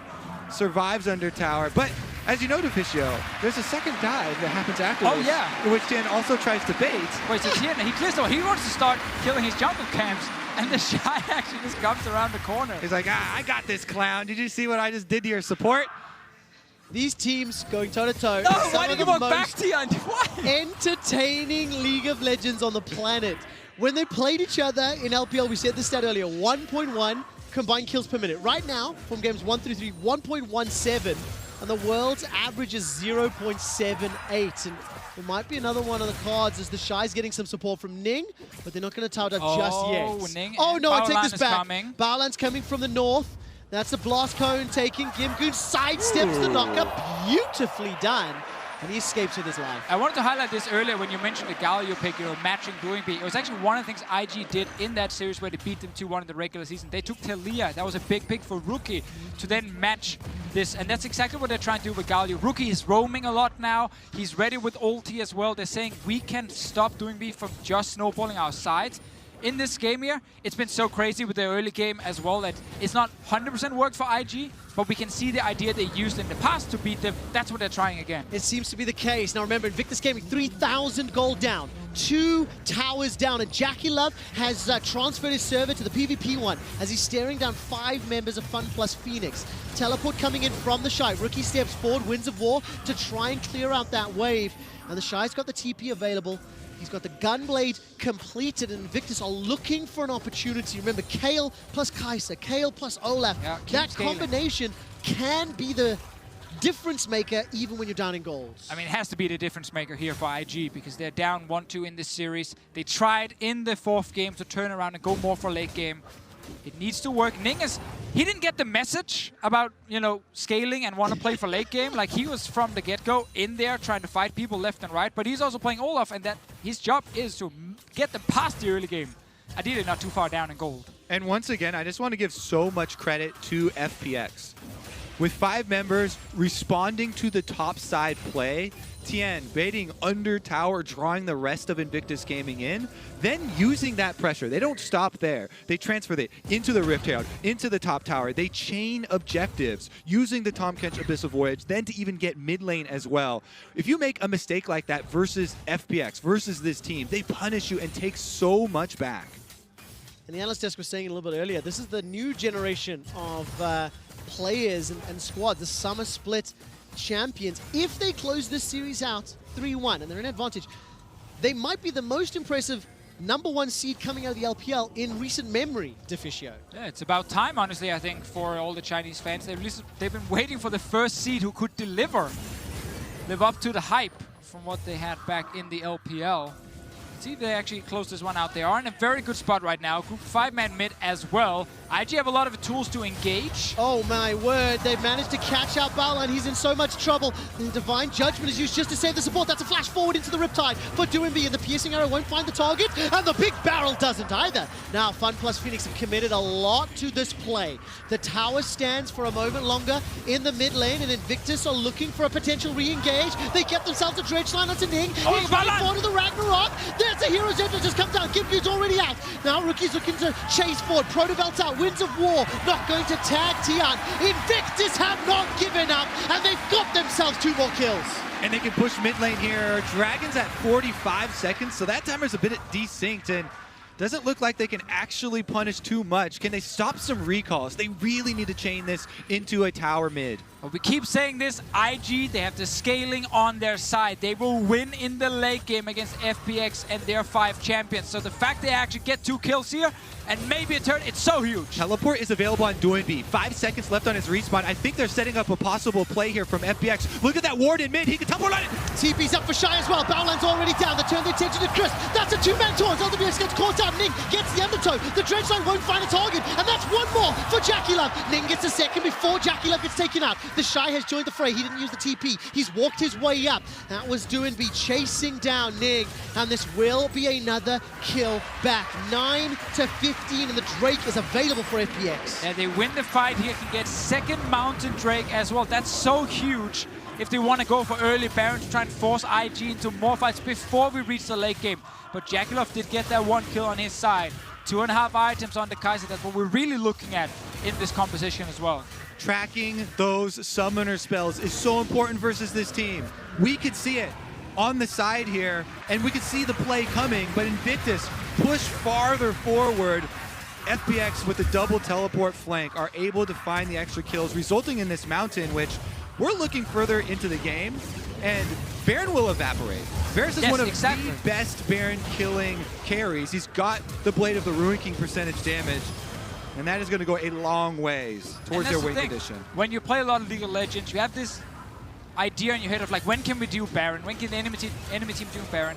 It's rarely at 20 minutes. Often you're like, nah, it's too early, it takes too long to kill it, it's too risky to go for it. But with Double Mountain, it just completely changes. A team can run to Baron at 20 minutes, 21 minutes, and just burn it down so quickly. It forces you to constantly keep vision around it and always be afraid of, can they rush it? And that's how FPX can keep forcing fights now and actually use their goal lead. Let's see where they take their advantage. Nash's Tooth was just picked up, by the way, for the Shy's Kale. He held onto that TP from the previous Dragon play, and the mid-outer turret is still a target at 21 minutes. Now, Baolan is in a potential flank position. Hero's Entrance is available for Rookie. That's at least a hop and a dash and a skip away to safety. Chain of Corruption comes out. Ragnarok goes in. That's a multi-man knockout.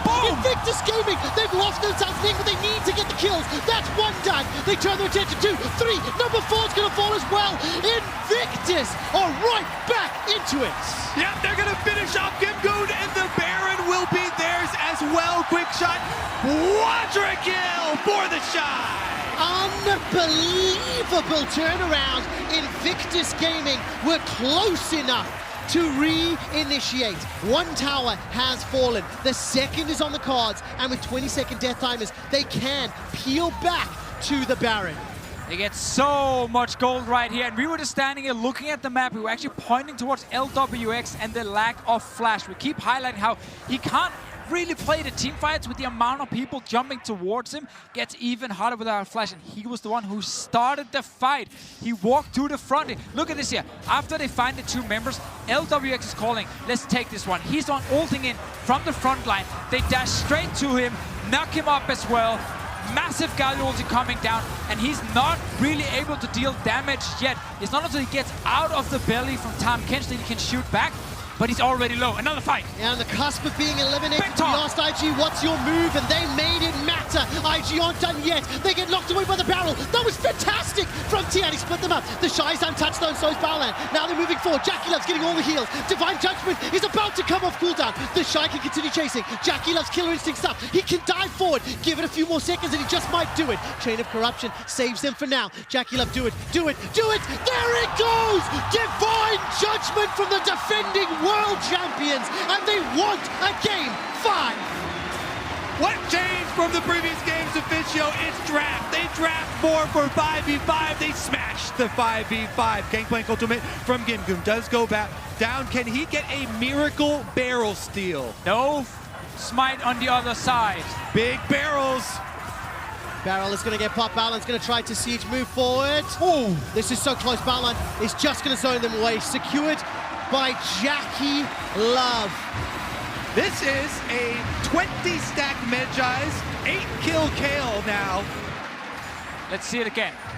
Still no flash on LWX, but he's the main carry. He's the one we're looking at to deal the damage here. Doinb actually gets a sick ulti, knocks out multiple members, but now Rookie. big taunt from Rookie. FPX are not getting enough damage back, and there's so many carries on IG. If you kill one, then the Shy just sits alone. He's barely touched in this fight, deals so much damage while everyone else will looking towards Jackie Love. And FPX is why we said he get outscaled. They simply cannot match the damage from IG. Look at the cooldown on Shy's ultimate. They're just waiting for the second it comes off. And it's off. Boom. Jackie Love goes in.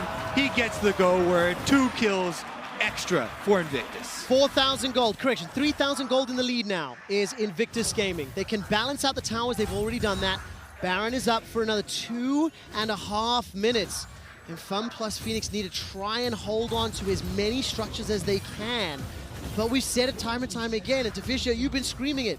Scaling's on IG's side, now they've got the lead and they've got fully activated team comp. We said after game 2, we're gonna get 5 games in this series here. Both teams just trading back and forth. Yep.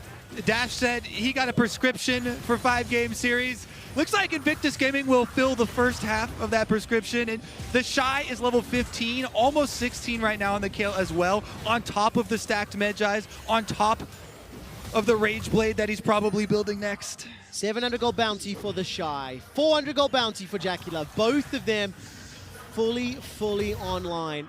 And Rookie with the Hourglass and the Hero's Entrance is just waiting to find the right person to jump on. I mean, 37 kills in 24 minutes already in this game. The inhibitor turret's not yet falling, but they're waiting for the minions to push forward. And we'll need to see if FPX can, drop the ball in the defense. Now. Chain of Corruption comes out, but it's an Olaf. He doesn't care. Void Seeker goes out. Killer Instinct is available to Jackie Love if he wants to. Divine Judgment has joined the fray, but it's not to Baolan. That's not the right target. The Shy has gone down, but there is just enough damage to follow it up as the tower's been taken out. Now Rookie gets taken down, and FPX win the fight. Definitely a big mistake here, and another punish from FPX. The Kale ultimate on Baolan leaving the fight there. That was definitely a misclick. It's okay to sacrifice your support in this comp. Everyone else will dive in after and kill the enemy team, so definitely agree here with Kobe. Don't have to use the ulti on him. And that means that IG lose the fight. So we're going to take a look. How close was he to Jackie Love as it played out? I mean...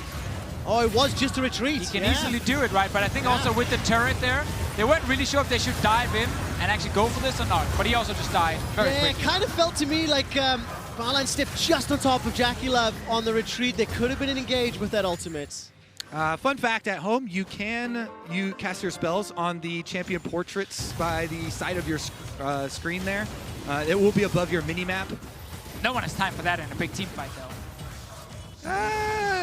If you don't have time, then maybe you ult your support while he's leaving. You can also keybind it as well. If you know that if you know you have one or two primary targets that you really need to No one has time for that in a spellbinding on.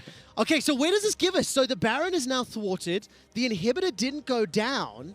And there's another dragon in 5 minutes. And Mountain was picked up by, I believe, IG during that replay. It's a 2,000 goal game. So obviously scaling still with IG, but execution still matters, as we have seen time and time again this series, Officio. 100%. Still think when we're looking at the next fight here, it's that problem where you want to deal with first Ning diving onto you and then probably Jackie Love. And you kind of forget about the Shy then, who's just kind of standing there in the back, hammering away on whoever is right in front of him. So it's so hard because FPX they want to run back and defend their AD carry, but they also need to stop the Kale. I think the Gragas ulti is like the big thing I'm looking for, and that's why I highlighted this Gragas pick in draft. If you manage to separate the Shy from the team, I think then you can actually burst down multiple members on IG, and this whole combo where you dive the backline just kind of stops. Kobe, did you hear Madrid a moment ago? Loud and As clear, quick the shot. Shy Loud hits and level clear. 16. Vamos, Kale, as Madrid erupts. Great observer work again to highlight that moment as the wave was being pressured. Cannon Barrage comes out. Actually, Baolan is in trouble. He gets caught by the dredge line. Now the Shy stepping forward. Divine Judgment is up. Invictus Gaming might be throwing away this advantage that they have accrued. Rookie still got the ultimate available to him. Ning is now coming in on the flank of the dredge line. Just misses that level 16 Shy. Ning escapes with his life, and Baolan gets plucked out of the air another time. They also got the flash here from the Kale. Can be very important in the next fight. FPX, good defense so far. 2 fights in a row where IG are the ones messing up and getting caught out. These teams really like to keep you on the edge of your seat here.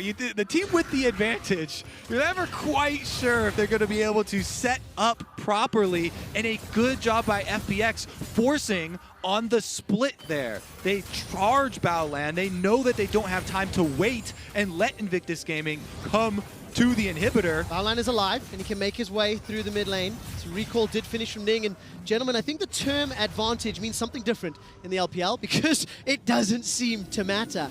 Now FPX, they didn't get much vision around Baron. If you look at the minimap, waves are pushing heavily in favor of Invictus Gaming, and now the Shy is starting to chase forward. The barrels come down though. Jackie Love and the Shy getting blown up. The Divine Judgment's available. How did you do this? Are Invictus Gaming tilted? They've lost their carries, they've lost their damage, and they may have just lost the series. Oh, done yet. Ning's running for his life with the Ragnarok. Baolan gets knocked up into the air, and FPX are peeling back to Baron. The Shy and Jagelov just walked in, 2 members right there, got instantly CCT and then turns with the body slam, and they burst them down. I think they got baited by seeing that recall go off, and Doinby then just teleports back. They kill him with no, oh, this is an attempted Baron seal from Ning. He's gonna try, he won't be able to flash inside the pit. They've stopped, they've got enough damage to kill him. 5-man stack, inhibitor secured by Rookie. Baron secured by FPX. An unbelievable mistake from the Shy and Jackie Love. Yeah, I want to see also if there was like a flanking TP coming in from IG or something, so they thought, okay, let's just walk forward, we will get them with the flank.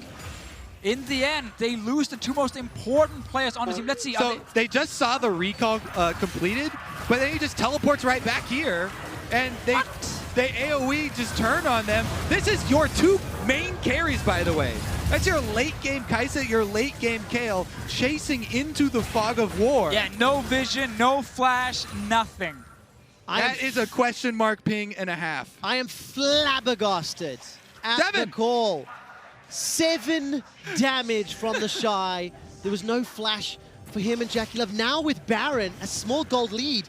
DeFisher, we've said so often this game at least that IG scaling's on their side, but with Baron buffs, minions, is that enough for FPX to knock over the base? I mean, let's see how much they can get at least. If they just want to go, you know, they can get the first turret for sure. They might go for the second one as well, but that's where IG can try and defend.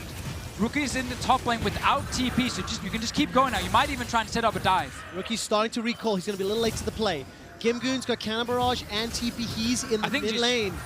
And he's moving forward now. Rookie has got the ability. Baolan's coming in from behind. The quickness is available and combine it with the Hero's Entrance. That's a Baolan comes out. Hero's Entrance comes out. Jackie Love gets the Divine Judgment. Invictus Gaming want to win this fight. Now the tower has fallen. They've turned this around. Jackie Love has got a lot of damage to work with, but not that much HP. Rookie goes golden for a while or two, but Fun Plus, they're losing the members. 1, 2, 3. It's kills back and so close. It's dirty. The Devour from Crisp.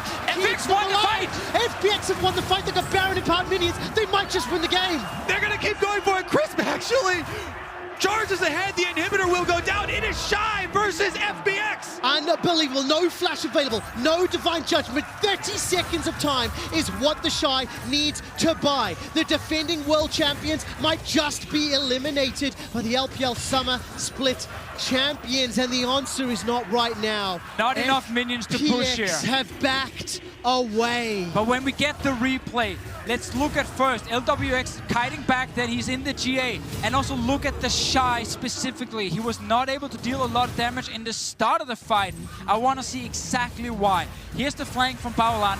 Rookie just recalled, so they get onto the AD carry. Nice time catch play here from Crisp. And then let's see. Jagelov knocked into the wall, and then it's Doinby's ulti that stops the Shy from moving in, and the G-Pill. So he zoned away almost the entire fight. not dealing damage until now when he joins, and multiple IG members are already low. And after ulting in, Jackie Love, after the ult ends the Kale explosion on him, he doesn't have the safety to auto anymore. He's on the wrong side of the team with no front line, and Gimgoon just flashes on him. So once again, the two main damage dealers are unable to auto attack. Now a big difference, no flash on LWX and no GA that he had in the last fight here. IG can try and do the same, reach the backline and kill him, but again, GP ulti, Doing B's ulti with the Nautilus and the Gragas ult. So many tools to zone away carries from IG. Look at the minimap. Double super minions for Invictus are going to be able to defeat the single super minion for now on the side of FPX. Banshee's Veil is going to be crucial for the Shy to get away from one of those abilities. Jackie Love gets caught out by Tian's ulti. He's able to escape. And they get the cannon barrage as well. 2 minutes to Baron. 4 minutes to Elder. Super's pushing in the bottom lane, and IG are not relenting on pressure. I think they need a force right now. Those are two very big teamfight ultimates. No Gragas or Gangplank ulti, and IG have everything available. Moving inside of the base. Dredge9 won't find the target. Doombee's got his ultimate available, and they start chipping away at the inhibitor tower. Chain of Corruption starts to spread. Divine Judgment is not used. The Shy had Flash available too. Hero Zivich comes down. Jackie Love is at 50% HP, and he's starting to run for his life. Doombee's being melted by the Capian Rain. Now Battleline is going to be the target of LWX. Rookie cannot move forward. Jackie Love is running for his life. Another lost fight. The Abyssal Void from Crisp is going to thwart the escape. Jackie Love doesn't have the front line. FPX has the team fight win, and they might have just won the game. FPX are so good at starting these fights, they keep catching out the carries. It's LWX with the Varus ultimate. He snaps his fingers, and half the LPL teams left at Worlds disappear. Fun plus Phoenix are the Summer Split champions. They stared down the barrel of the defending world champions, the #1 seed from the LPL, winning the all-LPL matchup 3-1. Fun plus Phoenix eliminate IG and advance to the World Championship Finals.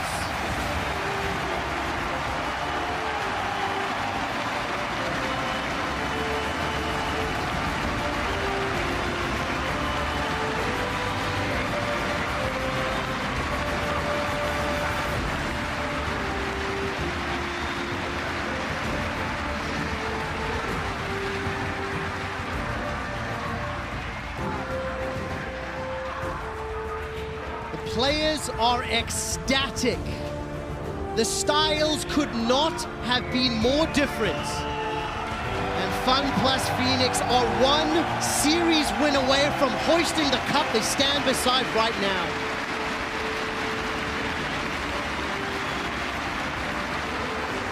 LWX starts the group stage. Everyone flaming him for Kaisa, Turbo in, diving into the teams. But he ends the main stage here, getting the team to finals with the pick on the Kale, lands the snare. No ulti comes down from the Shy. He gets hooked in, knocked up, and the fight is over. And not only do they get to the final, they knock out the defending world champions. IG, they were getting in form. People were starting to get very scared whenever they saw IG on the Rift. But FPX in all the games control IG. They control the aggression and get to play on their terms. In this weekend's Tournament of Champions, the Elite Four, the Final Four, the Summer Split #1 seeds from Europe, China, and Korea. Invictus was one of the odd ones out. Chain of Corruption was fantastic. Fun Plus have delivered. And the three pre-tournament favorites are now the only 3 remaining teams at Worlds 2019. Well-deserved win from FPX. We're at a loss for words because of how IG went out in those last few fights. Yeah, exactly. They lost every single fight here in the end. FPX team fighting so well. And what I love especially is when someone on that team says go, every single member instantly going in. Everyone can engage in the fight here. Everyone can actually be the carry.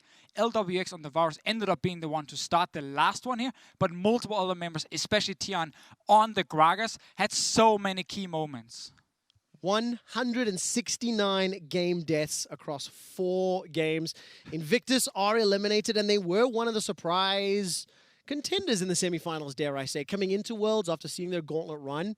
I think a lot of people are pleasantly surprised to see them stepping up on the big stage, but they were outclassed today by FPX in nearly every way. League of Legends, at its core, a team game here. And the better team winning today, the coordination on display, the planning on display, and in the end, the team fight execution as well. I'm also such a fan that FPX did it in their style, in their way. Roaming Rumble, Nautilus mid. DoinB is one of the most talked about mid laners right now and will continue to do so. And finding a player who can play at this level here mechanically, not necessarily beat the guy he's against, but then he's able to match at least, and then he sees the openings. He calls it for his team. It's very hard to find a player who can do that. Beautiful, beautiful performance. We are getting ready for an interview with Tian, so once we have it set up, we'll head over. And of course, it's just I love the line, snaps his fingers and the last remaining LPL team in IG are eliminated. But there is a beauty in this weekend that all 3 Summer Split champions are now the only 3 remaining. Anyways, that does it for us here for more on FPX's win. Let's have a Sharks and Tian on stage.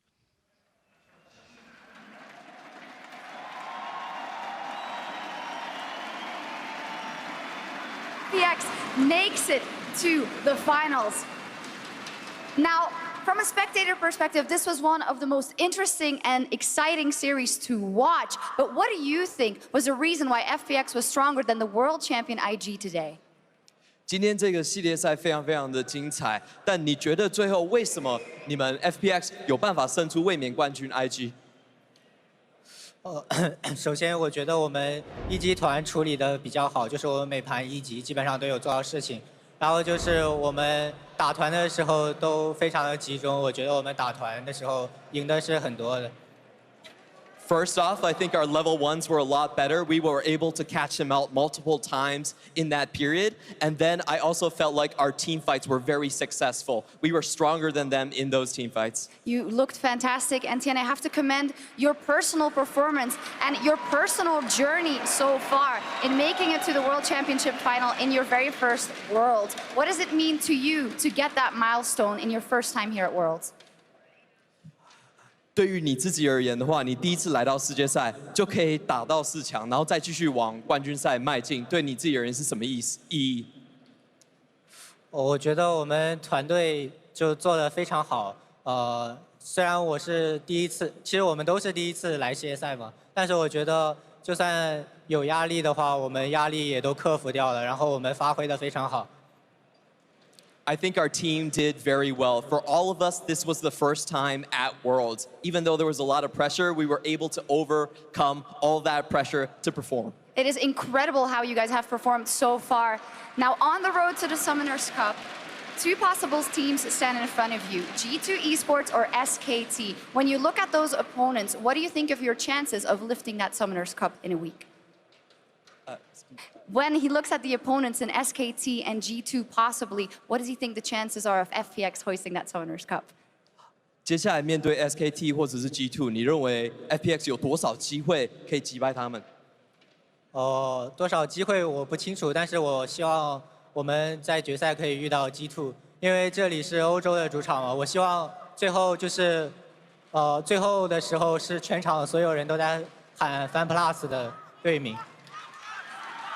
I don't know about our chances, but I hope it's G2 that we face because this is Europe's home court, and at the end of it, I want the crowd to be silent and look at FPX win the championship.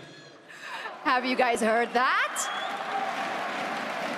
I love the fighting words, but now that you knocked out IG, all the hope of LPL rests on your shoulders and the shoulders of FPX. What can you say to assure the LPL fans that the Summoners Cup is going back to China again this year?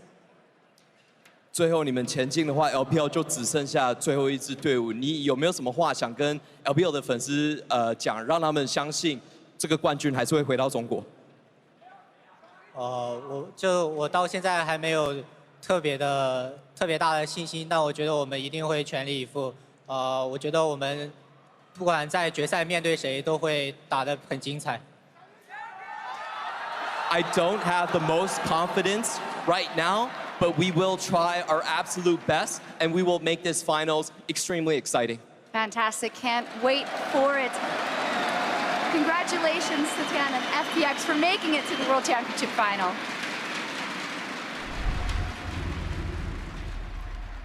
Welcome to World's Cooldown. I'm Dracos, joined by Raz and Frost. I have a lot of things I want to say after the interview. One is, someone put Tian in witness protection before the finals next week. Do not let him out of your sight. He's literally going to need like an escort from the building. He was like, I want to silence this crowd when we play in the finals, and I don't know, we'll try our best. He's supporting European literacy by providing all of Paris a library card in the finals. The most hilarious thing was that he got the fans hyped initially. I want to see G2 in the finals. Everyone's like, yeah! And then we're going to silence you. No! Oh, wait a second. Wait a minute. I hate you. It's actually funny.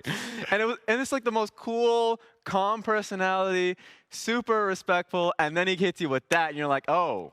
I feel like, okay, so League of Legends has been around long enough that you start to see like the evolution of players. Like FLICKR went from being, you know, everyone is very respectable. He's playing against a bronze 4 mid laner. He's like, I respect my opponent and I will take him seriously. And now FLICKR's like, we are the only team that is worthy to sit on. You're like, yes, FLICKR, that's what I want. But guys like Tian, they came up. Like he was inspired and he started playing because of Clear Love. So these guys just come flying into it. Like Demonte, the same thing. He's like, I'm the best. I'm going to silence this library. Just like the trash talking starts from minute one. I'm like, I love yes. it. I know we're talking about an evolution of, you know, competitive League of Legends, you know, every region coming in and having, but the real story here is the evolution of trash talking. That's when people come in, you expect them to bow their heads as new players, but they're like, I don't want to hear that. Good stuff. Enjoy it. I mean, especially pre-game trash talk. Post-game trash talk is so overrated. We get it. We saw you won. It's all about getting it in before. You know, yeah, if you get it in before, that's real trash. That's confidence. There's something on the line. That is a wager. You're wagering I either get to feel super good about myself or be flamed into oblivion every time you say something like that. But I think it will surprise no one that our Oppo player of the game was Tian, of course, judged over all the games in the series, and not just for that last moment of incredible trash talk. Yes, Tian did pop off. That said, it was contentious. There were some fights had on the analyst desk over it because I think holistically across the board, FPX, again, they are more than the sum of their parts. Yeah. But this part in particular, pretty good. Pretty damn good. Like, it was literally back and forth for Doinby and Tian. And Tian, just as you can see, someone in the back, Crisp. Give it to Crisp. And you can have a great argument for all three players. But Tian just had exceptional team fights. I mean, everyone will remember that. But so much happened in the series that it's very easy to forget the Kiana performance that he had, just slaying team fights to get the Rumble ahead. It was beautiful teamwork, and that's what got them over Invictus Gaming. And that start where Olaf dies, Tian's just laughing his way straight to the bank. I mean, that is the dream start. And like, don't get me wrong, Invictus put up some excellent fights. I definitely thought we were going to 5 games for every moment up until the Nexus literally died. We're like, they got 3 seconds. The Shy's coming back. This is going to be the biggest throw in history. And we're like, never mind. It's going to be the easiest close of all time. That was an insane series. So I saw the Galio Rakan locked in. I was like, this is it. We're going to 5 games. Galio Rakan are the LPL bread and butter. These teams play so much of those champions for specific setups, and it's for team fights. And as you look over the highlights of the series, it is always decided in team fights. Both of these teams, like IG started this series like, we could probably outscale on lanes. No. You must fight when it's LPL versus LPL. And Invictus Gaming got the memo just too late. Yeah, I want to put it out there for the court that I definitely loved IG's comps for the majority of the series, but their execution on that was pretty damn tunnel to a lot of these team fights, as you can see, being thrown at your screen. And I love it. Like, I'm never going to say stop it until I am challenged analytically to say, well, what should they be doing instead? And I'm like, okay, excellent. I mean, you have a Kale, perfect. I guess this is actually one of the worst examples of the Kale. So, yeah, it's ultimate. Just a hard throw. That was sad. In the sense that, like, the person that you put on the pedestal, one of the best top laners in the world, before this team fight happened, misuses the team, his Kale ultimate on towards the support, and in this one has it and then doesn't use it. Because you can see Invictus Gaming setting it up on their eyes. The fact that they're moving bow land from the back line into the front line, they're getting ready to start setting up this Rakan Galio combo and just have Kale just AoE destroy everyone, and the Shy just rocks up, high fives LWX to the face and gets blasted. Which is so sad, because I think if they had won, if we had gone the full 5, looking at most of the performances across the series, the Shy would have been my front runner for the Oppo player of the game on the side of IG. And then right when it matters most. You go from sick Kale Kaisa combo to sick Kale fist face check combo. Like I don't know what that was. That was good. That's what that was. What is it, those games where you spec and you become like a melee-only champion? Aren't you playing one of those? Yeah, yeah, Outer Worlds, right? Yeah, you go all melee, but then you like put the difficulty up to super hardcore, and you realize guns hurt people. Like you're like, oh no, I've made a horrible choice, and there is no going back.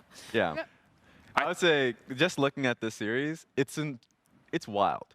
And it makes me really recontextualize what the finals would look like. I'm not going to push it that far ahead and like start talking about the finals, but it challenges you to think of what good League of Legends is. Thank you. Because at the end of the day, the strengths of FPX came through. They understood their opponents because of that familiarity, for sure. And then when IG was challenged in fights, IG had to team fight. You can't just come out and say that, okay, well, IG has the better split push, better scaling picks, that they can be able to just, or at least should, be able to take the game if they play slowly. But if you get challenged in a lot of the dives that DoNB was threatening throughout the majority of the series, honestly, you need to be able to pick up those fights and be active enough. And you got to see that in this entire series as a whole. The fact of the matter is that people don't watch the LPL. They don't know what these teams are about. They don't know how it changes how you look at the game and how they fight around pressure. And then they make judgments where they look at a game like that and they're like, Fiesta. And yeah, if you do a VOD review and you press pause every second, you're weighing that out. But if you put any of those teams versus SKT and G2, it's just that bloody. And I'm not saying that these teams automatically win, but it's not bad League of Legends. You did not watch bad League of Legends. You just watched a different type of league that you're not used to seeing. And I think you should actually just get used to seeing it because the LPL is going to continue to be here look, for if they a very win, long time. that will be peak League of Legends. It will come from the LPL, and you'll be wondering why can't our teams team fight like that? Because at the end of the day, I know it's been said numerous times. Last time I heard it from Vedia saying that there are no perfect teams right now in the tournament. It's true. SKT so far has consistently played towards team fights when they've had teams that are much better, or at least comps that are much better for split push situations, because we have so many teams that have such faith in their individual mechanics and players. They've gotten to this stage. They're definitely giving that push and saying, go for the plays if you see an opening, and guess what they do? They do just that. This was an entire series of it. You have to love it. Like, you really do. I'm sad that we didn't have popcorn here in the venue, but it was just fun to watch, to see LWX, honestly. I'll nail him down as a player who had the best series so far of the tournament. And it was the most chaotic series of the tournament. So it says a lot for a player to be able to focus under those circumstances. I mean, I still think about that fight where he walks out with, what, like 7, 8, some amount under 100 HP. I don't know the specifics, but it was I was tense. I think for every single team fight in this series, it could have gone either way. But it does mean that FPX advanced to the final. And tomorrow we're going to decide their opponents as SKT and G2 face off in a long-awaited rematch.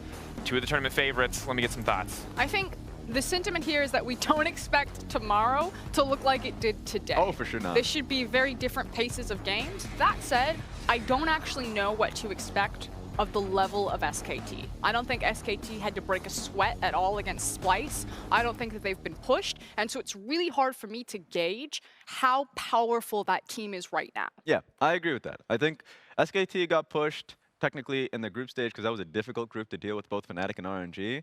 And what we saw from that was, okay, well, we still don't see what level of adaptation that they have because those were best of ones. And a lot of the times, they were just so confident that they were getting out of the group that you still didn't get to see them under an immense amount of pressure. And so this is going to be the first time that we get to see the true SKT in this tournament. And it's going to be fun because it's been G2 that's been pushed and tested. They've gone through a lot of it. And so it feels like G2 is already warmed up, but who are they going up against? What kind of beast is it, is my question. And G2 lost a best of 5 at all this year? No, don't give me that question. I'm not an LEC analyst. I was just throwing it out. All right. Oh. Just setting the table. Couldn't have. Had to win a semifinal and a final at MSI. Always got placed into round 2, round 2, finals. 3-0, 3-0 versus Origin. Double best of 5, full 5 versus Fnatic. It's been a very successful year for G2. Beat Danwon 3-1. Enjoyed that one. And now we get to see what they do against SKT tomorrow. And I think there's so many questions, especially coming out of today, because you say it's not going to be the same League of Legends. And it's also not going to be the same draft. And we saw a lot of different things today in terms of trends overall. Varus making himself known more and more. And when you talk about Perks and Mickey, inevitably you're talking about more creative bot lanes. mages. And while the mid lane may be a little bit more stock standard without Doinby there, everything feels like it's going to be different. I think it's about tournament meta versus series meta. And usually you see a series meta kind of evolve over the course. Like teams kind of run pretty standard of what the tournament has shown them. They feel each other out. They figure out what's happening in draft, where the priorities are, and then you see the adaptation. But the difference is between FPX and Invictus Gaming, they already know going into the best of 5 what the series meta was going to be, because again, you have that familiarity, whereas I don't think G2 and SKT do, which is why you should see variance in where the priority picks are, and it's going to be who figures each other out first. Yeah, and I think surprise picks are always going to be the focus. We got a few surprise picks on this one. If you call Nautilus a surprise pick, it doesn't have to be fun. IG knew it. There we go. I'm looking at G2 and what they're going to offer, because I think to start the series, we're going to be seeing what a stock standard, incredibly trackable pick ban. You know, maybe the Tristan is going to be heavily prioritized. The Quinn, we've already seen that. That's already out in the open. Ryze is a very good one. And then throughout the series, I just want to see, you know, what Perks and Mickey has to offer, because they're already, you've already said it, the best Xayah in the tournament. Like, best standard bottom lane. It's easier. I said world. All right. I mean, it's World, so like, who else is in because he's thinking Uzi, and he's like, but I can say that Uzi's not at the tournament anymore. All right, and I'm saying, no, Raz. Uzi is a very good player at mini champions, and he's a good Xayah, but Perks is the best Xayah. He's doing really well right now. And I think that, for me, the person... Bold. I was just bold to put anyone above Uzi. Just, but like, you can go into witness protection with Tion. We'll find you guys a nice house somewhere in Paris. It'll be fine. But I think, no, Perks has been phenomenal, and I can agree to that. I think the next player on that is literally going up against him in Teddy. If we're looking across SKT, Teddy has been the person who's been the most consistent player. He hasn't had a bad game in memory. Like, I haven't seen him perform poorly. And so now he's going up against someone who's gone up against Nuclear, who's obviously took advantage of that situation. And I think that this is when we get to really find out who the best AD carry of the tournament is. Because I think it's not enough to just not have a bad game at this point. Yeah. Because of how stacked the Final Four is, you actually have to have those pop-off moments and be a superstar, because when you look around at everyone else still here, you're like, huh, I can't just be consistent. I have to make miracles for my team. Well, in the past, too, when we look at top 4 at Worlds, there have always been kind of some weak links on 1 or 2 teams. You'd argue that there might be 1 or 2 on the side of IG, but the remaining 15 players that we have, I don't think... We just trimmed the fat. There are no bad players left, so it's entirely up to performance on the day. So I don't care if, you know, Mickey and Perks are best Xayah Rakan in the tournament. All it takes is them for, you know, 3 games to run it down for everything to fall apart. You really trim the faces. Just cutting IG down, dog. I had to deal with this. I was like, what am I supposed to do? She went in with the Uzi. She's just going for broke. She's burning it all. She's like, I'm cutting all ties. I'm exclusively LEC now. I don't have to burn go back every to bridge. Here we go. Oh, I don't even know what you're trying to say, but I was dealing with all of this. Look, at the end of the day, Raz, I want to go to you. What's up? Because I've existed in your euphoria for a while. World Finals. Yeah. 3 of these teams, right? There's going to be 2 playing at the end of the day tomorrow. Who do you actually think is going to win? Is this an FPX tournament? Is this the year of the LPL? I put it up my pick'ems. I get everything out there. On the record. Chinese fans are already pretty sad about this, but I definitely think that it's going to be either G2 or SKT. Hello? Look, I've said it. For all of the shade you have been throwing at me this entire tournament, you're coming up hot with the G2 win? Look, of course I'm going to be going throughout the entire journey, but I'm realistic. I've always been realistic. It's you EU friends out here that started putting up everyone else against the LPL teams and been losing. But it then comes to this, and I've always said from the very beginning, the top 2 teams at the tournament have been G2 and have been SKT. And there have been trials and tribulations for G2, but we've finally gotten to this stage. G2 has proven that. SKT are going to prove that from whatever it looks like. And I feel feels pretty weird here because, yeah, good luck, FPX. I'm just saying. All right. So you sold FPX out a week before the final, which good on you, Raz. But then the question ultimately becomes, SKT or G2? Oh, okay, I think G2.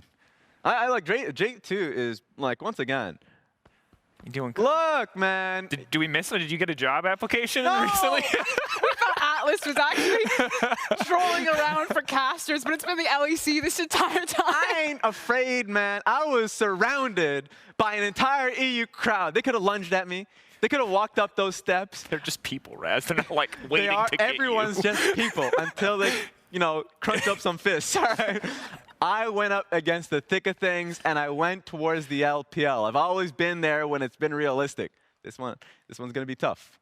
I mean, setting expectations. Just in general, if you have two of the most dominant teams, not just in the world, but domestically in G2 and SKT, and then you have the newcomers of never been on a world stage before, they just finally picked up their first domestic title, chances are it's probably a pretty safe bet to lean towards SKT or G2 rather than FPX walking into their very first final at their very first tournament. And the thing with G2 for me is they've showed the ability to do both.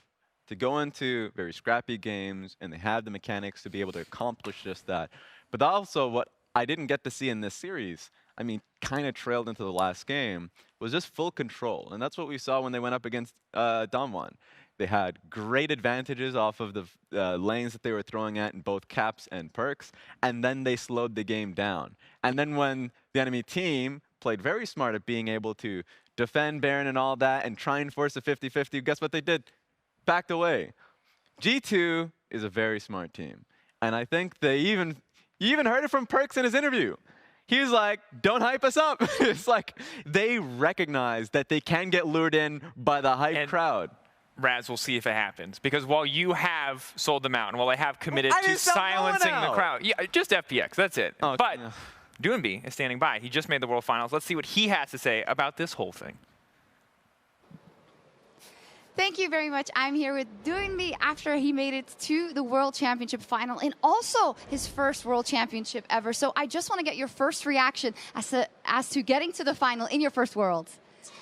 首先恭喜敦比，你这是第一次来到世界赛，然后就直接打到了决赛了。你目前有什么样的一个感想？这是我第一次进世界赛嘛，然后拿了这么好成绩，我是很开心。但我们的目标还是拿个冠军回来，所以我觉得因为今天我们赢了去年冠军队伍嘛，更有信心拿冠军。 This is my first time at Worlds, and I'm very happy to get such a good record, but our ultimate goal is still to win the championship, and today we defeated the defending championship in IG, so it makes me even more confident for the win. And I have to say, it's just been incredibly fun to watch you guys play. It seems that you give us very entertaining games, but it's hard to describe your style. How would you describe FunPlus Phoenix's style? 看你们的比赛，我觉得非常的有兴趣，然后就是非常的令人享受。但是，你可以用你自己的话来形容一下 FPX 自己的风格到底是什么吗 ？FPX 风格就是多硬币吧，因为有多硬币的队伍都是这样的嘛。然后我是就简单吧，就多硬币就可以这么说，我觉得。 FPX style is Doinby. Any team with Doinby plays that style. I think it's that simple. It's Doinby. I want to say it's crazy as well. So there's been a lot of talk about you and your performance here. And I'd like to know what you think differentiates your playstyle as a mid laner from the other mid laners left in the tournament. 我想知道你作为一个中单，你自己的游戏风格跟其他在赛程里面还剩下来那几位中单有什么样的区别？ 我可能就看起来也不是很厉害，但我还是就怎么说呢？因为很多人都评价也就多硬币对线什么不是很厉害，但我只能说，我们这几个选手是可以引线，所以才可以游走。比如说我们 Caps， 然后我这种选手，因为很多选手评价我是什么对线就不好好打，然后就跑线什么的。因为其实前几天我看了有一个选手的那个对我的评价，看了之后感觉有点心疼。 I think for my style, a lot of the times, sorry, I can't. That's blink. okay. Take your time. A lot of people say that I don't play the laning phase well, but I want to remind everyone that I actually can win lanes, so that allows me to roam. Players like me and Caps, that's why we're able to get on the map. And a couple days ago, I read that some players rated my laning phase as pretty so-so, and that only focused about laning, and that kind of hurt me. And I think you showed why you are regarded as highly today. Final question. Tian already told me he wants to beat G2 in the final. But who do you think you're going to be facing in that final, G2 or SKT, and why? 最后一个问题，小天刚说他要在决赛当中遇到 G2， 但是你自己觉得你会遇到谁啊？然后为什么？我是因为其实我昨天我跟那个 PEX 说我们决赛见。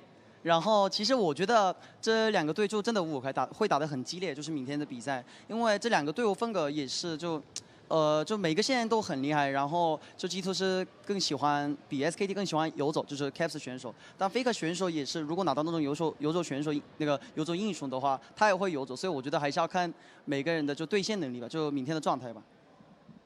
So yesterday I told Perks, see you in the finals, but I think both of these teams tomorrow are incredibly strong. I would call it a 50-50. If Perks gets a lead, he'll start roaming around. And for FLICKR too, if he gets out of lane, he can start roaming as well. So I really think it comes down to how the laning performances are. All right, it's a 50-50. We're down for that one. Thank you so much. Congratulations. Thank you, Clement, as well. What a wonderful interviewee. Back to you. This is what I live for. This is why you just give him a mic. Just separate the people. Obviously, he needs a translator. But just have him talk. It's a TED Talk for Doonby, and I just enjoy it. I play Doonby. I live Doonby. I breathe Doonby. Yes. Everyone around me breathes Doonby. That's all that there is, Proskern. Except for Nemesis. Someone check. A lot of people critical that laning phase. Yeah. Just saying, he's laughing straight from the World Final. So it's difficult to really criticize Doonby at this particular moment in time. But if you missed anything from FPX versus IG, be sure to check out our rebroadcast starting at 7:20 p.m. CEST. That is 11:20 a.m. PDT. And that was all from us here today. Thank you so much. We're going to be back tomorrow for more Worlds 2019 SKT versus G2. We'll see you then.